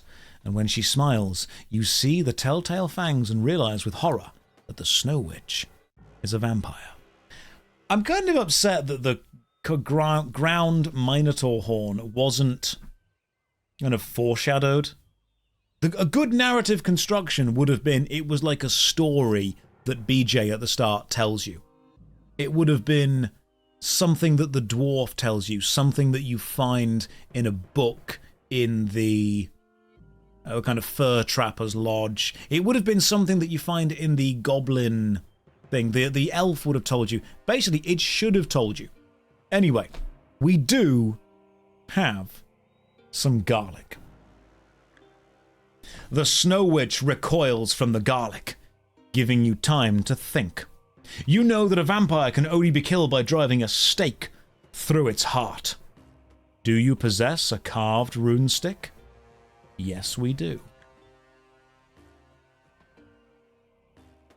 Is your skill higher than So we still can't do it? You still can't do the thing? The garlic did nothing. What was the point of the garlic? The garlic is literally useless. Hang on. The Snow Witch manages to overcome her fear of garlic and knocks the stick out of your hand. Her gaze is powerful, and you hear a voice in your mind telling you to drop the garlic and loosen your collar. Roll 2 dice. Let's just place a bookmark. Maybe there's a difference. That is the failiest of fails for skill checks. So let's reload. That's better. Okay, we've done it. We've passed the skill check. You manage to keep control of your mind and pick up the stick again. This time, you thrust it at the Snow Witch's heart with even more determination. The stake pierces the Snow Witch's heart, and her death wail makes you shudder. She starts to decompose, and soon, all that is left is a pile of dust on the floor. You see a vague shape in the wall, ice, at the end of the chamber, and decide to investigate. You see, frozen into the ice wall, an ornate trunk, open and filled with gold and jewels. You hack away at the ice until you reach the trunk. A golden idol is the first thing you pick up, but suddenly it bursts out of your hands and changes into a golden warrior, a sentinel left to guard the treasure. Well, let's bookmark this one. You must fight. Now, we do still have Oleg. But I think you summon the warrior to help fight the dragon. We have the ring, we just can't use it. This is a fair fight. Apart from the fact that I've got twice as much health. The maths on this, totally fair. 9 skill each. Statistically, we should win if the fight goes on long enough. Which I hope it will. That was perfectly balanced. 9 skill either way. All we have to do is get 2 more hits. I'm not going to risk going for luck. 1 more. We got this. It's balanced. Oh, it blocked it. It deflected. 1 more. We got this. We don't got this yet. 1 more hit's all we need. It's not it. 1 more hit. It's all we need. There we go. That's it. That's the hit right there. The guardian of the Snow Witch's treasure is dead, and you are free to help yourself to her riches. Although there's a limit to how much you can carry. You may fill your backpack with gold pieces and count 600 in all. However, for each 150 you take, you will have to remove 1 item from your backpack and leave it behind. Currently, we have spear, sword, warhammer, gold ring, copper ring, the backpack itself, cloak, magic flute, garlic, dragon eggs ×4, leather armor, rune stick, sling, iron ball, amulet of courage. You released a genie, he will turn you invisible. You're hunting a yeti. The copper ring allows you to summon a warrior. Beware the white rat. Okay, so we've got some stuff here. The Snow Witch is a vampire. The Snow Witch is dead. Garlic's no longer useful, so we can get rid of garlic. We can probably get rid of... I want to say like the gold ring. Dragon eggs are pretty valuable. Maybe we keep them. We can get rid of the sling and probably the iron balls. I think we get to pick what we get rid of. We probably don't need the spear either. So do we just... Is this one of those things where, like, if we take nothing, we get something magical and special and amazing? I think we take all 600. I think we go for it now. You know, we've won. Place a bookmark, but I'm still pretty confident we go for all 600 gold pieces. Let's put it to a vote, because there are 5 options and Twitch can have 5 votes. What do we do? 600 gold. That's giving up 4 items. Do we do 450 gold and give up 3 items? Do we do 300 gold and give up 2 items? 150 gold and give up 1 item? Or no gold? What do we do? So here's the inventory. Equipment. Spear, sword, warhammer. You have to remove 1 item from your backpack and leave it behind. We probably don't need the garlic again. We probably... I'm not sure if we even need leather armor. We don't need the sling, we don't need the iron balls. We probably don't need the cloak again. We came for adventure, not greed. I'll speak for yourself, I came for the loot. Do we need the runed stick? We've already killed her. We've killed the vampire, we've used the stake, we might not need the runed stick again. We can give up the spear, we can give up the garlic. Thank you for the raid, welcome in. How much gold do we take? What do we give up? We're playing a book. Might need the cloak to sneak back out. There might be more vampires, that's true. What if there are more vampires? Didn't think about that, did you? No, you didn't. You only think about yourself. You didn't think about the existence of other vampires. Let's have a look at the poll. What do we do? Alright, 600 gold is winning by like an absolute ton, so we go with 600 gold. You remove an object from your backpack to fit the gold pieces. Which item will we choose? Why are they the only choices? What? Why are we only allowed to choose dragon egg, spear, gold ring, and provisions? Alright, fine. Drop the spear. You must drop another object. Cool. Oh, okay. Hang on. Now there's an optional choice, but you can only see 4 things at a time. Whoever coded this, why? Right, we're going to drop the sling, and we're going to hope that the next option of 4 is decent. Warhammer, courage, provisions. What if we just click away? Can we click away? We can't. Right. What's the thing we can get rid of? Probably the cloak. We get rid of the cloak. There might be another personal guard, and we need the Warhammer. However, we can use the genie's wish, so we get rid of the Warhammer. And one more object. Gold ring, copper ring, dragon egg, or provisions. So, the ring that lets us summon something, the ring that makes the dragon easier to kill, the dragon eggs, which are probably valuable, or food. The ring was the gold ring let us summon the warrior. I don't want to drop the copper ring in case we bump into a dragon again.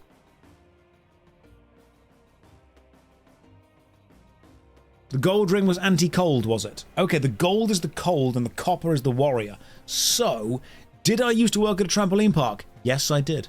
My voice, I think, is still being used as the safety instructions for that trampoline park. You know, you have to sit in a big square room before and you have to watch a video where they talk you through all the safety things. That was originally me that recorded that. I don't know if they're still using the same one. Right, I'm going to drop the gold ring.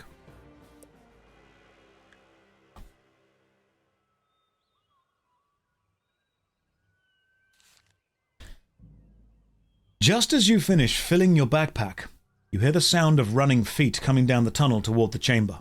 You stand up and draw your sword, wondering if you can survive much more hard combat. 2 men suddenly appear at the door. A dwarf and an elf. But they do not look as though they're about to attack you. They're smiling broadly, and they both try to speak at once, the elf finally taking command. We've killed her. We're free. We will soon be able to take off our obedience collars. Now we wish to repay you, friend, by helping you escape. You cannot leave the caverns by the way you came, because the Snow Witch's followers are waiting for you, and the tunnels are alive with goblins. Our fellow elves and dwarves are battling against them now. To give you time to flee, we must waste no more time. To your surprise, the elf walks straight toward the cavern wall opposite the door, and appears to pass right through it. Another of the Snow Witch's illusions, comments the dwarf. An escape route she never got the chance to use. The trouble is, we've never used it either. The dwarf laughs to himself and walks toward the wall. You follow behind, walking through the illusion. You find yourself in a narrow, torch-lit tunnel, walking down in just a single file. It soon ends at a junction, and you discuss which way to turn. Left or right. Now, I don't know if I trust either of these two. It's obviously the dwarf that we saved from earlier. Or it's not, and it's just written to make the player assume that is. Let's have a look at the map, where we are now. So we are currently... Okay, they've got names, apparently. I didn't realise this. Their names are Red Swift and Stub. But it only shows that on the map. Unless we're about to bump into them specifically. It's the Shaft Dwarf. Yeah, Red Swift, which I'm going to assume is the name of the elf. Purely out of just, you know, elvish racial profiling. And Stub, which I'm going to assume is the name of the dwarf. Because, you know, that's just how they would be named. Okay, Red Swift and Stub. Do we go left or right? Guys, don't mess up here. This might be the final poll. Which way? Left? Right. I honestly thought we would kill the witch and be done. We'd be like, alright, cool, we're finished, we're done, she's dead, we're okay. No, that's not the right way. That's not the way we're doing it. Maybe Stub is the elf and Red Swift is the dwarf. Who knows? Let's find out. It's an orc in disguise. There was a single bork. It's okay, we can have the borks. Hello. Come here. Ugh. Is it borking time? This is the bork machine. The bork machine Big balky dog. Yeah, there's a microphone just there. Gonna balk into the microphone? Do a little balk? A little fluffy balk? Apparently. Hey, how's it going? Okay, why are you perfectly balancing this vote? Why is this happening? This is a good dog. This is a very good dog. He is made of fluff and is perfect in every way, apart from the fact that he is incredibly dumb. He is one brain cell searching for a third. That's what he is. Right, we're going right. But what if there were more dogs? Yes, I agree. Oh, come here, Piper. No, you've already been up. Hello, little tiny dog. Is it time for face licks? It is probably time for face licks. Yes, this is good. This is how I style my hair. This is another little tiny dog. Yes, Apollo, I agree. Lots of barks. Yep, this is good. Thank you for the licks. Excellent. I clearly forgot to clean that bit in the shower this morning. Yep. Are we done? Licks finished? Oh no, the arm needs cleaning now as well. We good? Fancy just lying on... Oh, nope. No, more cleaning must be done. We're clearly not finished. Yes, Piper likes to clean. This is what she does. This is just how... This is how she be. Piper, we good? We're gonna, Oh, no. No, we're licking the other side of the face now. Okay. We require this bit. Are we good now? Think we're about ready to chill. She's got a paw on my shoulder. You'll know when she's done because she'll put her head on my shoulder and just kind of relax. She's like, once the licking is done. We good? Look. Look, it's the game. See, that's the microphone. Okay, excellent. No. Round two. Just a few licks there, was it? Nothing major? Just a few? There we go. Okay, we're done now. We're done. There you go. Now you can have some actual food. Okay, the licks, yes, orc. The licks are finished. We're going to the right. As you walk along, the elf introduces himself. My name is Red Swift, and he is known as Stub, he says, pointing at the smiling dwarf. We met here as slaves in the service of the vile Snow Witch. We both now hope to return to our villages. I live in the Moonstone Hills, and Stub comes from Stonebridge. If we manage to escape these infernal caverns, you are more than welcome to come and stay with us. Stonebridge is on the way to my village in the hills. It is also a long way off. Just as Red Swift is about to continue, you notice something strange about the floor, and tell them to look down. There are two pairs of parallel footprints running down the tunnel for approximately 20 meters. One pair is painted white. The other is painted black.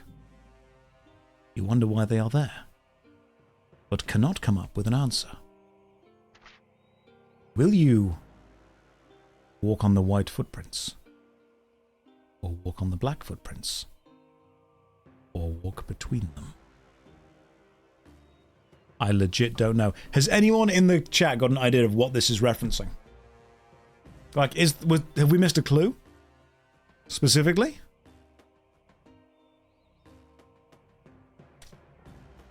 I don't think there's a way to do this. I think this is just guessing. I don't like it when the books are just guessing, but we'll bookmark it. I wasn't expecting to do the getaway either. I thought that we would kill the witch and then there would be a big party. But no, apparently you have to actually leave after the adventure's finished. What do we do? Hang on. What do? White footprints.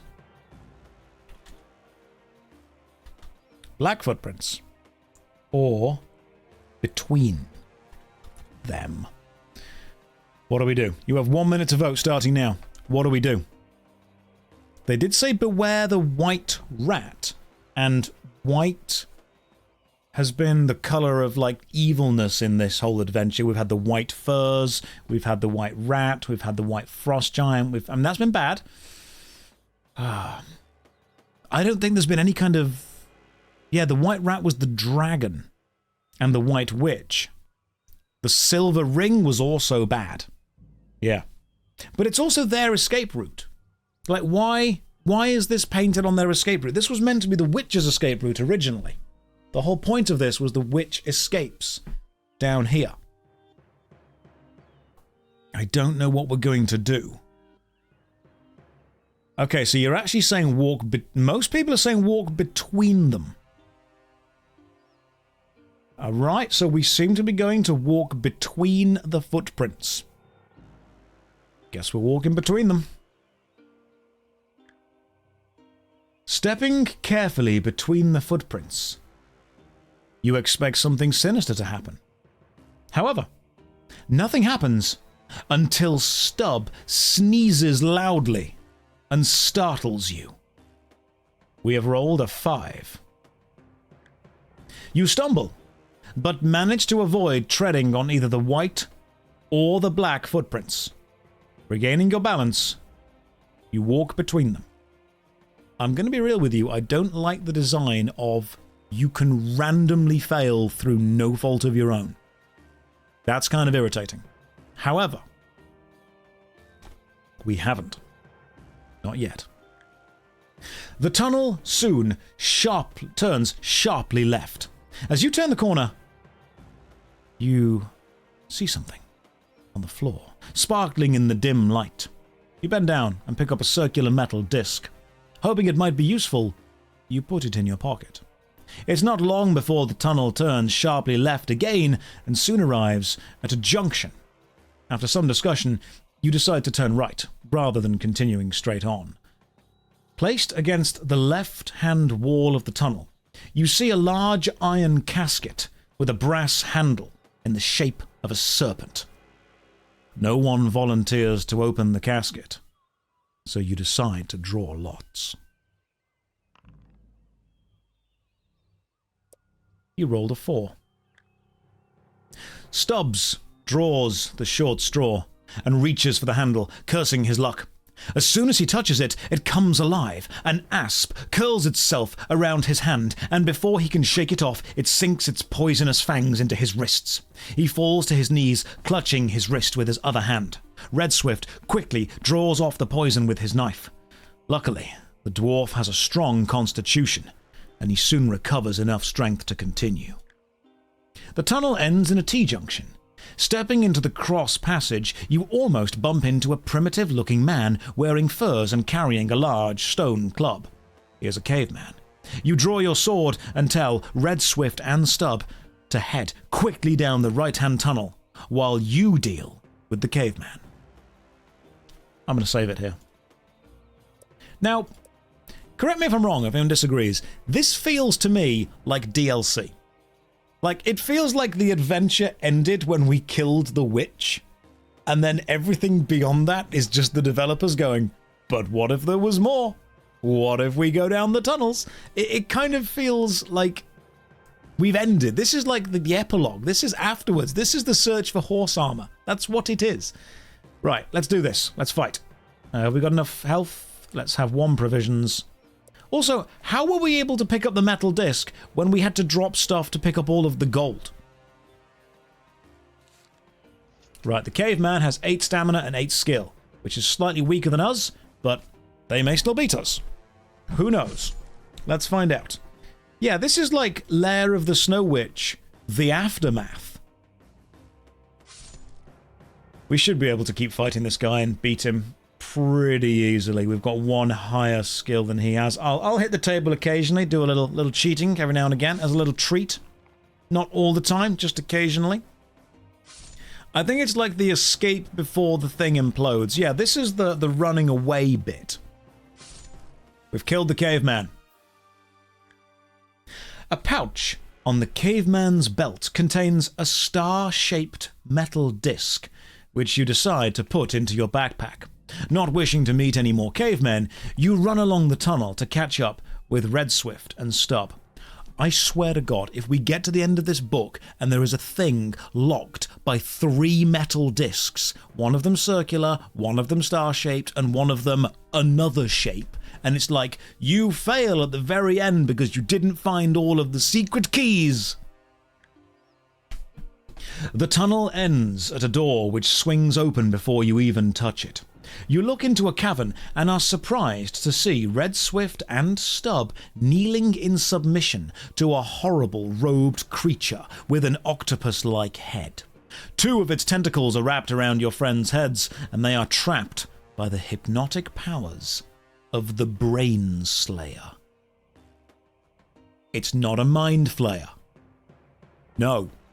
Nothing about this is similar to a mind flayer. It may look like a mind flayer, and act like a mind flayer, and dominate like a mind flayer, but it is a brain slayer, which is a legally distinct thing. I am, however, wearing an amulet of courage. The brain slayer's disgusting tentacles flail frantically as it tries to draw you toward it. Fortunately, the amulet gives you the courage to resist its attempt to hypnotize you. You draw your sword and attack the foul creature. It releases Red Swift and Stub, fall to the floor, clutching their heads in agony. 10-10. Okay, we're going to be doing some serious fudging of rolls to win this, alright? I am going to fudge as many rolls as I need to fudge to get through this fight because we just don't have the thing for it. I'm allowed 1 fudge every time. This is okay. The brain... Nope, I've missed it. Should have fudged. Didn't. Wasn't fast enough. That's better. I'm allowed 1 every time. That's good. That should be good. That is good. Excellent. Is that the cheetah shirt? Yes. Yes, it is. Can't devour my intellect if I've got none. There we go. You are triumphant. As you withdraw your sword from the vile brain slayer, you hear your 2 companions groaning as they slowly come round. They explain, the brain slayer drew them into the cavern, and they were powerless to resist. You examine the chamber and see another door in the opposite wall. There are also 2 clay pots in a recess in the cavern wall. 1 red and 1 grey. But what does Pot of Greed do? Look, we're here. For now. We're going to escape. One of these pots, I bet, contains another key. Do we? Open door. Look in the red pot. Or look in the grey pot. You have 1 minute to vote. Starting now. Do we bookmark it? Yes, we do. Look, you're going to need a couple of keys to escape. We've not finished a single one of these books yet. We've got to the end of many of them, but we haven't actually succeeded at any of them because of the amount of random items like this that you need to pick up. Oh, by the way, randomly, if anyone's in Nottingham tomorrow, I will be going to visit Warhammer World at about 12 o'clock-ish, so if you're around and want to say hi, come and say hi. I know that the amount of people in the chat who are also going to be able to get to Warhammer World tomorrow is remarkably low, but if you're there, flash mob Warhammer World. Do it. Okay. It might be that you just can't bring any gold in order to be on the last disc. Yeah, maybe. Oh my god, can you imagine that? Can you imagine that you can't bring any gold to find the last disc? Right. So apparently we're searching the red pot. Lying at the bottom of the red pot is a square metal disc, which you decide to put in your backpack. Thanks, game. Do we now look inside the grey pot? I have legit never played this book before. I'm just aware of how fantasy tropes work. Normally, it's the rule of 3. You normally wouldn't need a 4th key. But we kind of do need to check. This pot might just kill us immediately, though. Do we check grey pot or leave? Your choice, guys. What is there you can do at Warhammer World? There is an incredible museum. of every Warhammer model. It's absolutely phenomenal. Has anyone in the chat been to the Warhammer World Museum? It's like a huge big warehouse set up with a load of incredible looking battlefield terrain, all the models painted, massive huge wars and battle. It's so cool. It's really cool. Yeah, I like it. It's very, very impressive. And then of course there's a shop. There's also loads of tables to play on, and there's a really nice bar called Bugman's Bar, which is lovely. Right, so most of you want to check the grey pot, so let's do this. Is this where they drag you into a dark room and beat you with a sack full of pennies? Only if you pay the premium. You've got to pay extra for that. Right, let's check the grey pot. I'm sure nothing bad will happen. Lying at the bottom of the grey pot is an old parchment scroll with an unbroken wax seal. I mean, obviously we're going to break the seal and read the thing. As soon as you begin reading the scroll, the writing starts to fade. We've passed the skill check. Would you look at that? That's amazing. Fantastic that we did it. Before the writing fades away, you learn a spell which will protect you against an attack by an air elemental. You gain 1 luck point. You memorize the words Gul Sang Abidar, and then decide what to do next. Let's leave the cavern. The door opens into yet another tunnel, and you begin to wonder whether you will ever find your way out of the caverns of the Snow Witch. Yeah, that's a pretty accurate game. That's I think we're all feeling that by now. You look at Red Swift and Stub, 2 companions. They feel like Season 2 companions that no one likes. Like Season 1 of Caverns of the Snow Witch finished beating the Snow Witch. And Season 2, which was forced because the network wanted a Season 2, was like, throw in some wacky companions. We're getting close to the musical episode. They're now just caverns. The Snow Witch is dead. This book is now called Cavern of. That's what it is. They do not appear to be concerned. The tunnel soon ends at another door, and you notice a dagger sticking out of its oak paneling. Do we pull the dagger out of the door? I think we do. But I'm not sure. Do we pull dagger out of door? Or just open the door? You have 1 minute to vote right now. Escaping the Cavern of the Vampires, previously known as the Snow Witch. Maybe the dagger's bad. I mean, it's free dagger. In one way, free dagger. In another way, why did we have to drop all of our stuff to pick up all of the gold? Seems a bit weird that we had to do that. You may only take gold if you lose items. And then after getting the gold, it's like, here's some more items. It feels like this should have been before the Snow Witch. Like this should have been getting to the witch. The witch should have been the final boss. Right, apparently 75% of you want to pull the dagger out of the door. When does this finish? That's what she said, don't know. Right, here we go. If you wish to pull the dagger out the door, turn to 55. I'm going to save the game here, by the way. We're going to bookmark it. When you pull the dagger from the door, it suddenly takes on a will of its own. Involuntary, you start to stab at your own leg with the wild dagger in your hand. You lose 2 stamina points. Red Swift and Stub run to your aid and try to force the hand to stab the door in order to trap the dagger. Test your luck. Would you look at that? We were lucky. Straining with all their might, your friends manage to force your hand against the door. The tip of the dagger sinks into the wood, and you're able to release the handle. Feeling quite relieved, you open the door.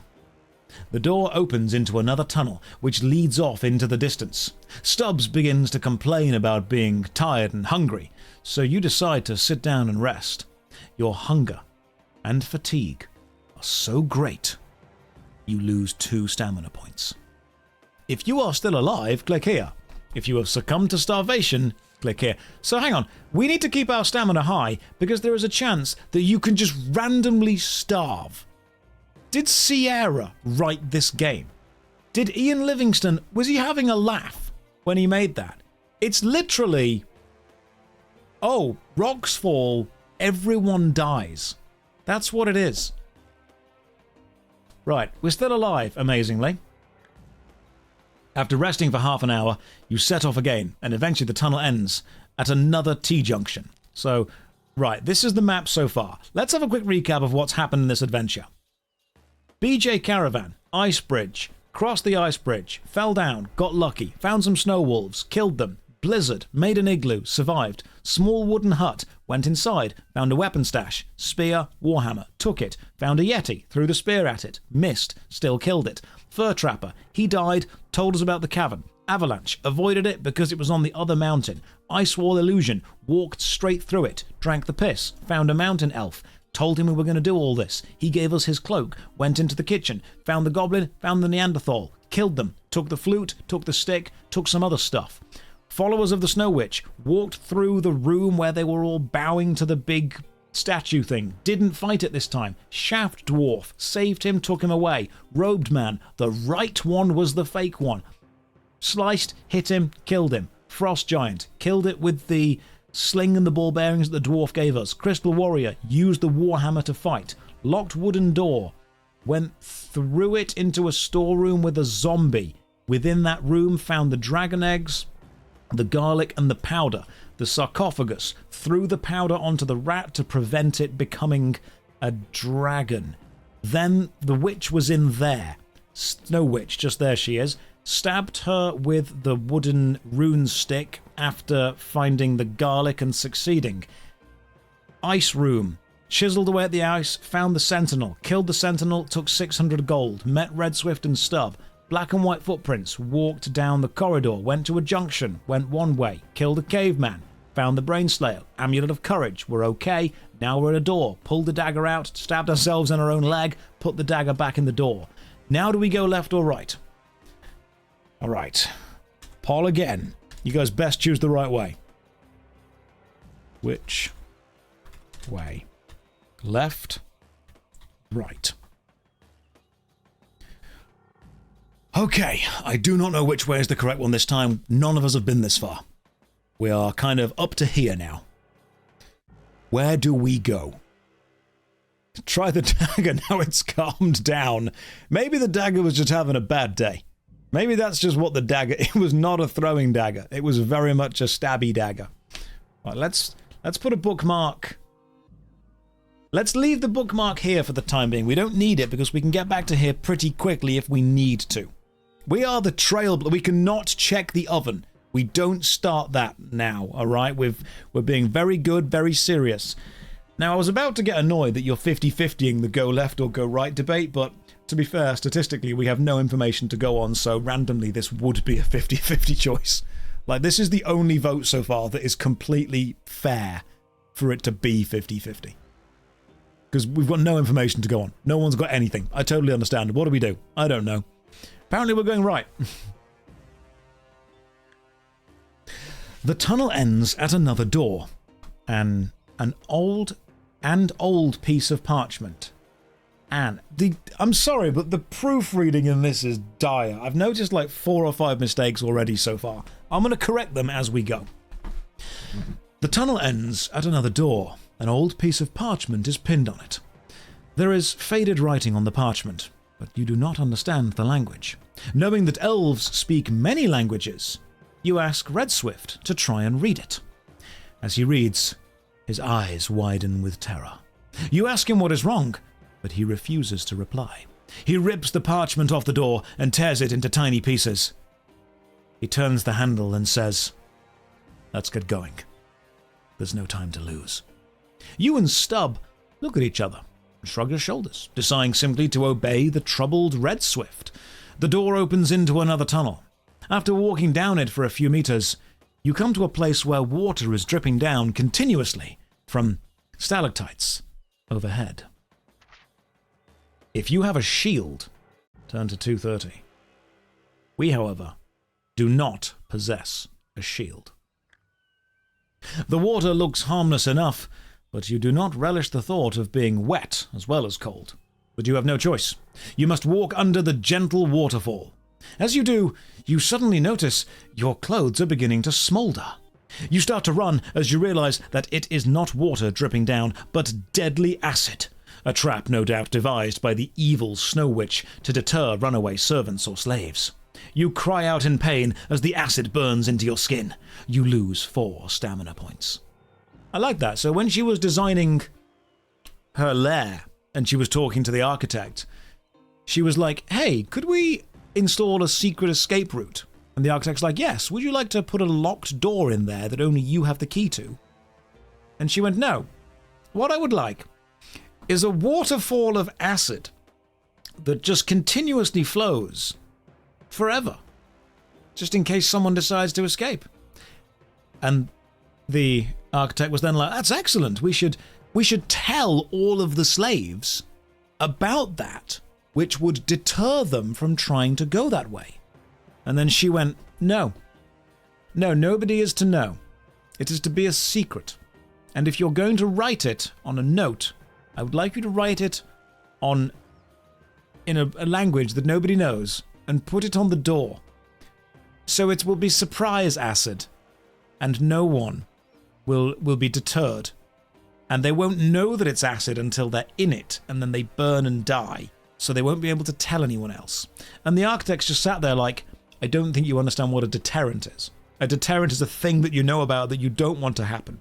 It's not a trap. What you have here is not a deterrent. You have a trap. Right, we're still alive, amazingly.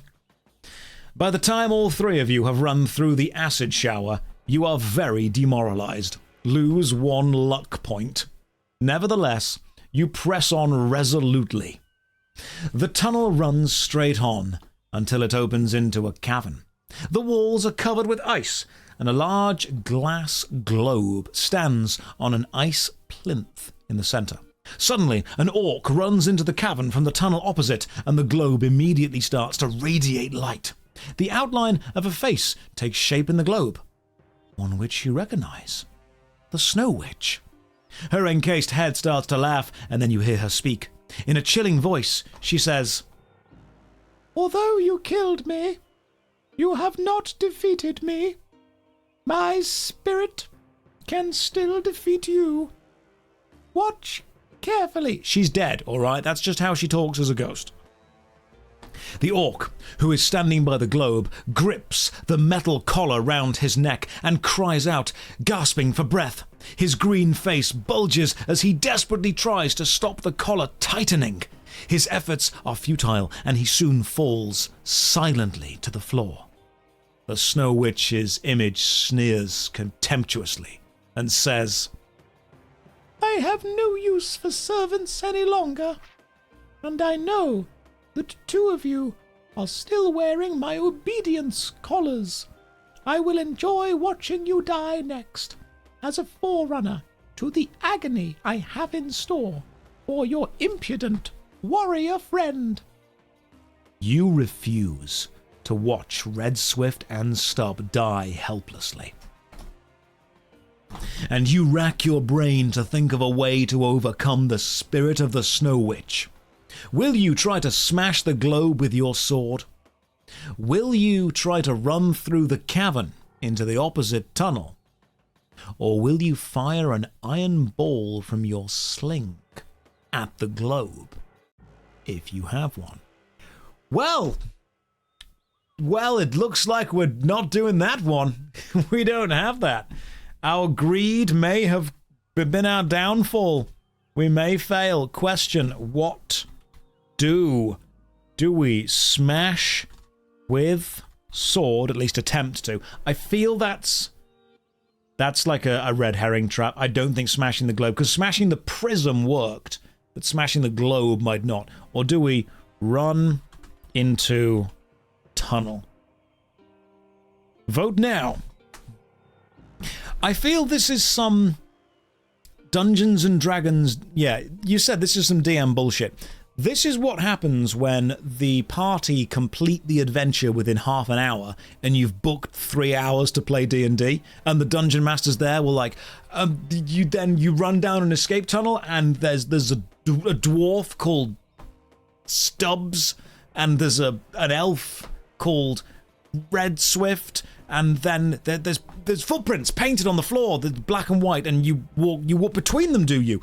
Nothing happens. The dwarf sneezes and roll for, okay, nothing happens. Then you walk down, and there's a caveman attacks you with a stick, and you've beaten him, okay, cool. There's a dagger in the door. You take the dagger and you just stab yourself. This is what you do. You just stab yourself with your own dagger.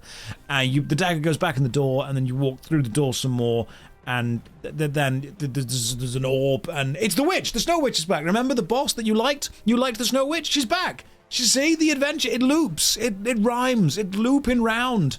And then, yeah, we go and smash the globe with the sword, do we? We try. Okay, cool. Well, just before your sword hits the globe, a bolt of white light shoots out, trapping your blade. A searing pain rushes up your arm, and the image of the Snow Witch laughs at your unsuccessful attempt to defeat her. You are unable to release your grip on the handle, and you drop to your knees as the intensity of the charge increases. You black out and do not wake up again. Your adventure ends here. The end. I feel this is like a DM just getting annoyed now. Well, let's try again. Let's not, like, last bookmark. What was the last thing we did? We don't pull the dagger out the door. The dagger was bad. We are still alive. We've lost 2 stamina from just being here. We went right last time, didn't we? Should we go left? Let's look at the map. Right, so we've gone...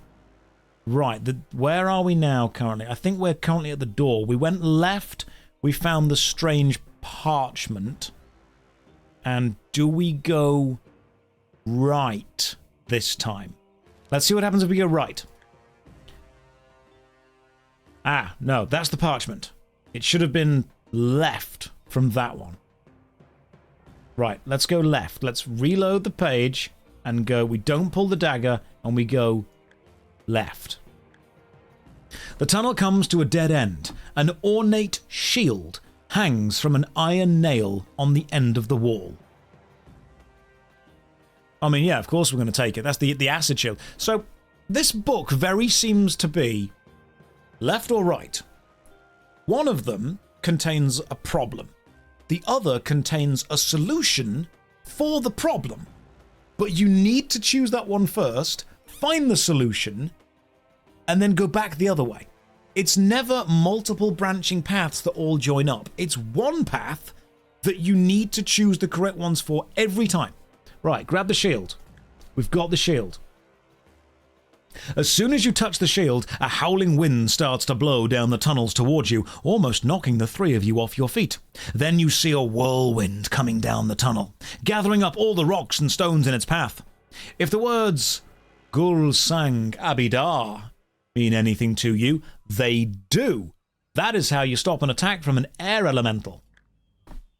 Taking the shield has unleashed the fury of an air elemental. Fortunately, you remember the words on the scroll, and you utter them as the elemental draws near. It disappears as quickly as it appeared, and all is calm again. You sling the shield onto your arm, gaining 1 skill point for doing so, and you walk back down the tunnel to the last junction. Red Swift reads the note and he's like, oh no, that's bad. Do you have a shield for the acid waterfall? Yes, we do. Right, it's acid. You throw the shield back for your companions, we all walk across, everything's fine. The tunnel runs straight until you get to a cavern. This is the orb. So we're back at the orb. You cannot smash the globe with your sword. We will die. We don't have the sling, so we have to run through the cavern to the opposite way. As you run past the globe, a bolt of white light shoots out from it, hitting you in the back. Is your stamina total 10 or less? Or is it 10 or more? It's 10 or more. I've got stamina. The energy bolt, which hits you, gives your system a terrible shock. You are knocked to the ground by its force. Lose 1 skill point and 4 stamina points. Powerful. Still suffering from the effects of the energy bolt, you decide quickly what to do next. Do you stand up and run, or do you smash the globe with your sword? I feel this is a trap, because if we attempt to smash the globe again, will the energy bolt shoot out again? Or has the energy bolt been wasted on us now and the globe's actually weak now? Maybe is the bolt on cooldown? The bolt might be on cooldown. I'm going to save it here. Hang on. Bookmark. Place a bookmark. I'm going to see if the bolt is on cooldown. It's not. Okay, we load it back up. There's no cooldown on the bolt. It's an at-will skill. Use whenever you want. We're going to just continue running. As you try to stand up, the Snow Witch concentrates her power on Red Swift and Stub. Their metal collars tighten, and they both clutch their throats as if gasping for breath. You struggle to your feet, yelling insults at the Snow Witch, mocking her cowardly way of dealing with defenseless slaves. You challenge her to a combat of whatever type she wishes, and she laughs, saying, "Even though I have beaten you, I enjoy games. I will play." She releases her stranglehold on Red Swift and Stub and falls silent, obviously devising some fiendish contest. Suddenly, you hear the sound of shuffling footsteps coming from the tunnel opposite. An elf and a dwarf enter the cavern. They look almost identical to Red Swift and Stub, except that their vacant looks and putrid white flesh indicate they are both zombies. The Snow Witch tells you to fight them, while she invents a game for you to play. The zombies lumber forward, and you are forced to fight the terrible replicas of your friends. This is 100% just a dungeon master coming up with stuff on the fly because they have ran out of things to do. Place a bookmark. Fight. Dwarf zombie. I will cheat to do this, by the way. Like, I'm straight up going to tell you that right now. I'm just going to cheat to win this fight. Okay? That's going to happen. Let the dwarf win, please. No. No, the dwarf is not going to win. I'm going to kill it, and then we're going to move on. Cheese is good. I want the story, not the I don't mind playing it if I felt the game was fair. But I do not feel that the game has been fair up to this point. I genuinely don't. I feel that there have been bits, but there have been moments that I've been like, that's just bullshit. If the game is just going to take away, like, 2 health from you whenever it wants, then I'm going to hit the table when rolling dice. That's just going to happen. Alright? That's going to happen. If you're going to do it, I'm going to do it.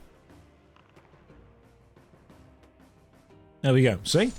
If you can just randomly take away 2 health whenever you need to, so can I. Every fighting... No, some of them have been fine. Some of them, totally fine. Totally okay. Win one more fight and we're all good. That's it. We've done it. Killed the elf zombie. Killed the dwarf zombie. Killed the elf zombie. The Snow Witch looks surprised and displeased by the defeat of her zombies. Suddenly she says, "The game we are going to play is called Discs. You will not win, of course, but in the unlikely event that you do, I will give you a chance to escape." For some reason, what's that voice from? That feels... I feel like we've gone into a very kind of Monty Python thing here. "You will not win, but in the unlikely event that you do, I will give you the chance to escape. I hope you remembered to bring along your discs." It's the shrubbery guys, isn't it? "Without them, you will lose." She laughs sadistically at the thought of making up the rules on the spur of the moment. Nevertheless, you must play as directed. Okay, so this is just season 1 of Yu-Gi-Oh! That's what this is. She's just making shit up as we go along. I'm going to shoot my turtle at the moon. I'm going to use my cannon, my slingshot, to fire my turtle at the... It's the stupid one. It was the cannon. Turtle cannon shoots the knight at the moon. The moon gets blown up, the tides change, and he beats the guy that uses the fish. That's what happens in the first season of Yu-Gi-Oh! That's going to happen. Yes, Yu-Gi boy. Here we go. Ready? The Snow Witch quickly explains the rules of the game. She tells you to choose a disc and conceal it in your clenched fist. She will call out a shape. A square beats a circle beats a star, and a star beats a square. If you win, you will be given a chance to escape. If you lose, you will die. If you both choose the same shape, you will play again. Your life depends on your next decision. Now you must make your choice. Of course, if you do not possess all 3 discs, your choice will be limited. I can understand why you want a legally distinct mind flayer called the Brain Tentacle Beast. I get it, okay? No one owns rock, paper, scissors. You can just use that. You just put that in your game. That's fine.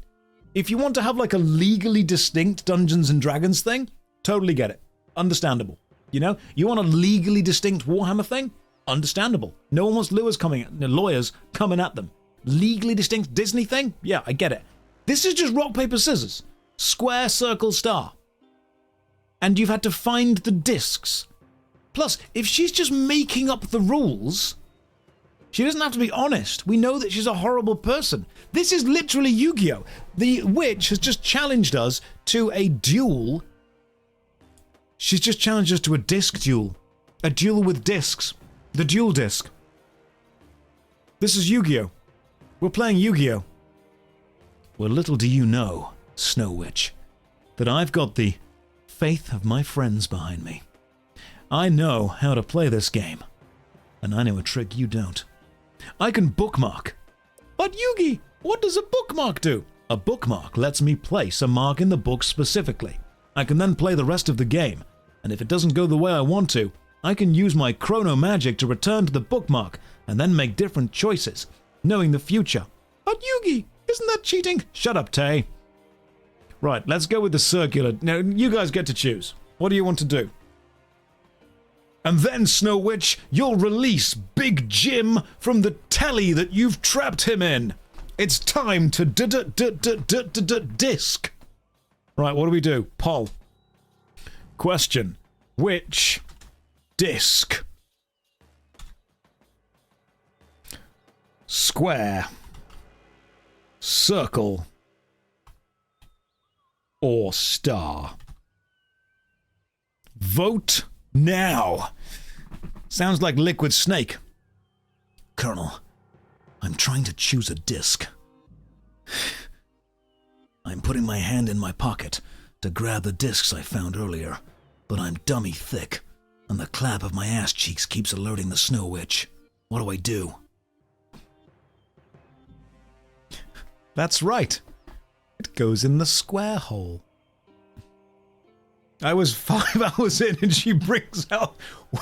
When you're 5 hours in and she brings out the discs.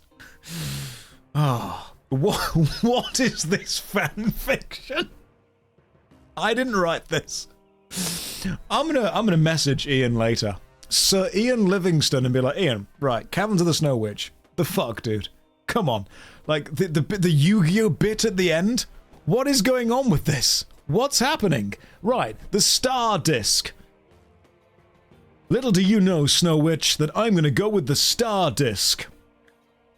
The Snow Witch stares at you for a long time before calling out, Circle! Terror spreads across your face as you unfold your fist, revealing the star-shaped metal disc. The Snow Witch laughs, and another energy bolt shoots out from her globe. It slams into your chest, killing you instantly. Yugi, no! It's okay, Tay. What you don't know is I'm a chronomancer and can reload time, and then I can choose the circle disc. Ah, we did. The Snow Witch stares at you for a long time before calling out, Circle. You exhale loudly and unfold your clenched fist, revealing the circular metal disc. The Snow Witch is angry and tells you the rules have changed. She now wins if the next result is a draw as well. You curse her, but you have to choose again. Now, we know the star disc is bullshit. So, we're going to go with the square disc. The Snow Witch stares at you again before making her choice. This time she calls out, "Star!" Terror spreads across your face as you unfold your clenched fist. But how? I knew the future. But no, I changed the future when I changed my original answer. I'm now using knowledge that I don't know. I need to go back again and make the exact same choices. This is like the world's lowest stakes remake of Steins Gate. Right, let's see what happens if we choose the square disc first. The Snow Witch stares at you for a long time before calling out, "Circle!" You smile and unclench your fist, revealing the square metal disc. You have outwitted her! We have, haven't we? My goodness, it only took several quick saves to do, but we did outwit her. The globe starts to fill with white smoke, and suddenly it shatters. The image of the Snow Witch disappears. Her shrill cry fills the cavern, but she is defeated. Look, her shrill cry fill the cavern. Cries fill the cavern, or cry fills the cavern, but she is defeated. The three of you slap each other's hands in celebration. Okay, I'm sorry. I understand that what the game meant to say was you high-five your companions, which is like, yeah, we did it. The fact that it's written, the three of you slap each other's hands in celebration, like, oh goodness, we did it. However, I just picture everyone holding their hands out and everyone just kind of like being like that. Brilliant, fantastic. You've never played slap. They're playing slaps. It's a game of slaps before we decide to escape. However, your joy is short-lived as you hear an ominous rumbling. The ground beneath your feet starts to tremble and huge cracks appear in the ice walls. The roof starts to cave in. Is this the chance to escape that the Snow Witch promised? Test your luck. Place a bookmark. Your luck has run out. A massive lump of ice starts to crash down on you. You lose 4 stamina points. Red, Swift, and Stub are not injured by the falling ice, and they help you to your feet. Above you, you are surprised to see the welcome sight of blue sky. The three of you waste no time clambering out of the ice cavern, and you find yourself on the side of a mountain. It is not even snowing, and everything looks tranquil. As you climb down the mountain, you tell your friends about Big Jim's son and the circumstances that led you to the caverns of the Snow Witch. You realize that Big Jim would have presumed you were dead, and you decide it's not worth chasing after him to collect your reward for killing the yeti. Without any further ado, you agree to accompany Red Swift and Stub to Stonebridge.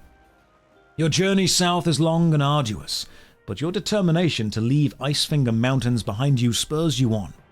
2 days after leaving the ice caverns,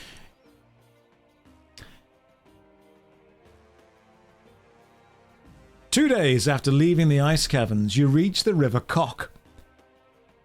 50 miles upriver lies Fang, the town where Baron Succumvit's notorious death trap dungeon awaits its challenges each year for the Trial of Champions. I thought I was free of the River Cock. Apparently not. All these books are connected by a giant snaking damp cock. However, at this time of year, Fang is unlikely to be more interesting than any other river town. You decide against going there and walk downriver to find a bridge or boatman. After walking for half an hour along the bank of the wide, dirty brown river, you see a man asleep on a raft moored to the bank. You shout to him and ask him to ferry you across. He tells you to go away, as he is too tired to walk today. Do you have 10 gold pieces to offer him to change his mind to ferry you across the dirty cock? Or would you rather walk on? What do we do? Do we pay for a ride on the cock or not? Paul. Question. Do we pay 10 gold or walk on? Like, I'm sorry, the adventure is over. It's done. We've got the gold, we've escaped. We're walking down the riverbank. This is the credits are rolling. The fact that the writer still went, I'm going to make them make a choice. I'm going to make them pay this boatman or not pay the boatman. One of them is going to kill them. Why? Just, we're done. We're finished. We've escaped. This is... No, it's not the credits. We're done. What are we doing now? The boatman was the Snow Witch all along. How far is this going to go? And then you finally reach an inn. But will you sleep in the left bed or the right bed? Be careful. One of them is made of death. And in the morning, you wake up. Will you have eggs and bacon or porridge? Be careful. One of them is fire. The book just keeps going. And then finally, on the altar, the priest says, do you take this Snow Witch wife? Do you say yes or no? Be careful. One of these choices will kill you. Right, what do we do, guys? We're going to pay the boatman 10 gold to change his mind. I'm sure nothing will go wrong with this. Also, Baron Succonvit. That is the name of it. I have realized it's a joke on Baron Succonit. The more I read these books, the more I realize that Ian Livingstone and Steve Jackson were just incredibly horny the whole time. I'm starting to realize that all of that is hidden within the books. Right, we offer him 10 gold pieces. The boatman jumps up and says, for 10 pieces, I'll ferry you all the way to Fang. Jump aboard. You pay the greedy boatman his money, and he soon ferries you across the river. I was taking the piss that this book wasn't going to end, but it genuinely isn't. From the far bank, you set off south across the pagan plain for Stonebridge. You have not been walking for long when you see dust rising in the distance. Red Swift puts his ear to the ground and says, horses or centaurs, I can't tell which. Do we wait and see what is approaching, or do we lie down in the scrub and hide? Right, this is very much got first DM improving an adventure energy. Poll. Question. Do we stand and wait or hide? Just think of the choice we're making right now. There is potentially a dangerous thing heading at us from the distance. And the choice we have to make is stand there and wait for it to get here or hide. I'm pretty sure the answer's going to be hide. I'm 90% sure the original book has ended and there is probably... Is there someone just writing this book right now while I'm playing it? Is that someone from the chat is somehow in charge of this and is just very quickly writing endless adventures? Whatever I choose, that's what it's going to be. Oh my god, AI choose your own adventure. I would hate it. I bet it exists. If these do well, by the way, I will play dating simulators. People have asked me to play dating sims, and we finished I Love You, Colonel Sanders, which was great. If we can find a stream-safe but funny dating simulator, I will play it. I will straight up play it. It's got to be stream-safe, though. The contract was for 100 pages. My god, he needed more. The book needed to be longer. If only there was a bouncer dating simulator. I'm a bouncer. I make my living putting my life on the line. We're going to hide. Right. We're going to lie down in the scrub and hide, but I'm going to bookmark this because I do not feel confident. Because the scrub's going to be poisonous or something. Lying between the stunted bushes, you listen to the noise of thundering hooves growing louder. Bending back a branch, you see 4 centaurs gallop by, each armed with a bow and a quiver of arrows. You lie quite still until the sound of their hooves fades. When you are certain they are out of sight, you stand up and continue your journey south. Marching quickly across the plain, you do not encounter any evil creatures. Okay, hang on. Let's just stop for a second. This book is called Caverns of the Snow Witch. So far, about half of it has been within the Caverns of the Snow Witch. There was a setup with a yeti, and then a dying fur trapper going, "Oh, there's a cavern of the Snow Witch." And then we go into the cavern, and there's a bit of an adventure, and we kill the Snow Witch pretty damn quickly, and now we're just outside, wandering around. We've even referenced one other book, Death Trap Dungeon, and I can see we're about to reference the second. I like the fact there's a theory in the chat right now that we just passed out in front of the piss bowl, and this is all just randomly made up. This is imagination. Thank you for raiding with a party of both 6 and 9. Welcome, RPG Gamer who was raided. Welcome, Retro. I'm sorry that you had to be here for this. You don't need to stay, it's okay. If you're thinking, what the hell is going on? Why is he wearing a random anime boob shirt? Look, there have been decisions made in this chat that will take a lot of context to understand. You're here for the ride now. Let's just keep going. Marching quickly across the plain, you do not encounter any evil creatures. To the east, you see the forbidding... Sure, that would be foreboding, but okay. You see the foreboding shape of Firetop Mountain reaching into the sky. Does the warlock still rule the depths of Firetop Mountain? Stub asks inquisitively.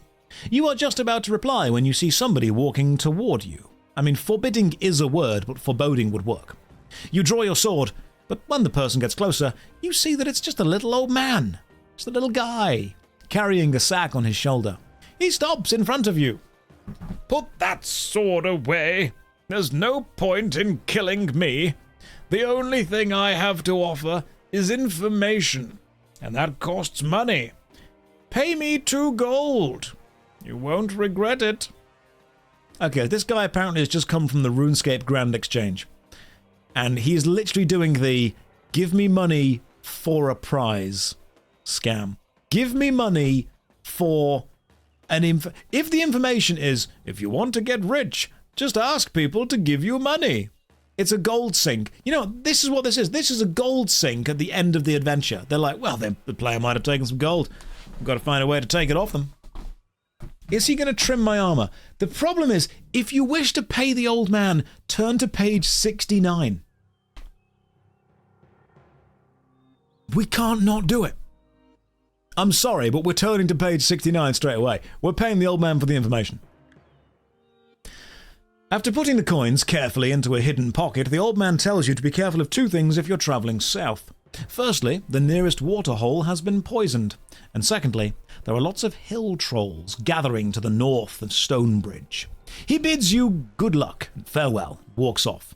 Stubbs urges you to set off as quickly as possible, worried by the possible attack on Stonebridge by the hill trolls. This book should have been called Elf and Dwarf Need Your Help. I do not care about Stonebridge being attacked by trolls. This will not end. The flatness of the plain becomes monotonous, and you forget to keep a constant lookout. The reflection of the sun on your armor has attracted a group of flying predators that you do not notice circling above you. I'm wearing leather armor. How is it reflecting? Unless it's studded leather, in which case say that.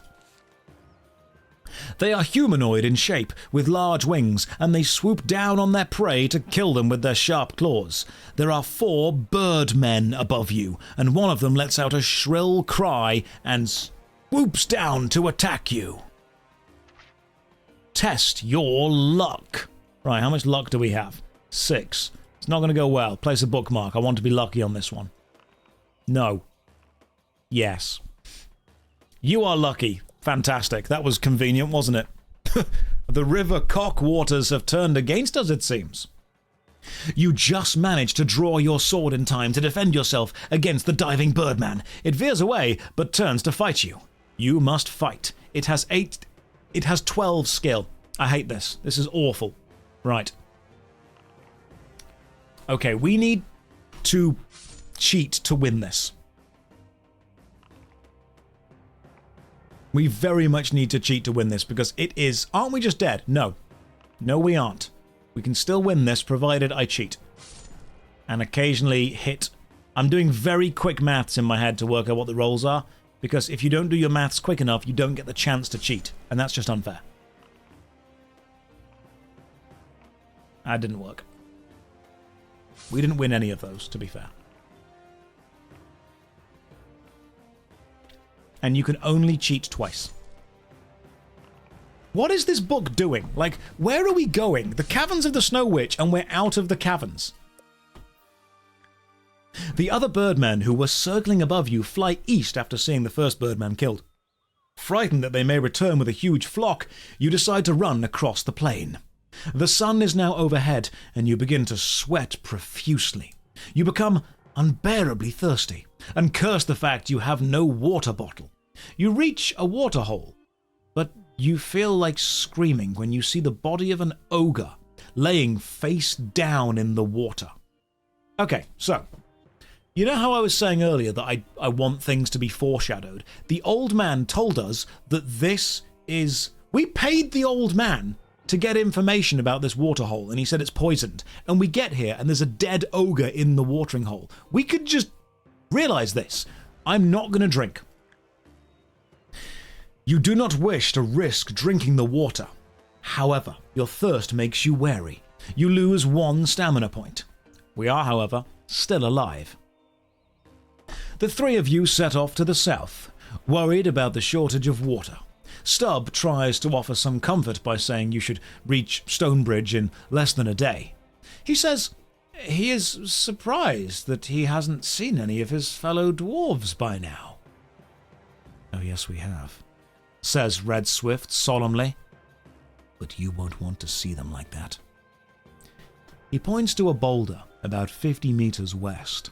The bloodied body of a dwarf lies propped up against it, his head slumped forward, and he is motionless, his axe still in his hand. And whoever, or whatever attacked him, cannot be far away. Stubb runs up to the dwarf, wailing in grief. "It's Maury the ironsmith," he says. "This looks like the work of hill trolls." How? Wait, where are you going off there, Stubbs? What we got? How have we CSI'd this? What are we looking at? How have we done that Sherlock thing where you work out what's going on? He's just dead. Alright? It could have been the work of anything. We've just been attacked by flying eagle men. Could have been them. "Let's bury Maury and get to Stonebridge as quickly as possible to tell them the terrible news. Here, take Maury's water bottle. He won't need it now." Okay, I'm fully on Stubbs' side right now. I'm sorry I took the piss out of you, Stubbs. You are the only person who has so far looted. You have looted your own kin, and you have found a useful item. Stubbs, MVP of the adventure. You gulp down the water and are at last refreshed. You gain 1 stamina point. After marking Maury's grave with his axe and helmet, you set off for Stonebridge. Night is approaching, and you decide to camp in the shelter of some rocks and bushes, despite Stubbs' plea to carry on. You build a fire and settle down. Red Swift takes the first watch. Right. 6 luck. We have to test our luck again. I'm saving it, and I'm cheating until we pass this. Okay, let's just see what happens if we fail. If we fail the luck roll. You have been asleep for only 2 hours when an eerie howl pierces the night air. Waking up, you see Red Swift immediately stoke up the fire and Stubb run to his side, ready for battle. Suddenly, you hear a twig snap behind you, and you turn around to see a large beast about to leap on you. Its long hair and sharp teeth glisten in the firelight, and you realize it's a werewolf. Let's just see how... Okay, that's tough. The werewolf is tough. We could probably kill it, though. Let's just see what could happen. Let's fight the werewolf and see if we could kill it. We have higher stamina than it does, so we might be okay. This is, yeah, the DM is just Googling random fights. This is a brand new beginner DM madly Googling how to build adventure. Quick, add fight. There's a werewolf. There's a werewolf attacks you. So we've had werewolves and vampires so far. After the ordeal with the werewolf, you cannot settle down to sleep again. You are pleased when Stub completes the second watch and asks you to take over. The rest of the night passes peacefully, and in the morning, you're able to continue your journey to Stonebridge. By mid-morning, Stub has become quite excited, knowing he will soon be home. Seconds later, the thought of his dead friend Mori depresses him, and he shakes his fist at the unseen hill trolls. An hour later, you see distant wisps of smoke rising into the sky. "Stonebridge!" yells Stub. He starts to run ahead of you, but suddenly stops when he sees a party of 6 hill trolls marching toward the village. Screaming a battle cry, he raises his axe and charges at them. You cannot leave your friend to fight them on his own and run forward to fight at his side. 2 of the hill trolls turn to fight you. Right, I'm just gonna drink my... I don't want to drink my potion of skill and gain 1 point, but it is there for the future. You must fight. Right, so far the epilogue enemies have been harder than the actual boss. 10-9. Right. I'm going to use cheats.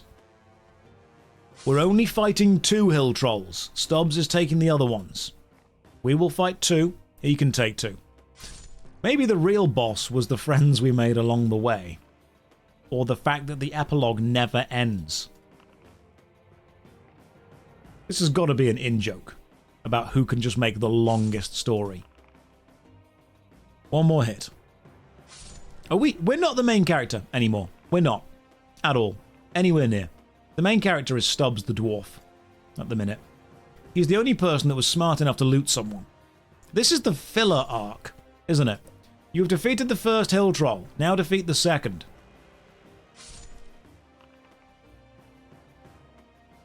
I'm trying to really quickly read dice.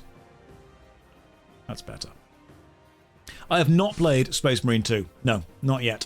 I've heard it's good, haven't had time to play it. Way too busy working on the RuneScape video. Sorry. There we go. Right, we beat both the hill trolls. Stubbs' desire for revenge spurs him on, and he quickly defeats 2 of the hill trolls, and then helps Red Swift dispatch the remaining 2. He does not stop to search through the troll's belongings, but heads straight for Stonebridge. You follow him into the village, where he is greeted by all his old friends. However, you soon discover that an air of gloom hangs over the dwarves. Even though they know the hill trolls are gathering to attack their village, they have lost the will to defend themselves, since their fabled warhammer was stolen from King Gillibrand. Stubb is concerned by their loss of morale and takes you to the inn to meet his friend Bigleg. He learns from Bigleg that an eagle took the warhammer, but dropped it over Darkwood Forest. "Then we must find it. Bigleg, we must leave immediately," says Stubb. Forgetting his own troubles, he stands up and extends his hand to you, saying, "Well, friends, I'm sorry, but I will not be able to offer you our hospitality after all. I hope you understand." He walks out of the inn with Bigleg, and that is the last you see of this jolly old dwarf.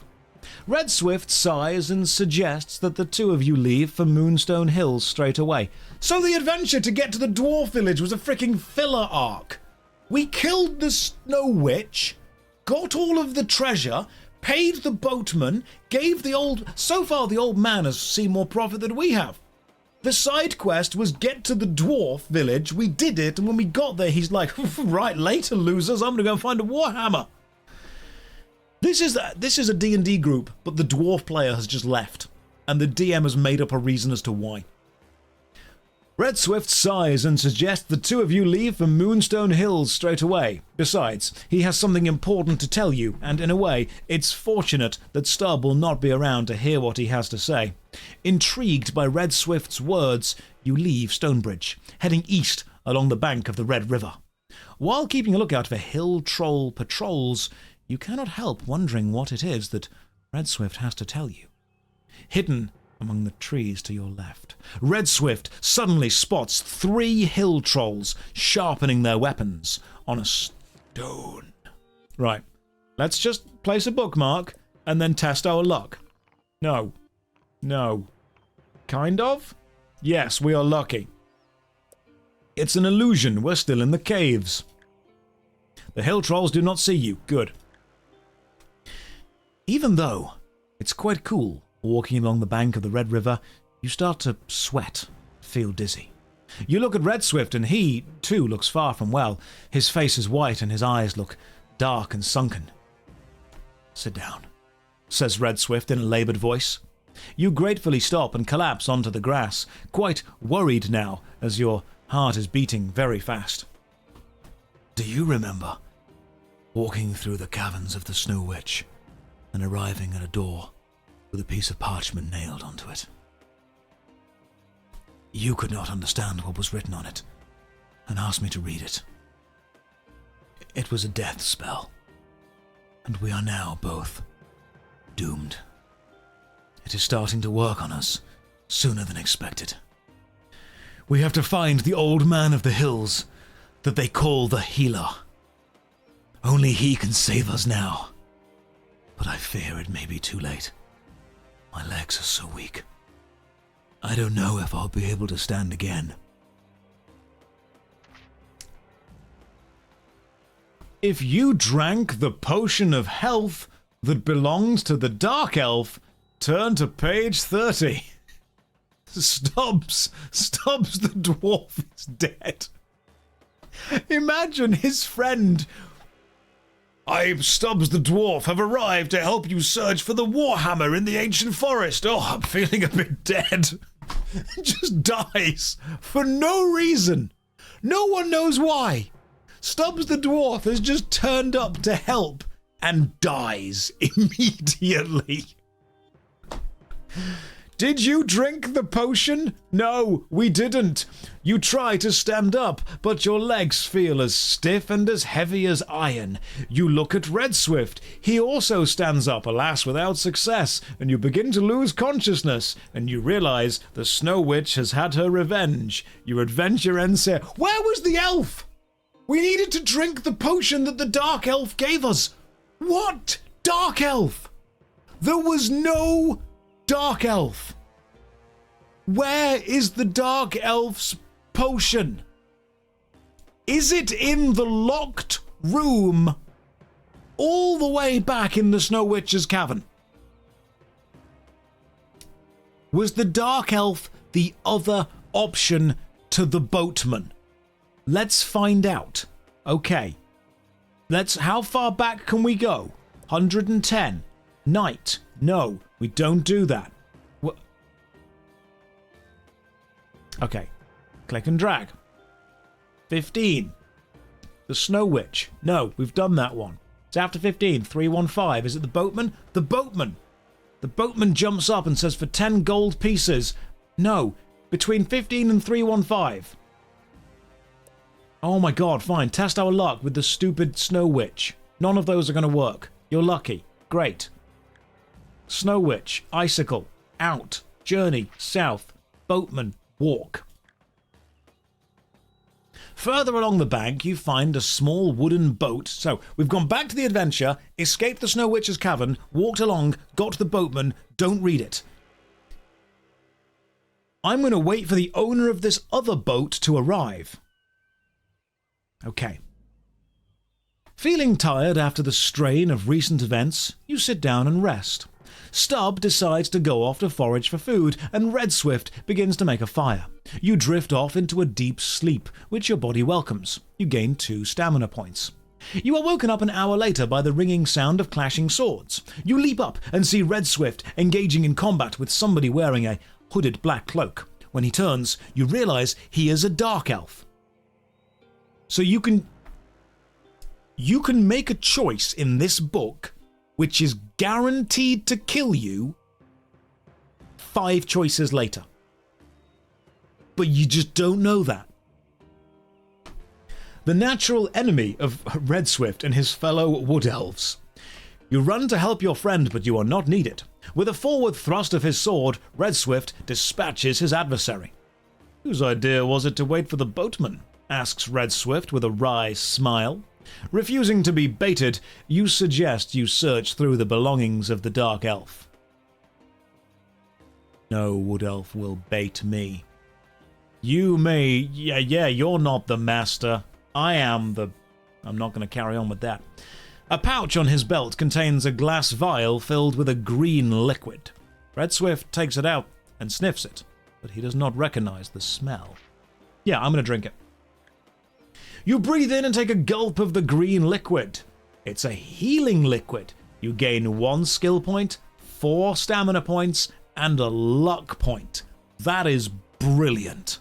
We are ready for this. Okay, Stubbs comes back. We go on the plane. We walk away. There's an old man. I don't need your advice. I already know what you're going to tell me. The planes happens. The birdmen, they fly down. Test our luck. Are we lucky? Just so happens we might be.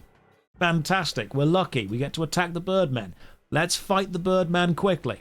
8 stamina, 12 skill. Let's see if we can do this nice and quick. Should be able to.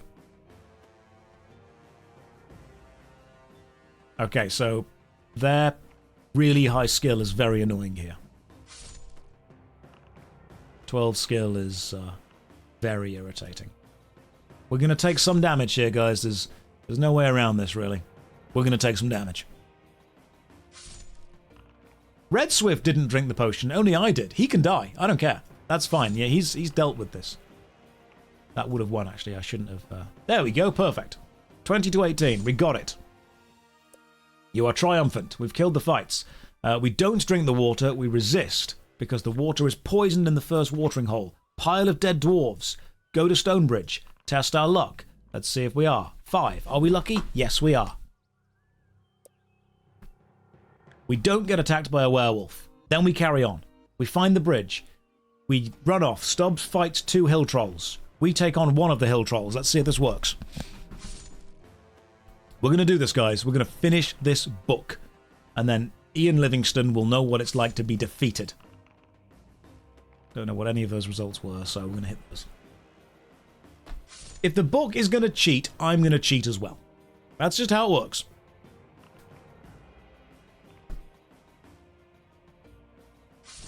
One more.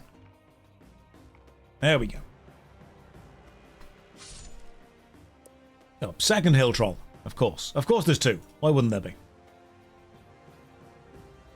He defeated the second I started playing the book. A strange game. The only winning move is not to play.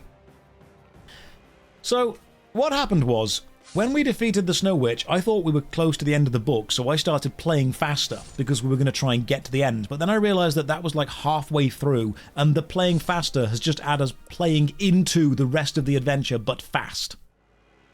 Right, he's like, Warhammer, go and get it. Forest, test our luck. Nope. Yep, that's good. Okay, we are lucky. The hill trolls don't see you. Then the old man... Oh, my legs are weak. I don't know if I'll stand again. I drank the potion. It's fine. The death spell is not working as quickly on you as it is on Red Swift. You help him to his feet, apologizing that you made him read the infernal spell. He tells you not to worry about it. He was as good indeed anyway as... he was as good as dead. I thought it was something indeed. He was as good as dead anyway as a slave in the ice caverns. You manage to struggle on for another hour, carrying poor Red Swift on your back. Suddenly, his fingers dig into your arm, and then his whole body relaxes. The death spell has won. After burying your elfin friend in a leafy glade, you set off as quickly as you can toward the Moonstone Hills. But you are weak, cannot walk very fast. You lose 1 skill point, and 1 stamina point. Stubbs is dead as well. The ground becomes steeper as you approach the foothills, and you wonder which way you should go to find the healer. Do we continue east, following the river? Or do we cross the river by the rope bridge ahead of us and walk south along the base of the hills for a while? Okay, so let's have a look at this. This is a book called Caverns of the Snow Witch. The caverns start there, and they end there. So that bit is the cavern, and all of this is not. Do we go east following the river, or do we cross the river by the rope bridge ahead of us and walk south? What do we do? It is a poll. You get to choose. What do? Walk east into hills or cross rope bridge? You have 1 minute to vote starting now. And I'm going to save so we can go back and change the choice if the choice sucks. You've got Ian Livingston's signature on a copy of the Death Trap Dungeon book. I bought his book, I think it was Dice Men. I actually met him briefly. It was at the UK Games Expo. And I walked up to him and I shook his hand and I went, Mr. Livingston, lovely to meet you. My name's Josh. I make YouTube videos. I recently finished the PlayStation 1 game Death Trap Dungeon for a review. And he kind of went, no, you didn't. Which I appreciate because I did have to save scum to get through that game because it's incredibly bloody hard. And yeah, so I've got the Dice Men book and it's signed by Ian Livingston, which was lovely. Okay, here we go. I've actually got it down here. That's his book. And when I told him I was going to try and defeat all of his other books, he wrote, "To Josh, good luck." Which I thought was pretty cool. I have a lot of books in this room. Okay. We're crossing the rope bridge. Here we go. Cross the bridge. You feel yourself growing weaker by the minute. You lose 1 stamina point. Ahead, you see a gorge running east between 2 hills, and you decide that you may as well walk up it in the hope of finding the healer. Halfway up the left-hand side of the gorge, you see the entrance to a cave. Okay, which way do we go? He was your boss. You worked in Eidos back in the day. What was he like as a boss? Oh, Tanker, that sounds pretty cool, because he's a knight now, which means he has to defend the realm from invaders. Is this the second cave of the Snow Witch? Let's find out. This is Cave 2, Snow Witch's Revenge. Question, do we climb up to the cave, go into cave, or walk up gorge? You guys have 1 minute to vote right now. What do we do? I don't know. Oh my goodness. Cave 2, Electric Boogaloo. We have been doing this for 5 hours and 40 minutes. It's been a challenge. It's been a real challenge. Cave 2. Caverns of the Snow Witch. Witch harder. Witch revenge. Cave 2 Witch. Maybe there's loot in the cave. Maybe there is. Let's find out. We'll see what there is. Turns out you need the fake teeth from back in the first cave. Don't even joke about that. Like, legit, don't joke about that, because if you do, I'm just going to quit. Like that, we're not doing that. We're not taking the fake teeth from all the way back in the cave. Right, go into the cave. 75% of you want to go into the cave. That's what we're doing. You scramble up the side of the gorge to reach the cave entrance. It is too dark to see inside, and you do not have a lantern. Do you shout in the hope that the healer lives there, or do we just walk into the cave? Okay. Do we just walk in? Or do we like, hello? Is there a healer anywhere? What are we doing, guys? Do we shout for the healer's attention? Do we? This, again, has the energy. See, here's what's irritated me. There are a couple of choices in this book that it feels like the player should have made that the player doesn't make when the elf or the dwarf just chooses something and does it. So there have been a couple of choices that have felt major that we haven't had. And there are a couple of choices like this choice that feel really minor that we've been given. It almost feels like the choice that they're giving a player, it doesn't seem to follow the same level of importance every time. It's literally just so we can add a choice into the book. Do we scream, or sneak. We can scream for their attention, or do we just sneak in? How should we name the book to how would you rename the book to represent the entire adventure? I'd probably call it The Death Curse. Because most of it is, it seems the vast majority of this, the curse of the Ice Witch. That would be cool. There we go. The Curse of the Snow Witch. Adventures along the River Cock with a dwarf and an elf. That would work as well. I'm sorry, but the Curse of the Snow Witch, that's pretty cool. Because then the curse is the note that you read in your journey to destroy it. Curse of Fatal Death. What are we doing, guys? Are we screaming or sneaking in? We're screaming. Let's do this. We're going to shout in hopes the healer hears us, and I'm going to bookmark this in case we have to go back to it and do it again. Nobody replies to your call. Okay, fine, then we just go into the cave. Inside the cave, it's so dark you can hardly see your hand in front of your face. As you walk in blindly, you stumble and trip. Test your luck. We are remarkably lucky. Remarkably lucky.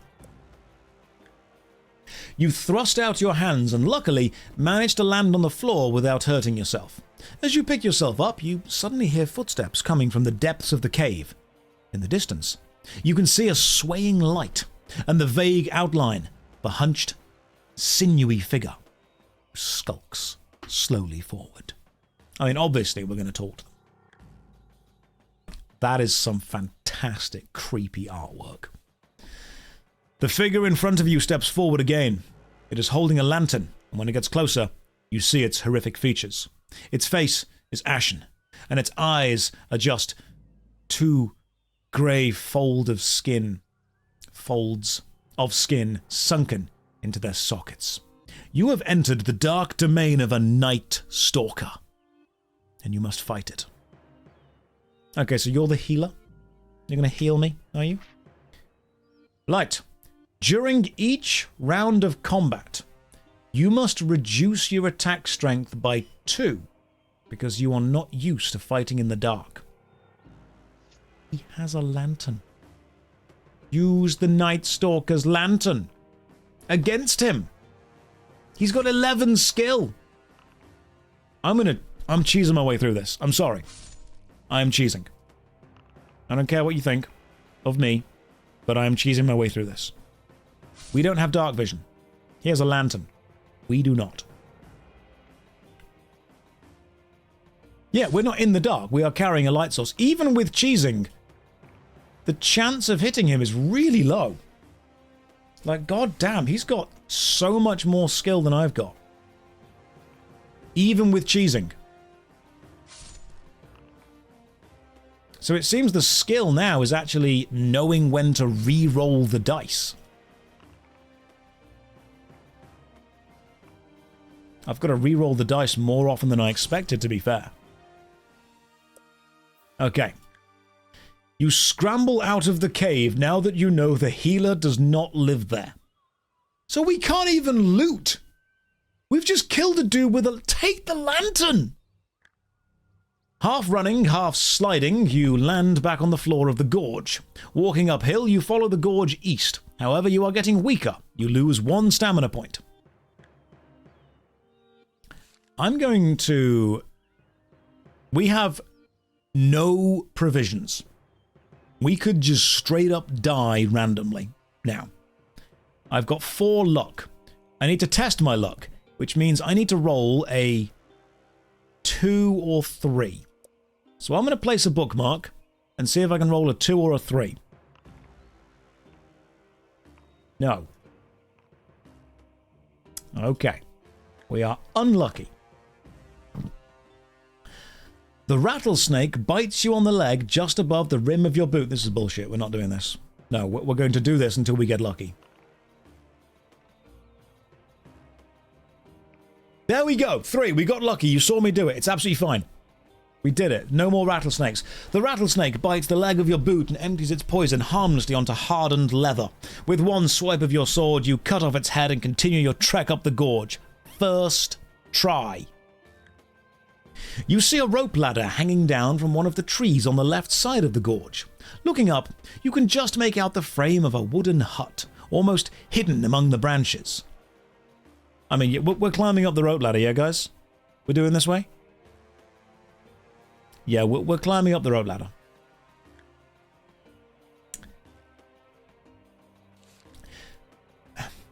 As you climb the rope ladder, you hear the noise of shuffling feet on the platform above you. You climb through a hole in the platform, but you are not greeted by the healer. You have intruded into the hideaway of a vicious man-orc. You draw your sword as it reaches for its axe. Okay. We can do this. We can beat the man-orc away. This is fine. I am also realizing that man-orc is just half-orc. The healer's a lie by now. The only items you find that might be of use are a candle and a tinderbox. You take them and climb back down the ladder to continue walking east up the gorge. Okay, that's very important.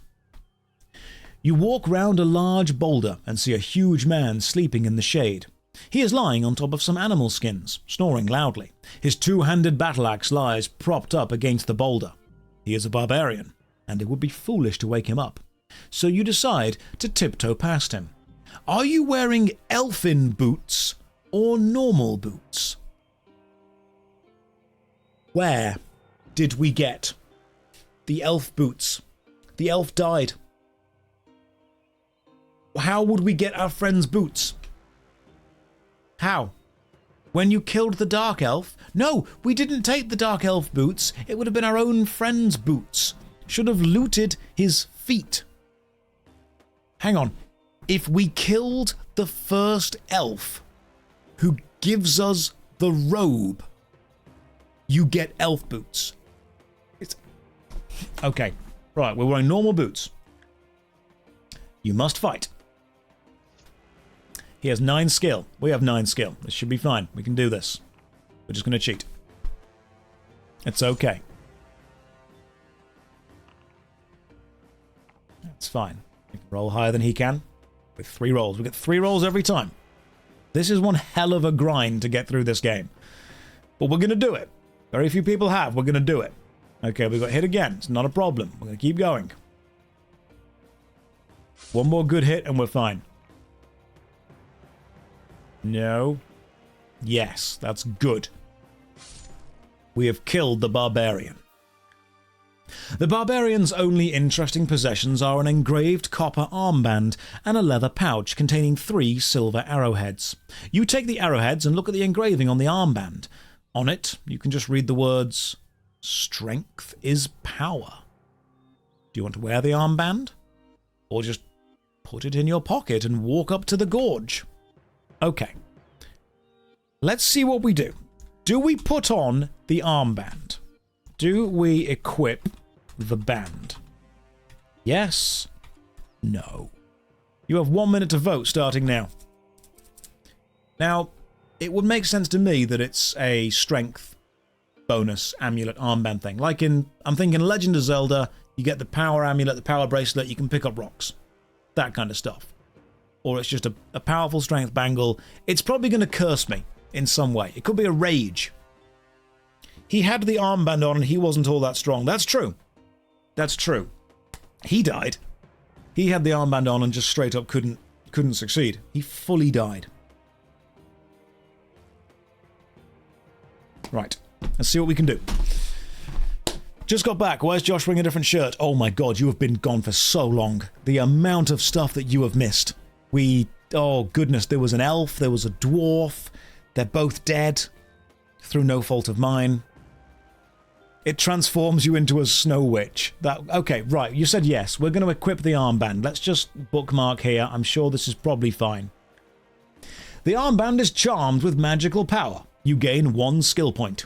You realize you must hurry before the death spell runs its fatal curse. Fatal course, should I say. You run up. To your right, you see a huge slab of rock.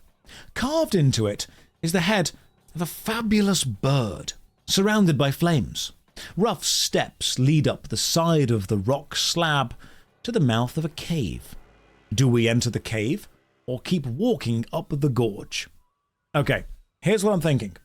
We need a healer. This is the third cave. The first one was that weird Night Stalker enemy. The second one was technically a hut with the man-orc in it. This is the third cave.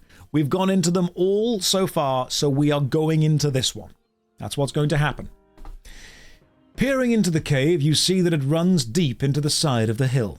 Torches cast an eerie light inside the cave, illuminating wooden carvings and masks that are hanging on the walls. You step inside and see a robed figure sitting on the floor with its back to you. Without turning around, the mysterious person says, "I am the healer. If you have come to be healed, stand before me now."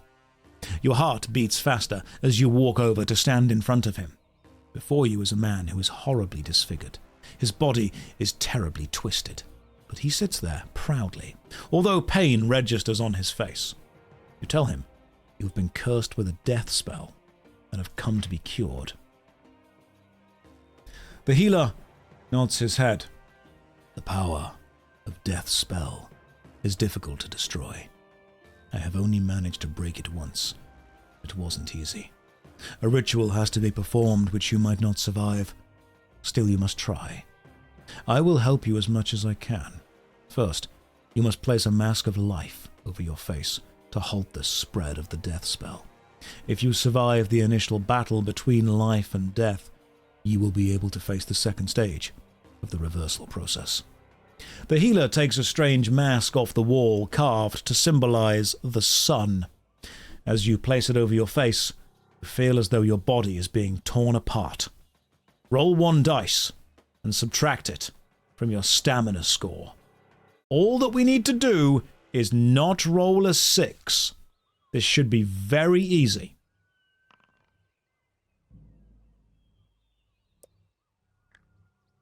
You are dead. Despite everything, you have succumbed to the power of the death spell.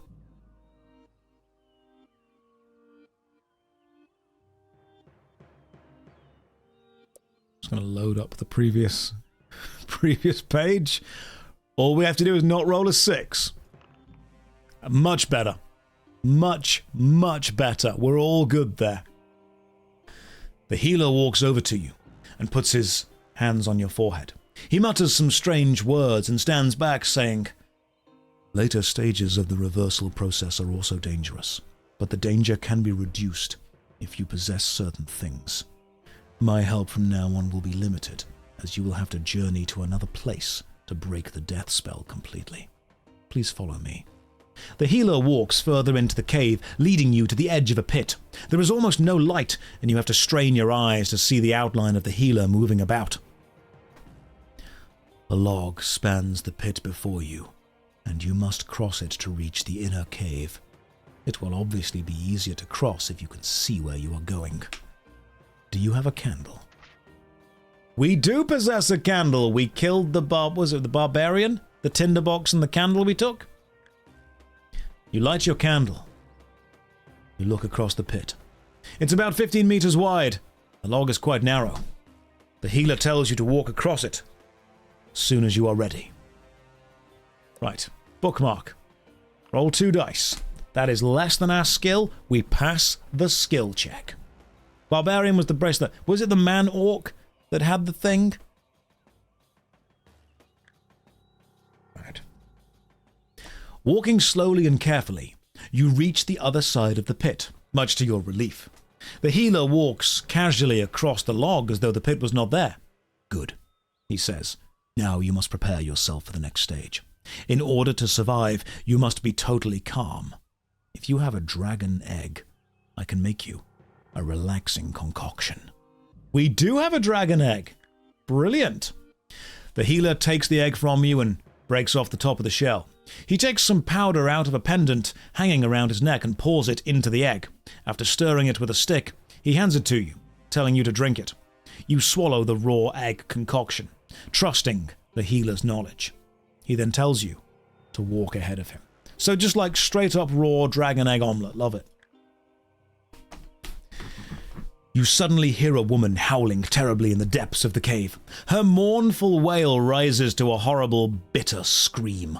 The healer whispers to you that the cries come from a banshee, a hideous spectre whose face and hands are shriveled and who only has one large nostril and a single tooth. He tells you that if you walk by her without fear, you will come to no harm. Do not speak to her, touch her, or even acknowledge her presence. She cannot harm you if you obey my instructions. I will be right behind you. Do not worry about me, the healer says calmly. Okay, so she operates on like bee logic. If you don't interrupt them, they don't interrupt you. You walk further into the cave until the dreaded banshee comes into view.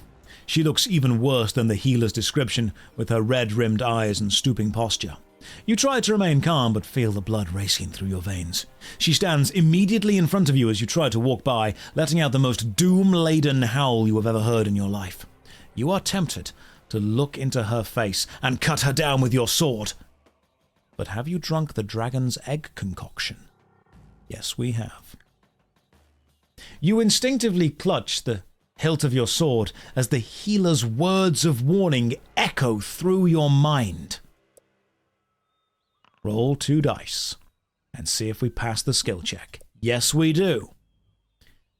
Between her screams, the banshee tells you that you're going to die. However, the healer's concoction enables you to resist the temptation to draw your sword to silence her.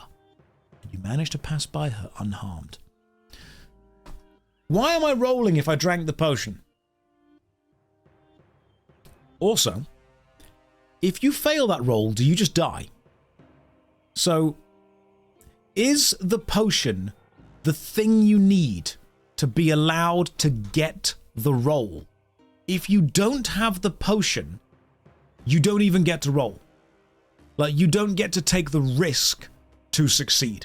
You just immediately die. So if we didn't take the dragon eggs back in the Snow Witch's place, we actually don't get to do this at all. If you fail any of these, you don't get the healer's help. Okay, cool. The healer is right behind you, urging you to hurry through the cave. You walk on in silence until you see sunlight streaming through a crack at the end of the cave. You see the crack is just wide enough for you to squeeze through. And you ask the healer, what will happen next? He calmly replies, this is as far as I go. The final part of your ordeal, you must face alone. Wearing your mask, you must be at the summit of Firetop Mountain before dawn to watch the sunrise. You must sit cross-legged facing east. You will be totally cured the moment the first rays of sunlight come up over the horizon. If you have something made of silver, we will be able to attract a Pegasus to fly you there. Do you have a silver item? We do! We have the arrowheads, remember? You hand the healer your silver object. He throws it through the crack and whistles loudly through his fingers. A few moments later, you hear the noise of flapping wings outside and see the healer smile briefly. I don't think we have the silver ring because that was cursed and we smashed it the moment we took it off. Remember? The silver ring was something we had originally, but we don't have that anymore. We have the copper ring and we threw the gold ring away. We never took the silver ring. We just have the... Hang on. It says silver arrowhead times 3. Maybe it doesn't count as gone until the next bit. A few moments later, you hear the noise of flapping wings and see the healer smile briefly. Tie the silver to its mane and command it to take you to Firetop Mountain. A Pegasus will fly you anywhere for silver. This is where we say goodbye. Good luck. I hope you make it. I like how they've given up having faith in the Caverns of the Snow Witch so quickly that they have referenced Death Trap Dungeon and Firetop Mountain straight away. They were like, Halfway through, no, Cavern's not work. This is Firetop Mountain 2, The Death Curse. That's what this is. You shake the healer's hand, thanking him over and over again. Then, waving goodbye, you squeeze through the crack. Don't. We've been really serious up to now. Don't ruin it. Into the daylight. Before you stands a magnificent beast. It looks like a white stallion, but it has wings. I'm just going to go out on a limb here and say that anyone playing this book this far into the book knows how fantasy works. And you don't need to write, when you have summoned a Pegasus, it looks like a white stallion, but it has wings. You're the writer, Mr. Livingston, not me. But that just seems like a bit of kind of superfluous description. You tie the silver to its mane. How? It's an arrowhead. And climb onto its back. Didn't it throw the silver objects through the thing and then we have to pick them up and then tie them onto its mane? Okay, cool. A bird horse. Now I see what we're on about. You shout your destination and suddenly you are flying through the air, clinging onto the neck of the mighty Pegasus. It is not long before you reach the mountain and land safely on the summit, which is covered in strange red vegetation. You jump down from the Pegasus and watch it fly off into the distance. You sit down to rest. Wait for the sunrise. The red leaves all around you emit a sweet smell which you find very pleasant. You feel very relaxed and suddenly you have trouble keeping your eyes open, even though it's only early evening. You are aware that you are lying on sleeping grass. You sink into a deep sleep, full of vivid and exciting dreams. Night falls and time passes, but you cannot wake up. The moon drifts slowly across the clear night sky until dawn is only minutes away. A tiny image disturbs your dreams, but it is difficult to make out. It grows steadily larger until the flashing image fills your mind. A bird with a long beak and fine plumage is trying to fly out of a circle of flames. The healer is trying to wake you. If you can focus your mind and remember the name of this bird, which is the symbol of the healer's power, your dreams will end and you will be able to rouse yourself. Is the bird a phoenix or a griffin? Adamantris, you can't just write cock in the chat. That's not how this goes. I don't want to picture the epic end of this story being the hero trying to wake up before the dawn because he has to be sitting in the correct position and his dreams of the bird circling inside, and every time the bird circles again in front closer to his vision, you just gently hear cock, cock. That's the river, not the bird. The bird is a phoenix. We're going for phoenix. I'm going to save the game because I don't trust myself, but I'm pretty sure it's a phoenix. The image of the bird fills your mind. While you're still asleep, you sit up and shout the word phoenix at the top of your voice. You wake up startled, wondering why it's dark. Then you realize you've been asleep for hours and the sun will rise at any moment. It's Yu-Gi-Oh! Again, isn't it? We've defeated the disc duel, we've done that, and now, in a few hours, the sun will rise. Adjusting your sun mask, you turn to face east, hardly daring to blink in case you miss the first rays of sunshine. A red glow appears on the horizon, and then you see the sun slowly creep into view. You are cured of the death spell. It is the beginning of a beautiful day. A day which is probably going to be the most enjoyable of your life. The spirit of the evil Snow Witch has been destroyed and you are cured of her terrible curse. As you climb down the mountain, you think about the kind, unselfish healer and of your friends, Red Swift and Stub. You are suddenly eager to meet the jolly old dwarf again and set off towards Stonebridge as fast as you can, hoping he will have returned from Darkwood Forest.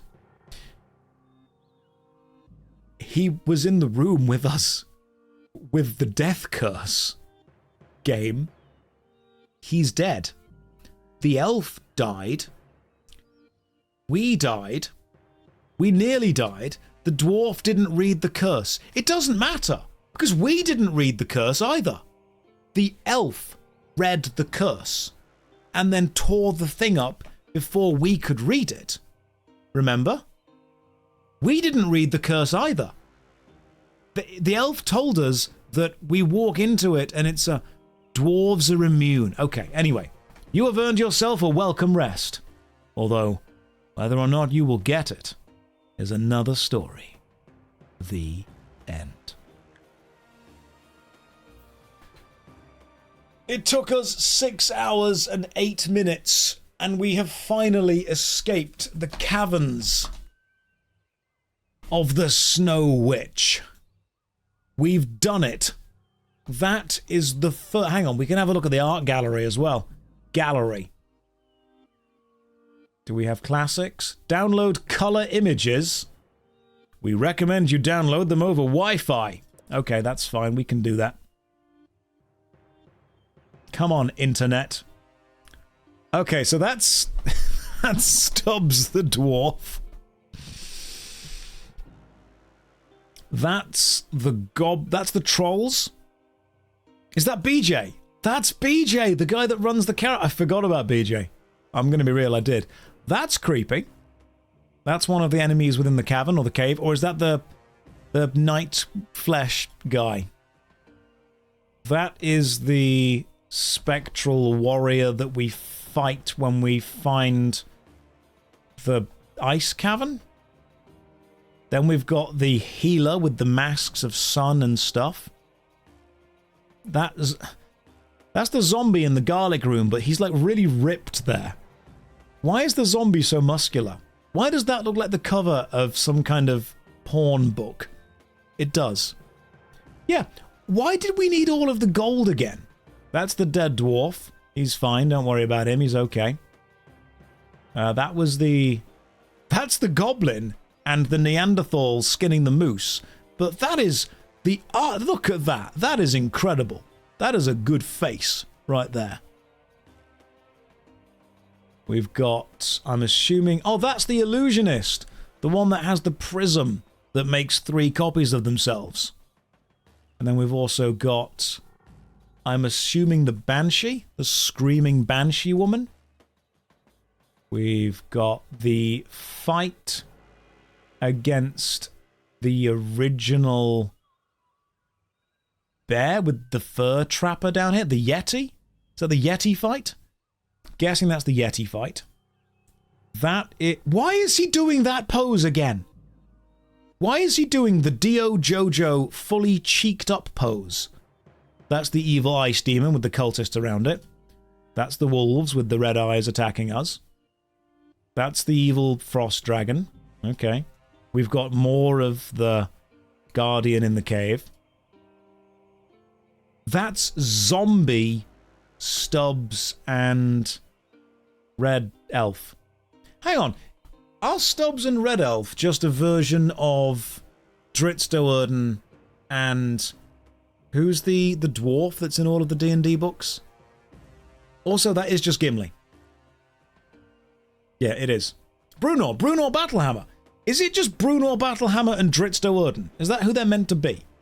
I feel that's who they're meant to be. That was the completely inconsequential old man that we gave the 2 coins to. That was... Okay, now I'm regretting killing her. I'm feeling that we could have had something, you know? That's a very, very sexy vampire right there. Would. Straight up. I'm sorry, you know? I am sorry, but yes. Like, if I got that far into the Snow Witch's cavern and she popped out, I'd be like, okay, time to course correct here. Let's change angles. Let's change what we're going for here. We've also got...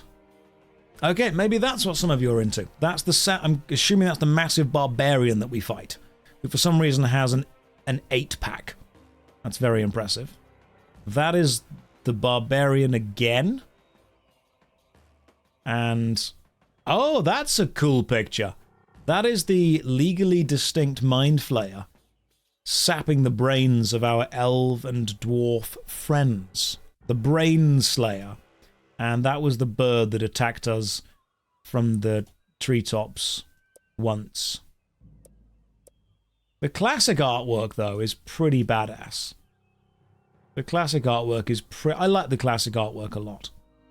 Right, and that Cavern of the Snow Witch book cover is obviously the moment that the orc has his collar, you know, pulled in and he dies, and that's the orb of the Snow Witch's face.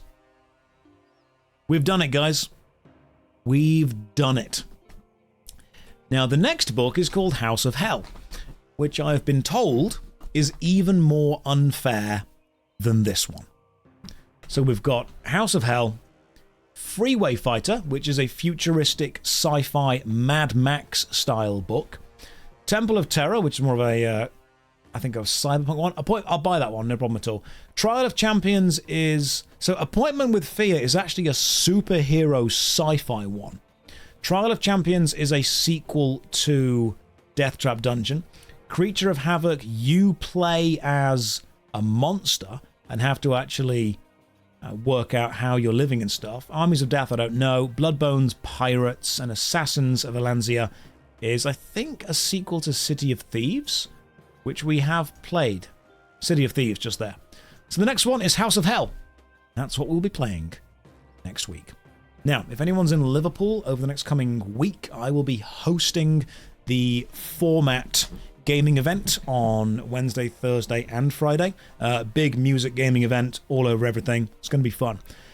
Thank you for joining me for this book. It's been a trial to get through, but we did it. We have passed the Caverns of the Snow Witch. For now, go and enjoy the rest of your Sunday, and I hope you have a great week. Take care. Good night, and God bless.